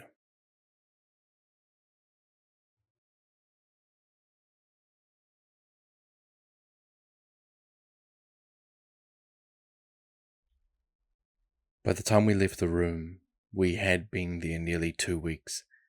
Ethan's arm wasn't remotely close to fully healed. Still, it had changed from extreme pain to tolerable stinging, and he insisted that we move on. The rest of us didn't argue. We were all ready to push forward as well. Primarily since we had heard the curator crawling around our floor a few days prior. We exited the room and headed deeper down into the house. Or perhaps the basement. It was harder to tell the longer we travelled what to refer to the place as. It was too strange and disorganized to be a compound, yet too in decay to be referred to as a bunker. We simply tried not to think about it. It wasn't necessary. We had been walking for a few days, and as we had, the floors seemed to get bigger and bigger. Each floor seemed to be more vast than the last, with larger rooms and deeper staircases. We made sure to scavenge along the way and stop at any safe rooms we found. However, the strange thing was that some of them hadn't been marked with a smiley face like the group we had been retracing had designed. They were marked with other symbols, a check mark, a star, a circle, things like that. A lot weren't marked at all. Even though we took direct paths through the basement where the last group would have walked, there were so many mismarked rooms. No logs either. The ones we did find didn't offer any new information anyways. Just a slowly declining count from 10 to 6, all people lost from the curator, who still followed us as well. By the time we had gone down 20 floors, it had been about a month, and the map in my notebook became quite complex. Still, I was able to decipher it relatively easily and trace it back up. All in all, things were going well despite minor close calls here and there. That was until we stepped into floor 29. You're right, Bear whispered. I'm serious, Daniel told her. You do not own a Ferrari. That hard to believe. No, you just don't strike me as the kind of guy. What's that supposed to mean? That you're a stiff old man. Bear jabbed with a smirk. Hey now. Daniel laughed silently. We had learned that it was okay to talk in the halls as long as we kept quiet and stayed on alert. If we heard any noise at all, it was back to mute. As I walked next to Ethan, I saw him fidgeting with the scar on his arm. It was gnarly and dark still. I swatted his hand, and he turned to me in surprise. Sorry, he sighed. How is it? Good. Still sore, and it itches. Hard to close my hand too. But nothing has fallen off yet, so it's still a win. I smirked. Hey, maybe if it does, by the time we get back to Earth, they may have developed a cool cyborg prosthetic for you. Heck yeah. Built-in speakers and everything. Suddenly, up ahead, I saw Dan and Bear stop at the next doorway. Bear raised her hand and turned back to us. What is it? I muttered. They stepped through and gestured, and we followed. Realizing the hesitation, the doorway stepped into a metal catwalk high above a stage below. The walk stretched far across the way to another door. Looking down, we could see a bunch of props and set pieces, as well as a red curtain with light shining through the gap underneath. The set pieces looked like they were made for some kind of children's show, depicting trees with smiling faces and perfect rolling hill backdrops. I shuddered, as they looked so similar to the hills above. Behind the curtain, a muffled melody could be heard playing. a distorted and crackling record of Mary Had a Little Lamb. This was all a weird sight, not because of the setting, no, that was all par for the course down here. It was strange since this was the first room we had seen so far with 2 stories.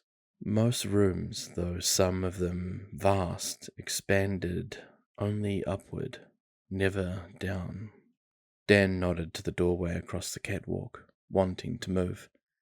We were all with him. Finding a way down might have been a shortcut, however, that wasn't guaranteed. Besides, usually music was a bad omen down here. We all marched along the catwalk, single file, and stepped quietly as not to rattle the rickety thing. If only we had noticed just how unstable it was before all stepping onto it at once. We reached the middle when we heard a long and exaggerated creak from below. We all stopped, took one look at one another, then went to run the rest of the way. We were too late. With a sharp pop, we heard the bars holding our part of the catwalk snap. The thing's weight no longer being supported caused a chain reaction that slowly brought down the rest of it. It fell into a slope, and then the 4 of us slid and tumbled down to the stage like children on a playground slide. The metal catwalk then loudly clattered to the floor with us across the set, causing a jumbled mess of pipes and platforms. The music behind the curtain suddenly stopped.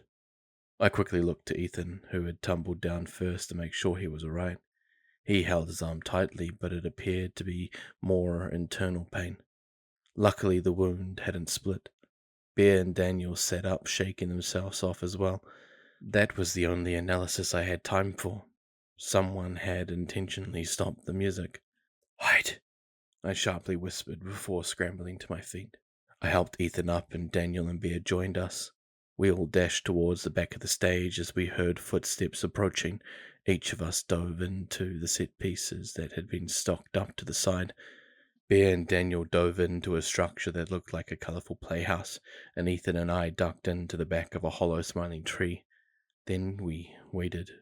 I heard the footsteps grow louder, then noticed another set alongside them, and another. Dozens of steps approached, as well as the sound of tiny little patters across the floor. My heart immediately started playing its familiar song. At least the things weren't like the ballerinas, I thought. At least I knew where they were. There were a lot of footsteps as whatever came to investigate moved about the stage. There was rattling as well as they picked up the loose pipes and then dropped them with little regard. I hoped to God that they wouldn't investigate the set itself.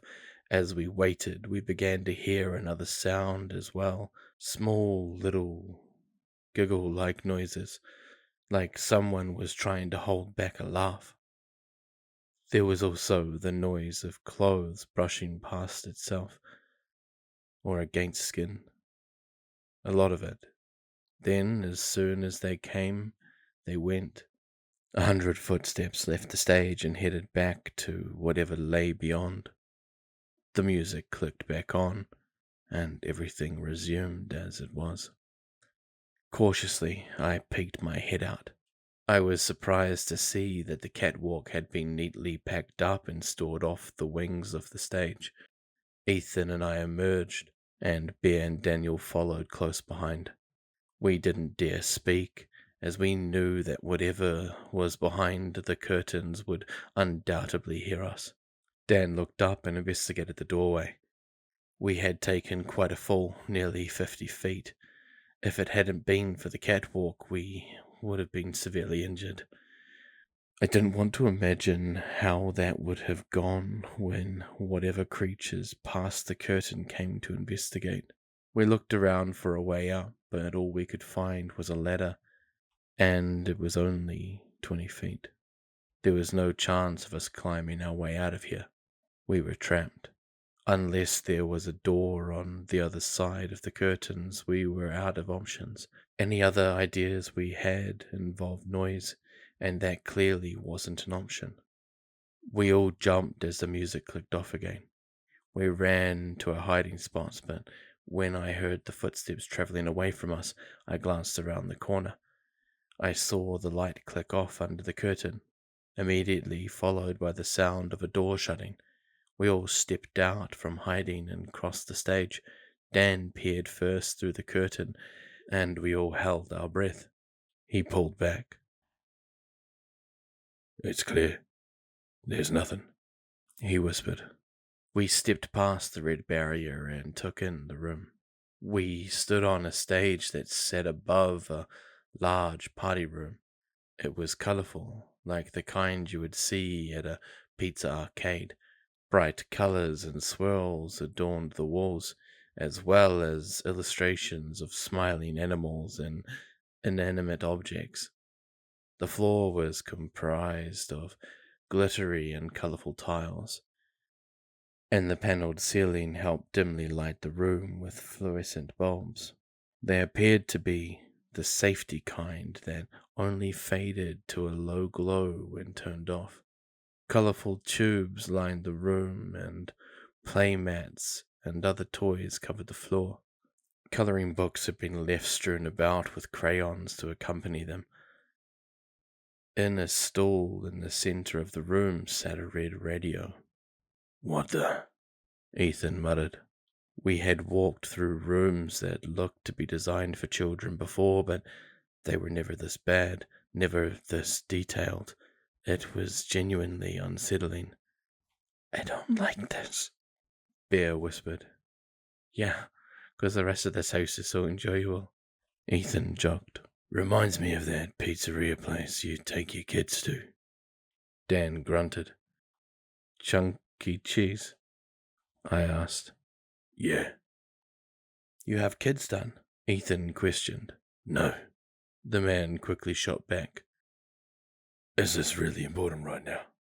2 double doors lay in the far corner of the room. They were red with 2 big round windows at the top where a light shone in from the hall. We slowly made our way over, and as we did, I glanced down at one of the open coloring books. I wished that I hadn't. It was open to a page of a princess picking an apple from a tree. Nothing was colored, however, except for the apple and a pink scribble by her head. The scribble seemed to barely cover her scalp and wrapped around the bend of it.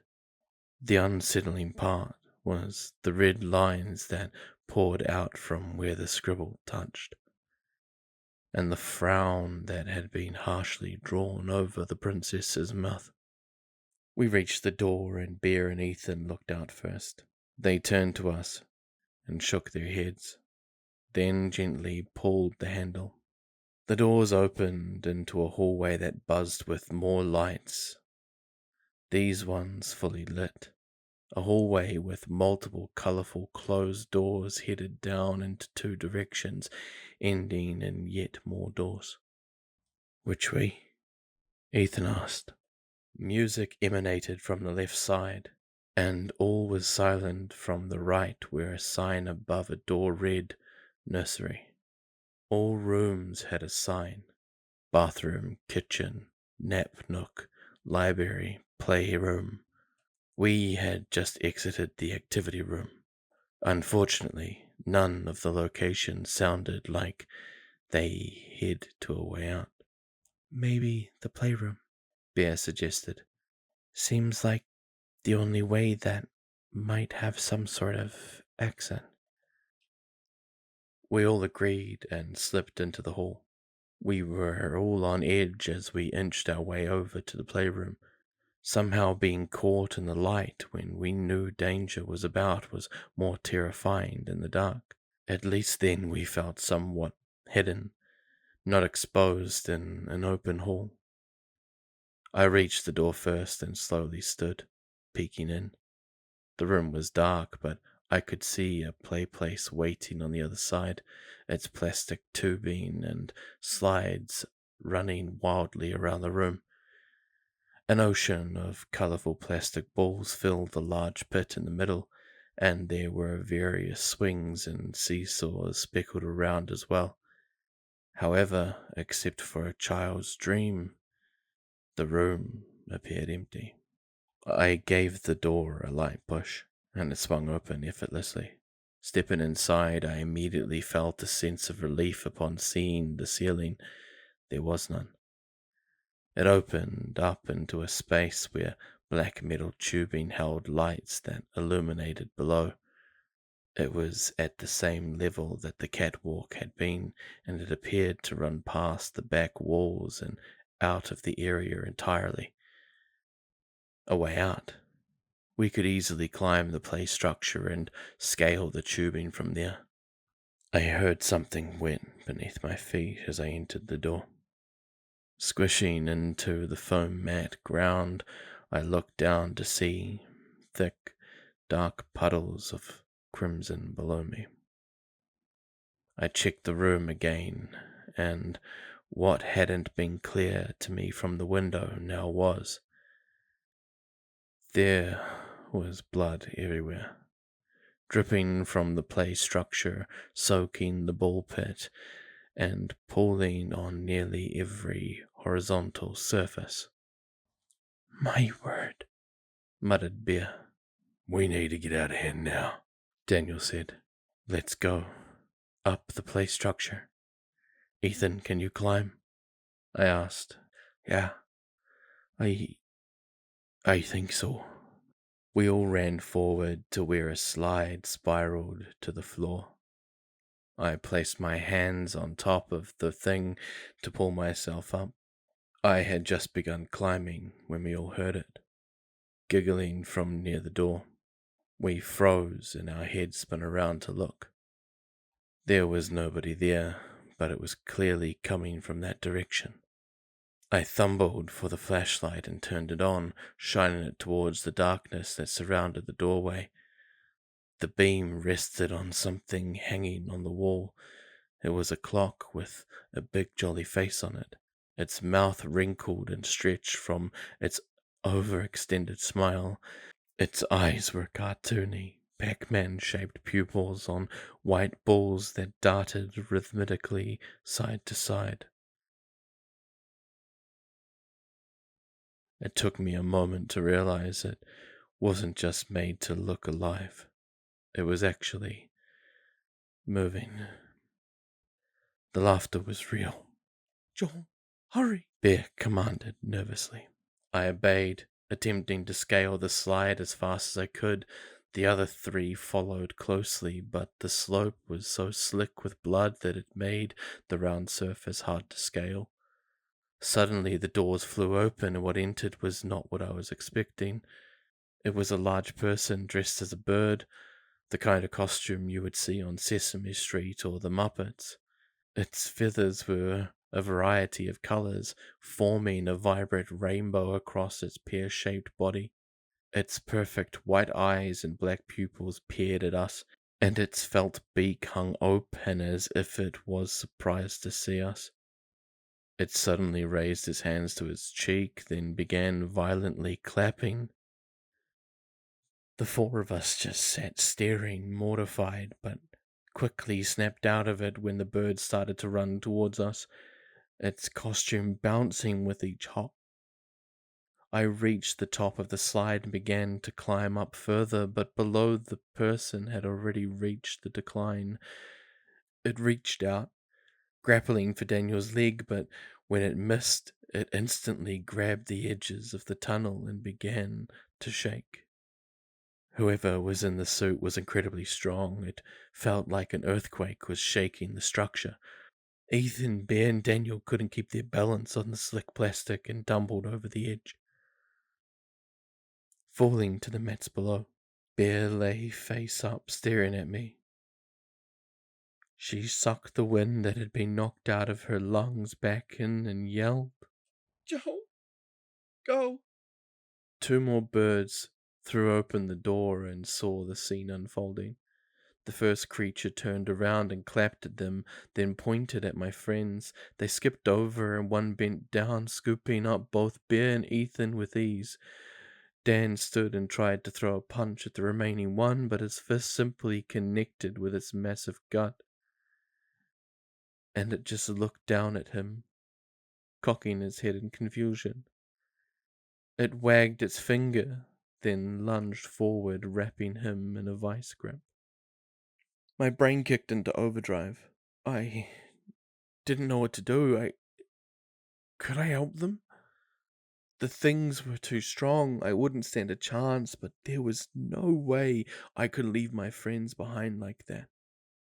I watched as the birds began hauling them back to the door to an unknown fate. The original bird looked up at me, and I just waited for its next move. It opened its beak and tilted its massive head. My heart pounded. Suddenly, in one quick moment, it shuffled its feet in place and wound its arms up, then scurried into the slide below me. I didn't waste a second. I scaled higher, the play place beneath me shaking as the bird forced its massive form through the tight tubes. Ahead of me, across the top of the red tunnel, I could see a clear plastic dome that bubbled upwards towards the pipes overhead. They hadn't killed the others yet. If I could survive this, maybe I could find a way to save them. I began to carefully move across the tunnel, making sure not to fall. Below me, the bird reached my layer of the structure. The person in the suit slammed against the roof, causing me to fall from a crouch to a crawl. I was halfway across the tunnel, reaching out for the lip of the other side, when from a small window on the side of the tube, I felt an arm grab my dangling leg. In one motion, it jerks its hand downward, forcing me sideways. I quickly latched onto the edge of the play structure ahead of me, adrenaline injecting straight into my muscles.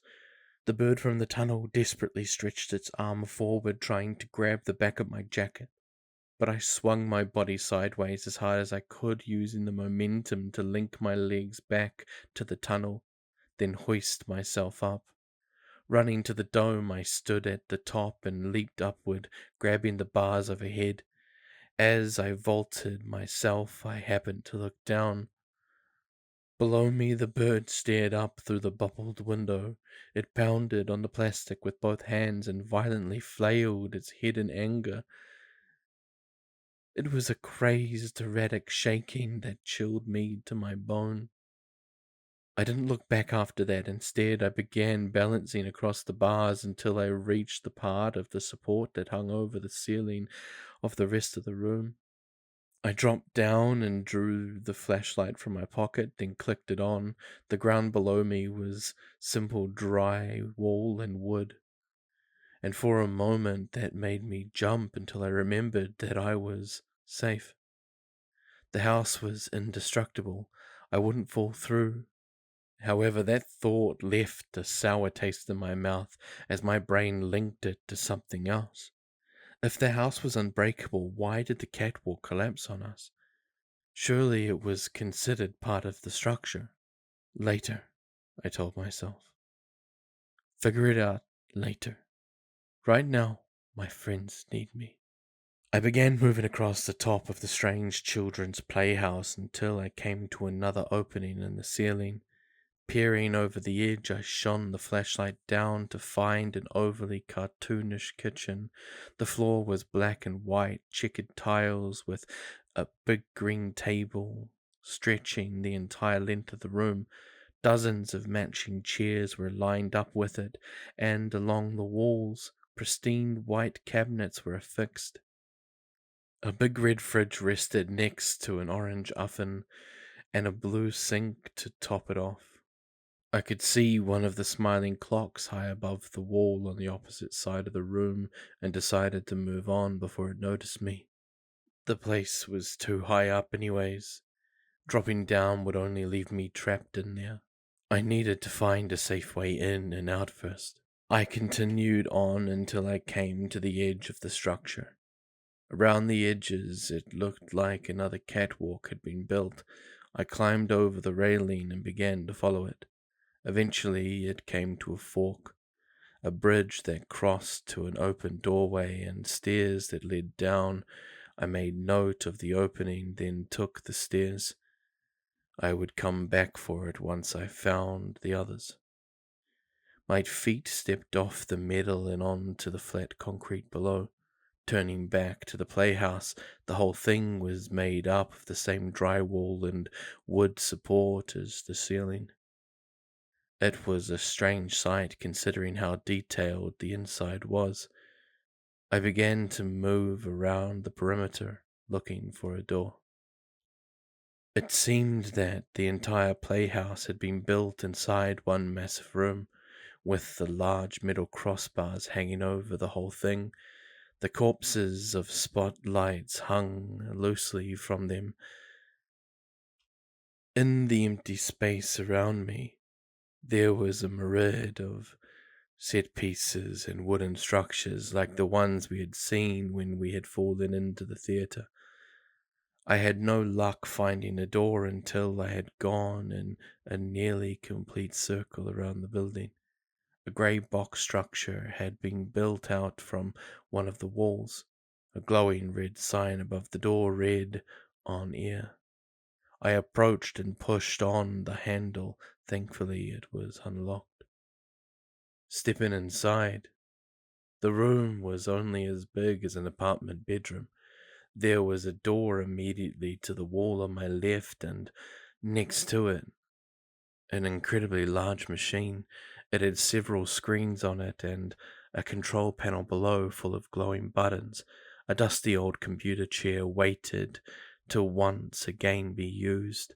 I fulfilled its wish and looked at the screens. It was easy to realize what they showed. This was because I had just been there. Each monitor displayed a different room of the Fox house. I saw the kitchen I had seen moments ago, as well as the playroom and the activity room. The monitor that read nursery was pitch black, showing only the light through the doors below the camera. However, there were 3 other places I hadn't seen yet. One was a library, as exaggerated as the rest of the house, with books far too big for an average person. Another was a bathroom with a bathtub the size of a swimming pool and a single toilet in the corner. The last room made my heart sink. The monitor read, "Nap Nook," and within I could see the birds roaming about, at least 8 of them. There were also creatures we hadn't seen yet, small puppets laying on mats, not moving, presumably asleep. They looked just like little furry muppets, and each one was a different color. A few would occasionally lift their heads and peek off to the corner of the room, but one of the birds would step over to them and they would quickly lay back down. I looked off to where they had been staring, and a wave of relief flushed the anxiety from my body. In the corner behind a white picket fence were Bear, Ethan, and Daniel. A sign above them read, "Time Out Corner." Each of them lay there like the puppets, but I could tell they were awake. I watched Bear as she lay curled up on the floor and felt my heart sink. I had to get them before something terrible happened. I was lucky they were even still alive. I looked around the screen and saw a door at the back of the room opposite them. Sneaking in wouldn't be an option right now. As my eyes scanned the screen, they suddenly caught a color that stuck out from the rest of the small puppets on the mat. The tone of skin.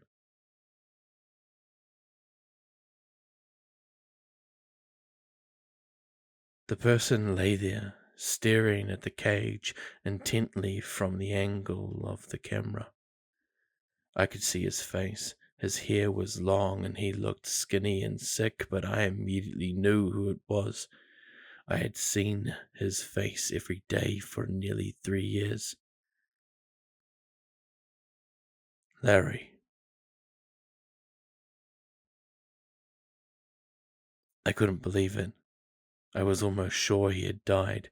He had been down here the whole time, living with these things. I felt sick inside. Somehow him being dead would have been better. Seeing him now, though, that made it a lot harder, especially after what he did. It was clear from the way he looked at Daniel and the others that he remembered as well. How could he forget? Uh-oh, he suddenly said behind me. That looks like a problem, brother. I didn't respond, just stared. Hey, don't feel too bad about it. He brought this on himself, after all. He paced around the room and looked at a sign on the wall that I hadn't noticed. It showed one of the birds with its arms outstretched and read, Mama Bird's Family Funhouse. What an awful show idea. I bet the guy who came up with it was really proud, too. He looked back at me and laughed. What's wrong? You should be happy. Your friends are safe. No, they aren't. They're trapped in there with those things. Oh, calm down. You don't even know their intentions. Looks like old Larry there has lived fine alongside them. Maybe now's your chance to leave the kids at daycare and go find the exit yourself. Shut up! Oh, that's right. You've got a princess to save. I'm going to save all of them. But only one of them really matters to you. You're wrong. Am I? I can't tell for sure. Your past actions haven't exactly made it crystal clear. What are you even talking about? I love Ethan. He's like a brother to me. Daniel too. You know exactly what I'm talking about. Before this place. What's funny is you said that same like a brother shit to me too, and yet still. I felt a jolt of pain and shame through my body and looked at the floor. Don't beat yourself up over it. Just ignore it as you do with everything else. Convince yourself that you're the hero in all of this. I'm sorry. He laughed. Don't tell me that. You should have told him that. Maybe then you wouldn't have ended up here. What's that supposed to mean? Don't worry about it. You had a lot more baggage to worry about even before you did what you did. I'm sure you would have ended up on that bus all the same. What? What are you? It doesn't matter. Maybe I'm a ghost. Maybe I'm just a mental manifestation of guilt. I'd still haunt you either way. Yeah. Well, good luck with your Alcatraz mission, brother. I'm sure you'll need it. He swung open the door and stepped outside, letting the darkness engulf him. I just sat there for a while, staring at the screen and thinking. I watched my friends as they lay helplessly in their cage. I stared at Ethan, who clutched his arm tightly, the arm he had injured trying to save me. I looked at Daniel, who had followed me down here even though he didn't have to. While he would have either way, I knew it was because he wanted to keep me safe. I looked at Bear, who cared about me so much that she is willing to jump onto a monster's back to save me, to tell me to leave when she thought for sure that they were going to die. Was she just another one that I pushed the thoughts deep down. No time to think about that right now, I told myself. My lifelong mantra. Keep moving, I muttered. I stood up from the chair and crossed towards the other door. Unlike the first one, it was polished wood. A sign had been hung that warned against entering during recordings. I placed my hand on the knob anyways. You gotta keep moving.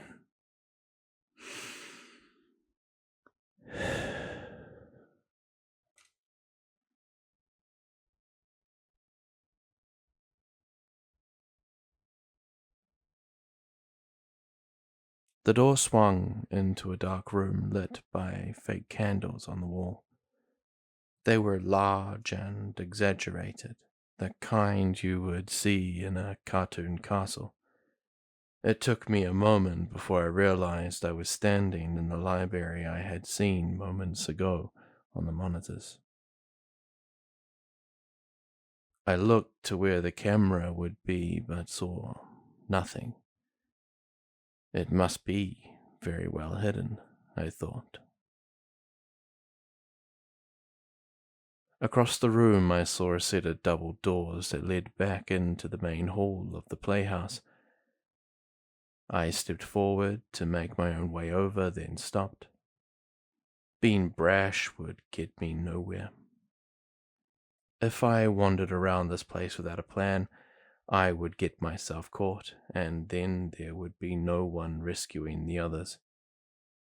Instead, I turned and shut the door, holding it and making sure that it didn't entirely close all the way. There had to be some way to open it from the inside. It was clear that this place was meant to mimic a studio, which meant there had to be some way for the actors to not only get in, but back out as well. Looking at the now shut door from my side, it looked like part of the bookshelf. The books that rested on it were all made of felt and had no actual pages in them. They simply sat on the shelf for display alone. I skimmed the surface, looking for some sort of hidden knob or lever, but found nothing. I began pulling on the books as well, but they were all bolted in place except for one, a blue book with 2 golden squiggles for trim along its side. I gripped the top lip of the thing and pulled, and to my surprise, it slid out about an inch from its spot before stopping. I held my breath, then pushed the shelf completely shut. If this wasn't actually the latch to open it, then there was a good chance I was stuck in here. I pulled the book once again and heard a slight click. The shelf swung back open into the recording room. Thank God, I muttered. Just then I heard a familiar laugh coming from the door behind me. I whipped my head to see the clock on the wall with its eyes open, smiling. Not wasting a second, I spun around, slipped through the crack, and then slammed the door shut. Stepping back behind the monitors, I watched from the screen as 2 birds entered the room. They bounced around the space, searching for their trespasser, checking every corner eagerly as if it were some sort of game to them. My heart pounded as one passed the shelf. I kept one eye on the door and the other on the monitor, prepared to bolt it if needed. To my relief, however, the birds skipped on by without a second thought. They didn't know about the secret passage. Before they left, they stopped just before the exit. One of the things reeled its head back and opened its wide beak. Its stomach started throbbing as it bobbed its neck up and down. From its mouth I started to see a wooden stick appear. When it was out far enough, the bird wrapped its hand around it and yanked the slimy pole out. It raised the post over its head and whacked the clock viciously. Through the wall I could hear it scream horribly. The fact that it was so human sent a chill down my spine. After that I watched in disgust as the bird painfully shoved the stick back into its gullet. Once they had gone, I sat staring at the screen, trying my best to formulate a plan. It was clear that entering the playhouse for more than a few minutes would result in me getting caught one way or another. There was really nowhere to hide once I was in. I could always drop in from one of the open ceilings and try to get my friends out of the library door. That way I didn't risk having to travel the same path twice. However, finding the right window would be hard. It seemed that once you were in the birds' company, you were always under their supervision. I glanced back at Bear, Ethan, and Dan in their cage, then to Larry on the floor.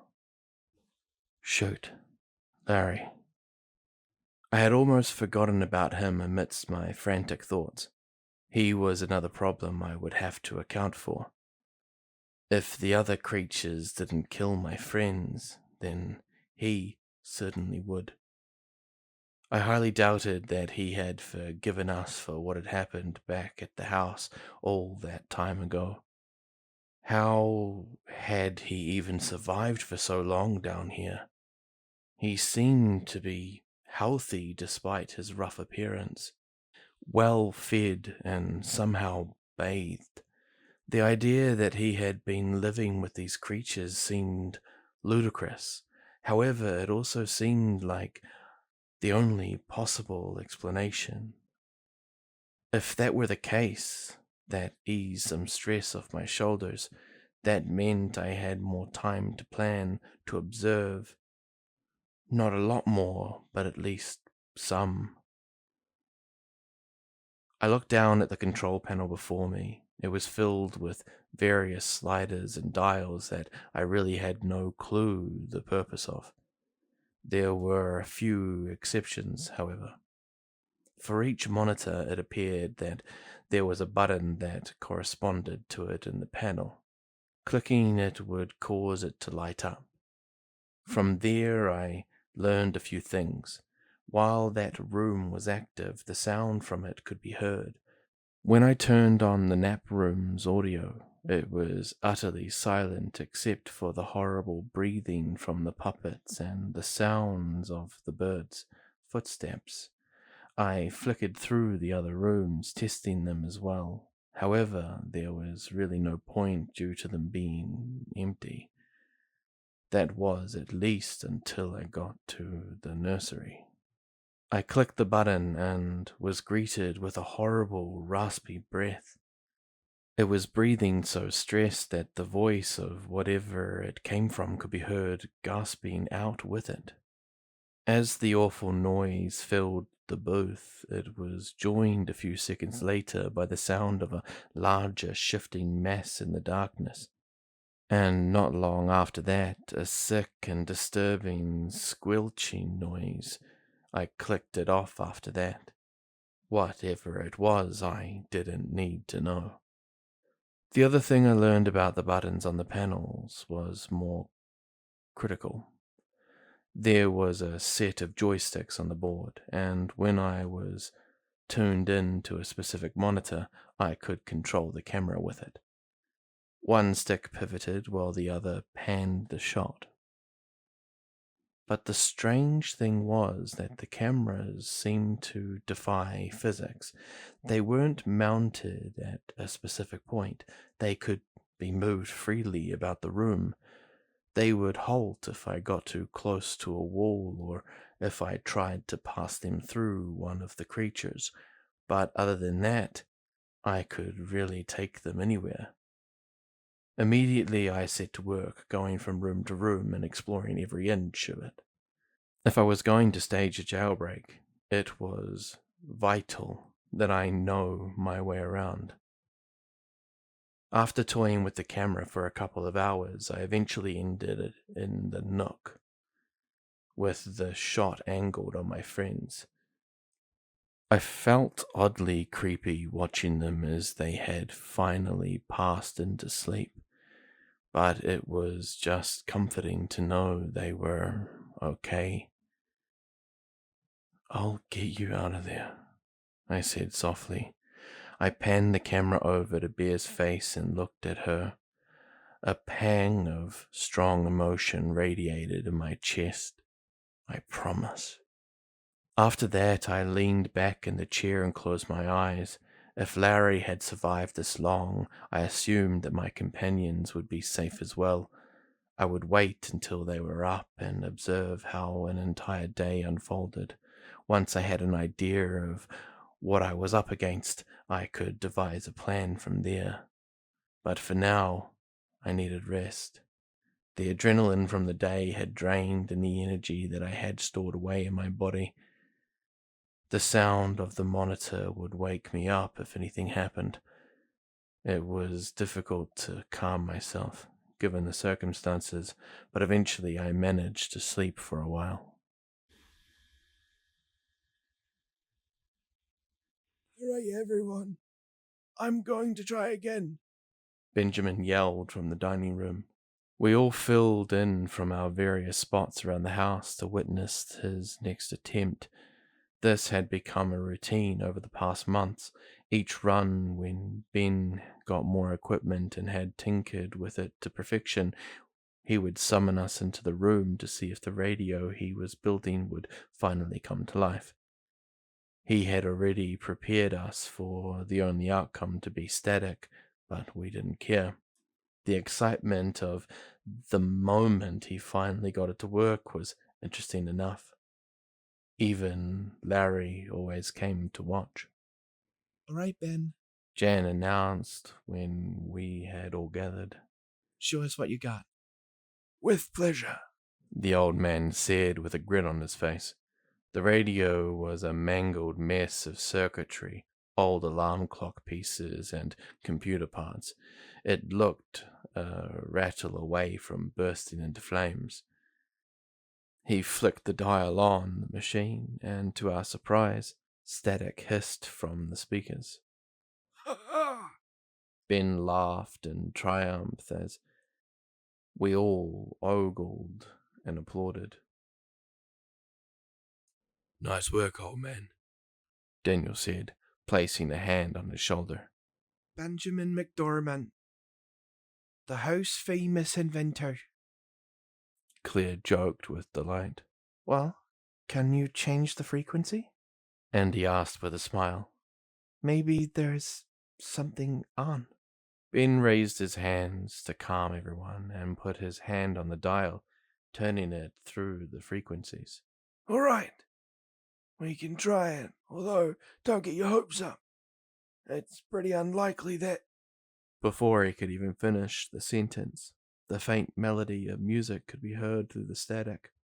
The tune was muffled and distant and sounded like an old classical song, but the prospect of a frequency in a place like this was incredible. Ben looked at us with a shocked yet incredibly pleased face as another wave of cheers filled the room. "Well, keep going. Maybe there's more," Jan urged. "All right." Ben continued to turn through the dial until we heard another sound emanating from the radio. We hushed one another as we listened in, but it wasn't music this time. It was the sound of a dozen small clicking sounds. I would have just thought it was the audio acting up and popping with static, but after a moment, Grace spoke. "What is that?"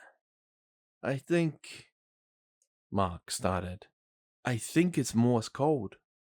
"Yeah, you're right," Benjamin confirmed. "Do either of you know it?" Yes, I do. Ben added. Someone grab me some paper. Bear ran into the bedroom and came back with a notebook and pen.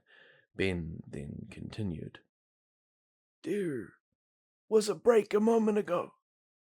I think it's looping.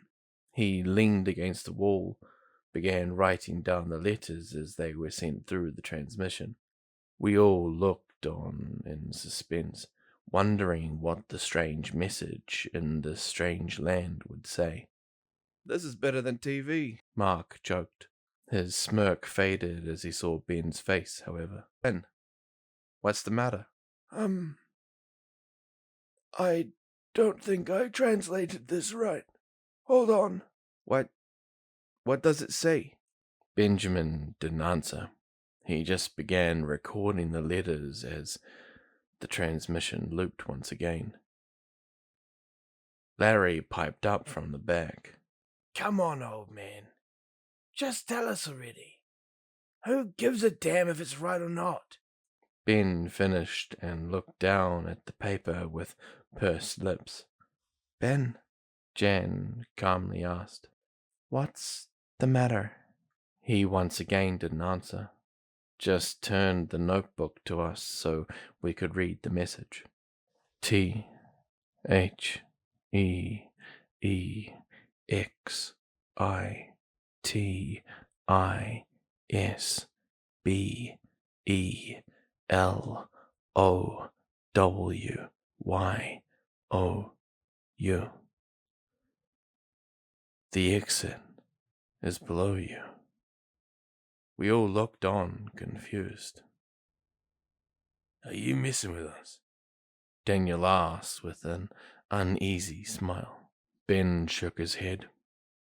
We all knew he wasn't the joking type, at least not about something like this.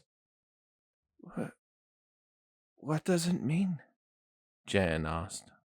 Grace licked her lips. I think it means exactly what it says. Okay, but why is it playing through Ben's makeshift radio? Who knows with this place? Mark said. Whoever knows. Do you think that... Ethan started. Do you think that's actually true? We all fell silent. Well, if it is then, I mean, we didn't go too far down there. Daniel eventually spoke. We can't even if we wanted to. That thing wouldn't let us, Claire pointed out. There's no way, Jan said. I mean, think about it. This place wants us dead. It has to be a trap. Heck, even the bodies outside try to lure us out there at night. It's just trying to bait us downstairs so that the creature can get us. But what if it's not? Daniel spoke. What if it's telling us how to escape? If that's the case, we can't just sit up here. We've never been down there since the creature showed up, though. Bear nodded. We have no clue what's waiting for us. Suddenly, Larry started giggling. It started off small, but slowly grew into wild laughter.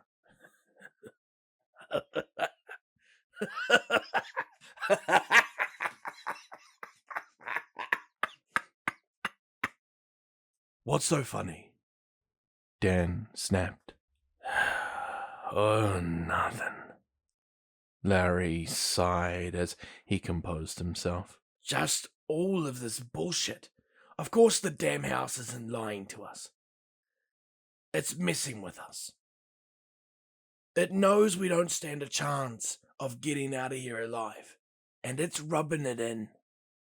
Mark stepped forward and calmly held up his hand. Larry, calm down. Calm down? No, I have been calm. I was calm when we woke up here, and I was calm when that blonde chick collapsed on the hill. I was calm when we learned about that thing downstairs, and I was calm when the body we left outside got up and started dancing around. I've been calm for the last 2.5 years. Larry screamed, throwing up his hands. But this is the last straw with me. He slammed his way past Mark and over to the radio that sat on the floor. In one swift motion, he raised his foot and brought his heel down hard on the thing. It exploded into 1,000,000 pieces. All of Benjamin's hard work over the last year gone in seconds. No! Ben yelled as everyone let out similar gasps and cries. Daniel grabbed Larry and slammed him against the wall. Larry, what the hell are you doing? Get a grip. He began to hysterically laugh once again. What are you going to do, Dan? Scream at me? Beat me till I'm black and blue? The outcome is all the same. In the end, we're all going to die. And there is nothing we can do about any of it. Dan released his grip as Larry continued laughing. That's what I thought. Do you know why? 'Cause you're all too afraid to do anything. You're just so content to sit around and jerk off with each other. In an instant, Larry was out cold on the floor. Dan's knuckles were split open. We all stared, shocked. Daniel was a big man, and when he needed to be, he could be intense. But we had never seen him do something like that. He looked down at his hand, then back to all of us. I'm sorry. I just wanted him to shut up. None of us had any arguments with that. Larry was still breathing and would be fine when he woke up. If not, maybe with a headache and pissed off. Mark and Frank dragged him off to the bedroom after checking he was all right, while Ben crawled around on the floor, collecting the scattered remains of his creation. Daniel walked off to the sunroom to stare out the windows. He was never quite the same after that moment. He was more distant, less happy. I turned to Bear, Andy, and Ethan. Holy crap, Bear muttered. Yeah, I replied. That was pretty intense. He kinda deserved it. Kinda. Ethan chuckled. He deserved a lot more than that. We looked down to Benjamin, clutching the remains of the radio on the floor. Andy knelt next to him. You alright, Ben? He had tears welling in his eyes. It may have just been a bunch of old parts, but that radio had been something that had brought him so much joy and excitement. Both things we were in short supply of. I could only imagine how he felt. Yeah, I'm alright. Maybe you can fix it or rebuild a new one with the parts you still have. If you manage to get that pile of scraps to function, then I don't think anything can stop you. Benjamin smiled softly. I appreciate the kind words, kids, but it's quite alright. I'll be fine. It's just disheartening at all. Stupid Larry, Andy scoffed as she held up a piece of smashed circuit board. As we all filled out and dispersed around the house, I could tell that nobody wanted to talk. We were all not even sure what to say to one another. Despite the scene we just had witnessed with Larry, we had also just learned a disturbing fact. There might be an escape from this place in the part of the house where we dare not go. My thoughts tangled themselves as they relentlessly switched back and forth on the matter. If there was an exit, could we reach it? Maybe Jan was right. It could be a trap, but if it wasn't, then we had to go. We couldn't stay here forever. I grew tired of talking with myself and moved to join the one person I knew I could always speak with. What are you thinking, pretty lady? I asked as I slid down the wall next to Andy. She currently had her chin resting on her knees with her arms wrapped around her mouth, deep in thought. After a moment, she lifted her head and spoke. Do you think the radio was right? That there's an exit. I'm not sure. I've been back and forth on it. How about you? She bit her cheek. Larry may be a jerk, but I think he was right. I do think Ed's down there. What makes you certain? I'm not sure. Just a feeling, I guess. But if you think about it, it sort of makes sense. If the house really wanted to trap us here and mess with us, it would keep the only way out as far away as possible, then guard it with its worst creature. I nodded and looked at the floor. At the time, I didn't want to admit it, but I agreed with her, mainly because I felt the same feeling that she did. So, what now then? I'm not sure. I doubt anyone will actually believe it. Half of the house already seemed apprehensive the second after we read the page. That's true. I can't really see them wanting to go down there based on a single phrase. Andy suddenly buried her face into her knees.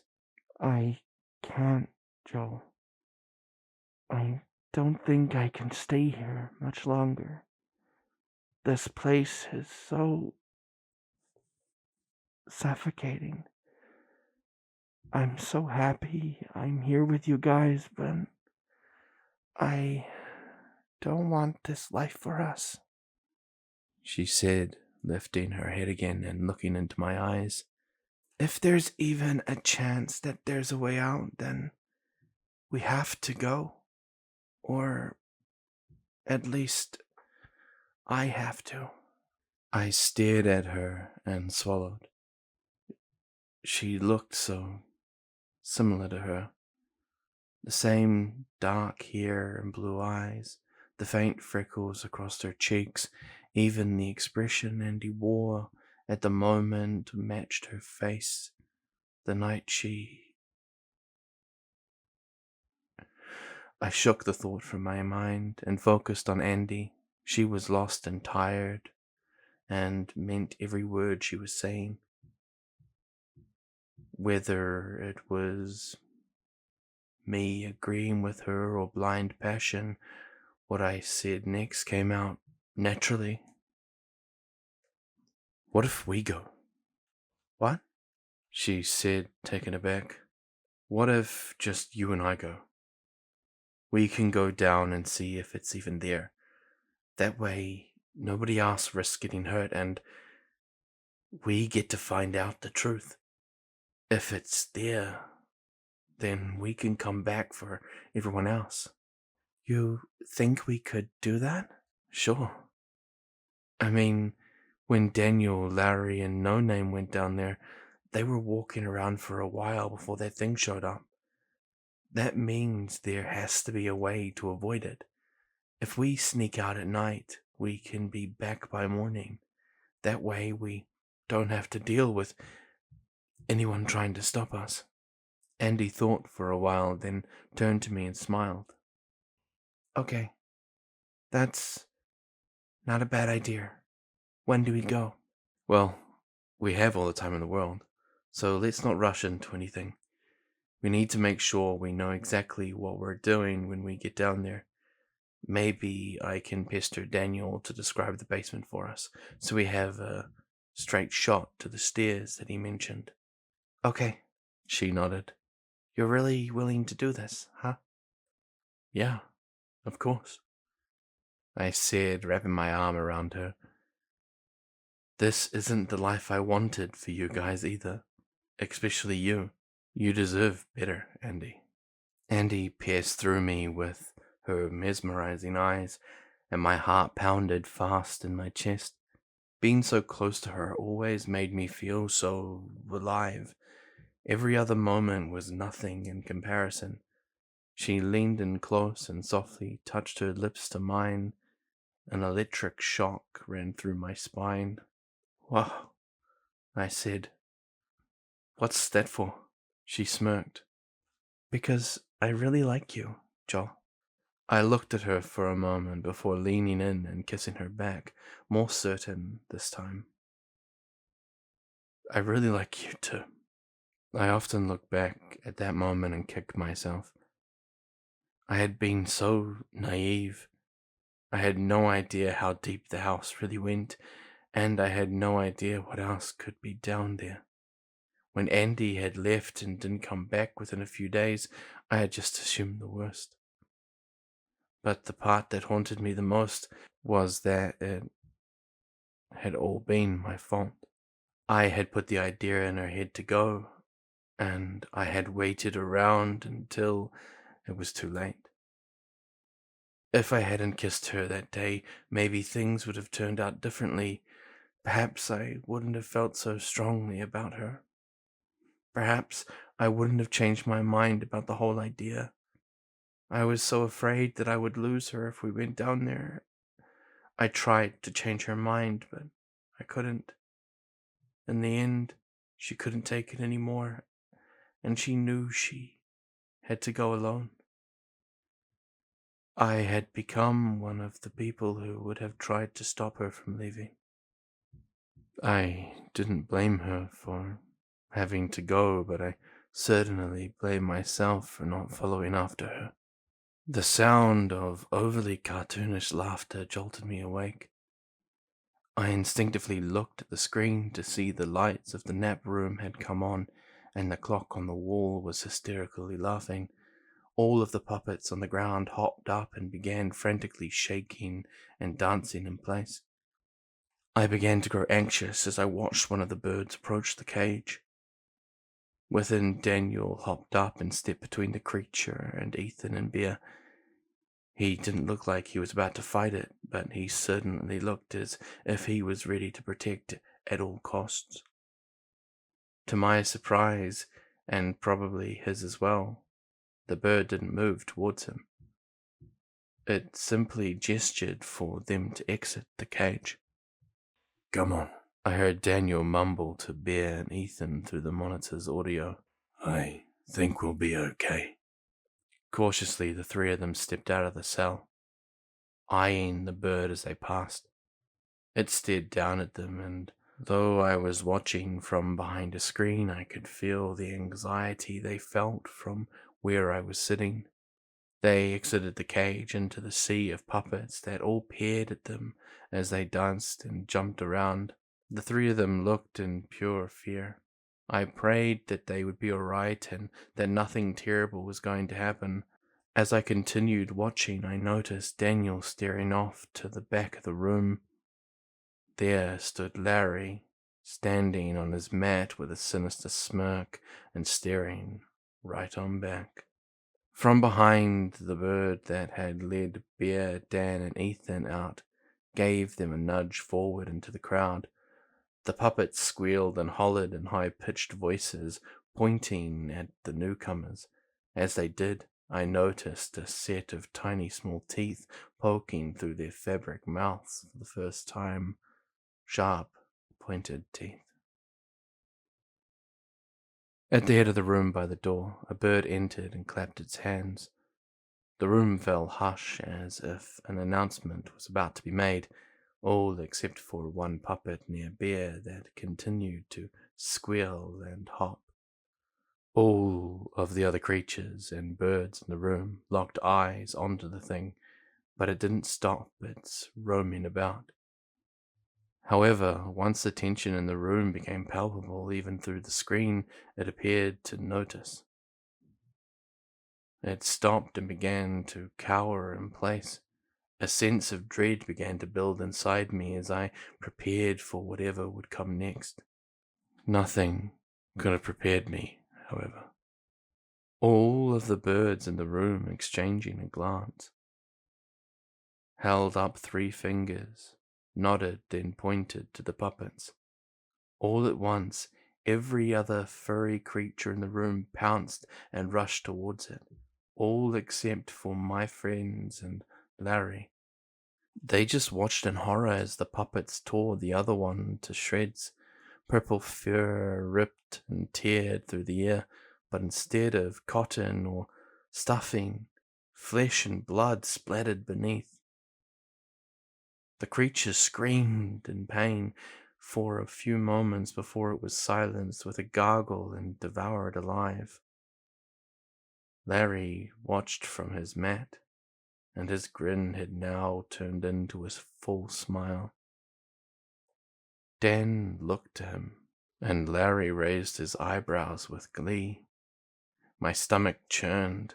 I needed to get them out as soon as possible. When the puppets dispersed, all that remained was a mess of blood and fur. One of the birds walked over and lay down in the spot and began to roll around, using itself as a makeshift mop. It then hopped up and ruffled its feathers, and the whole scene resumed like it had moments before. The bird by the door clapped its hands, and the puppets looked over. The bird beckoned for them to follow, and like a herd of cattle, they all obeyed, Larry included. Bear, Ethan, and Daniel took the hint. From that point on, time became hazy. I didn't move from the screen and watched every second of my friend's imprisonment, looking for any short window for rescue. I had assumed that since Larry had seemingly been here so long, there had to have been some sort of routine to how the playhouse functioned. If I could figure that routine out, I could find the best time to slip in and get my friends. I thought I could learn it all in one day, but 3 days later, I still sat in that dusty old computer chair, staring at the flickering screen. The routine was always the same each day. That part wasn't the problem. Everyone and everything would wake up and go to the kitchen where they all would eat the blandest looking cereal, despite the puppets already consuming at least one of their brethren each morning. After that, they would go to the activity room for a few hours, then get a bathroom break that consisted of a mile-long line for the single toilet. As far as I could tell, the puppets never actually did anything when it was their turn. They just sat there, dancing their heads back and forth while hopping off. I only ever saw the tub get used if any of the puppets had gotten covered in blood. From the bathroom, it was on to the playroom where I watched the horrifying little gremlins sprint around the play structure like rabid animals. As the birds watched from the edges of the room, they would call out different puppets that seemingly broke some sort of rule. I noticed when this happened, they would hold up a number on their fingers. Once that number reached 3, that puppet became a meal for its friends. 3 strikes and you're out. Got it. I figured that since Larry seemed far more intelligent than the puppets, this was how he managed to survive for so long. He knew how not to break the rules. Unfortunately, my friends didn't know said rules yet. That became determined very quickly. But I'm getting ahead of myself. After the playhouse, they would go to the library for a story. This would have been the perfect time to rescue my friends, but a bird always took a spot right in front of the secret bookshelf. I would be caught the second I opened it. After that, it was back to the activity room, then the playhouse one last time before a dinner of standard-looking sandwiches from the seemingly endless fridge, and then bed. As I said, the routine wasn't the problem.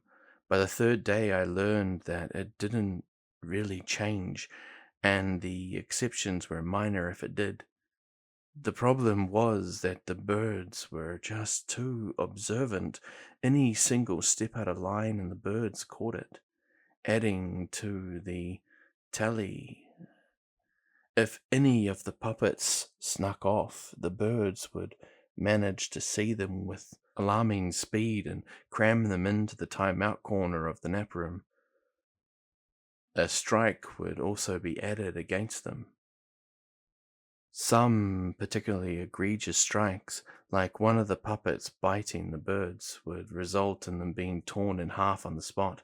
I was thankful that Daniel's punch must have been weak to the thing, or he might have suffered the same fate. It appeared that no matter what way I snuck in, I simply didn't have the power or agility to rescue my friends. None of the circumstances seemed to allow me a window that I could slip past the birds. That's why one day had turned into 3, 3 to 5, and 5 to a whole week. Back during the first day when my friends had their first experience in the playroom, they stood in the far corner of the room, trying desperately to avoid the barrage of colorful demons running around them. I moved the camera close to listen in. What do we do? Bear softly questioned. I'm not sure. It looks like as long as we listen to them and stay out of the way, we'll be fine. Daniel summarized. Do you think Joel is okay? Ethan asked. My stomach dropped at the question. I should have been there with them. I hope so, Bear muttered.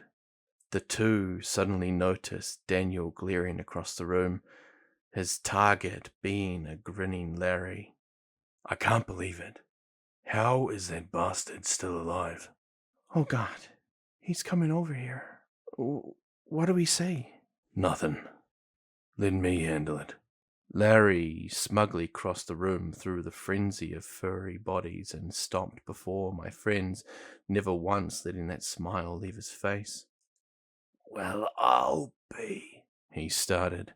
His tone was excited and unstable. If it isn't my old roommates. Though he had looked well kept when I first saw him, Larry looked awful on second inspection. His hair was long and his frame was hunched and twisted. He had bags under his eyelids, and his eyes themselves were detached and twitchy. The man had clearly let himself go to the chaos around him. As he spoke, Daniel said nothing. Ah, come now. Is that any way to treat an old friend? What are you doing down here? Daniel snapped. Larry scoffed. What am I doing down here? I'd think you, of all people, would know exactly why I'm down here, Daniel. I should be asking you the same question. Although I am sure the answer is already clear. Larry's smirk returned. You finally came to find the exit. Huh? Daniel said nothing. And you dragged the kiddos along as well, I see. He turned to Bear and waved. Hello, sweetheart. My grip tightened on the controls. Bear made a face of disgust and Ethan stepped in front of her. Larry laughed. Calm down, kid. I'm just messing around. Besides, not like standing up for her will win you any affection. She always preferred the other one. Joel, I think. Ethan's eyes darted to the floor. Speaking of which, nobody else decided to join your little crusade, huh? Still cozy up there in the same old rooms. Daniel finally snapped.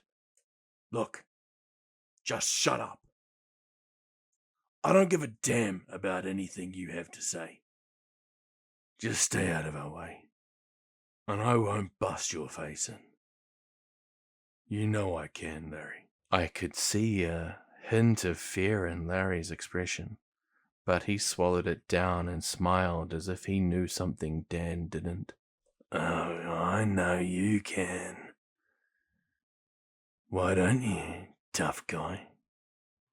Go ahead. Take your best shot. I saw Daniel clench his fist and tighten his jaw. I could tell he was seriously contemplating it. Dan, don't. I softly muttered to myself. Luckily, my unheard wish came true. Daniel took a deep breath and relaxed his muscles instead. He just glared at the man with a look that could kill. Well, that's a shame, Larry said plainly. Perhaps some motivation. He took a step towards Bear and Ethan, and Daniel didn't hesitate. He grabbed Larry's shoulder, turned him towards himself, and decked him in the face as hard as possible. Harder than he had punched the bird the morning prior, and that blow had even been adrenaline-filled. Larry staggered backwards, falling on his butt, then curled into a ball as he held his nose. Dan, no! Bear cried. Instantly the room hushed as a nearby bird pointed to Dan. I erupted up from the chair and turned my body to the library door, waiting for the verdicts. The bird held up 2 fingers, and I released a shaky breath. They must have countered Daniel's first attack against the bird. Not good. But at least he wasn't dead yet. I slowly sat back down.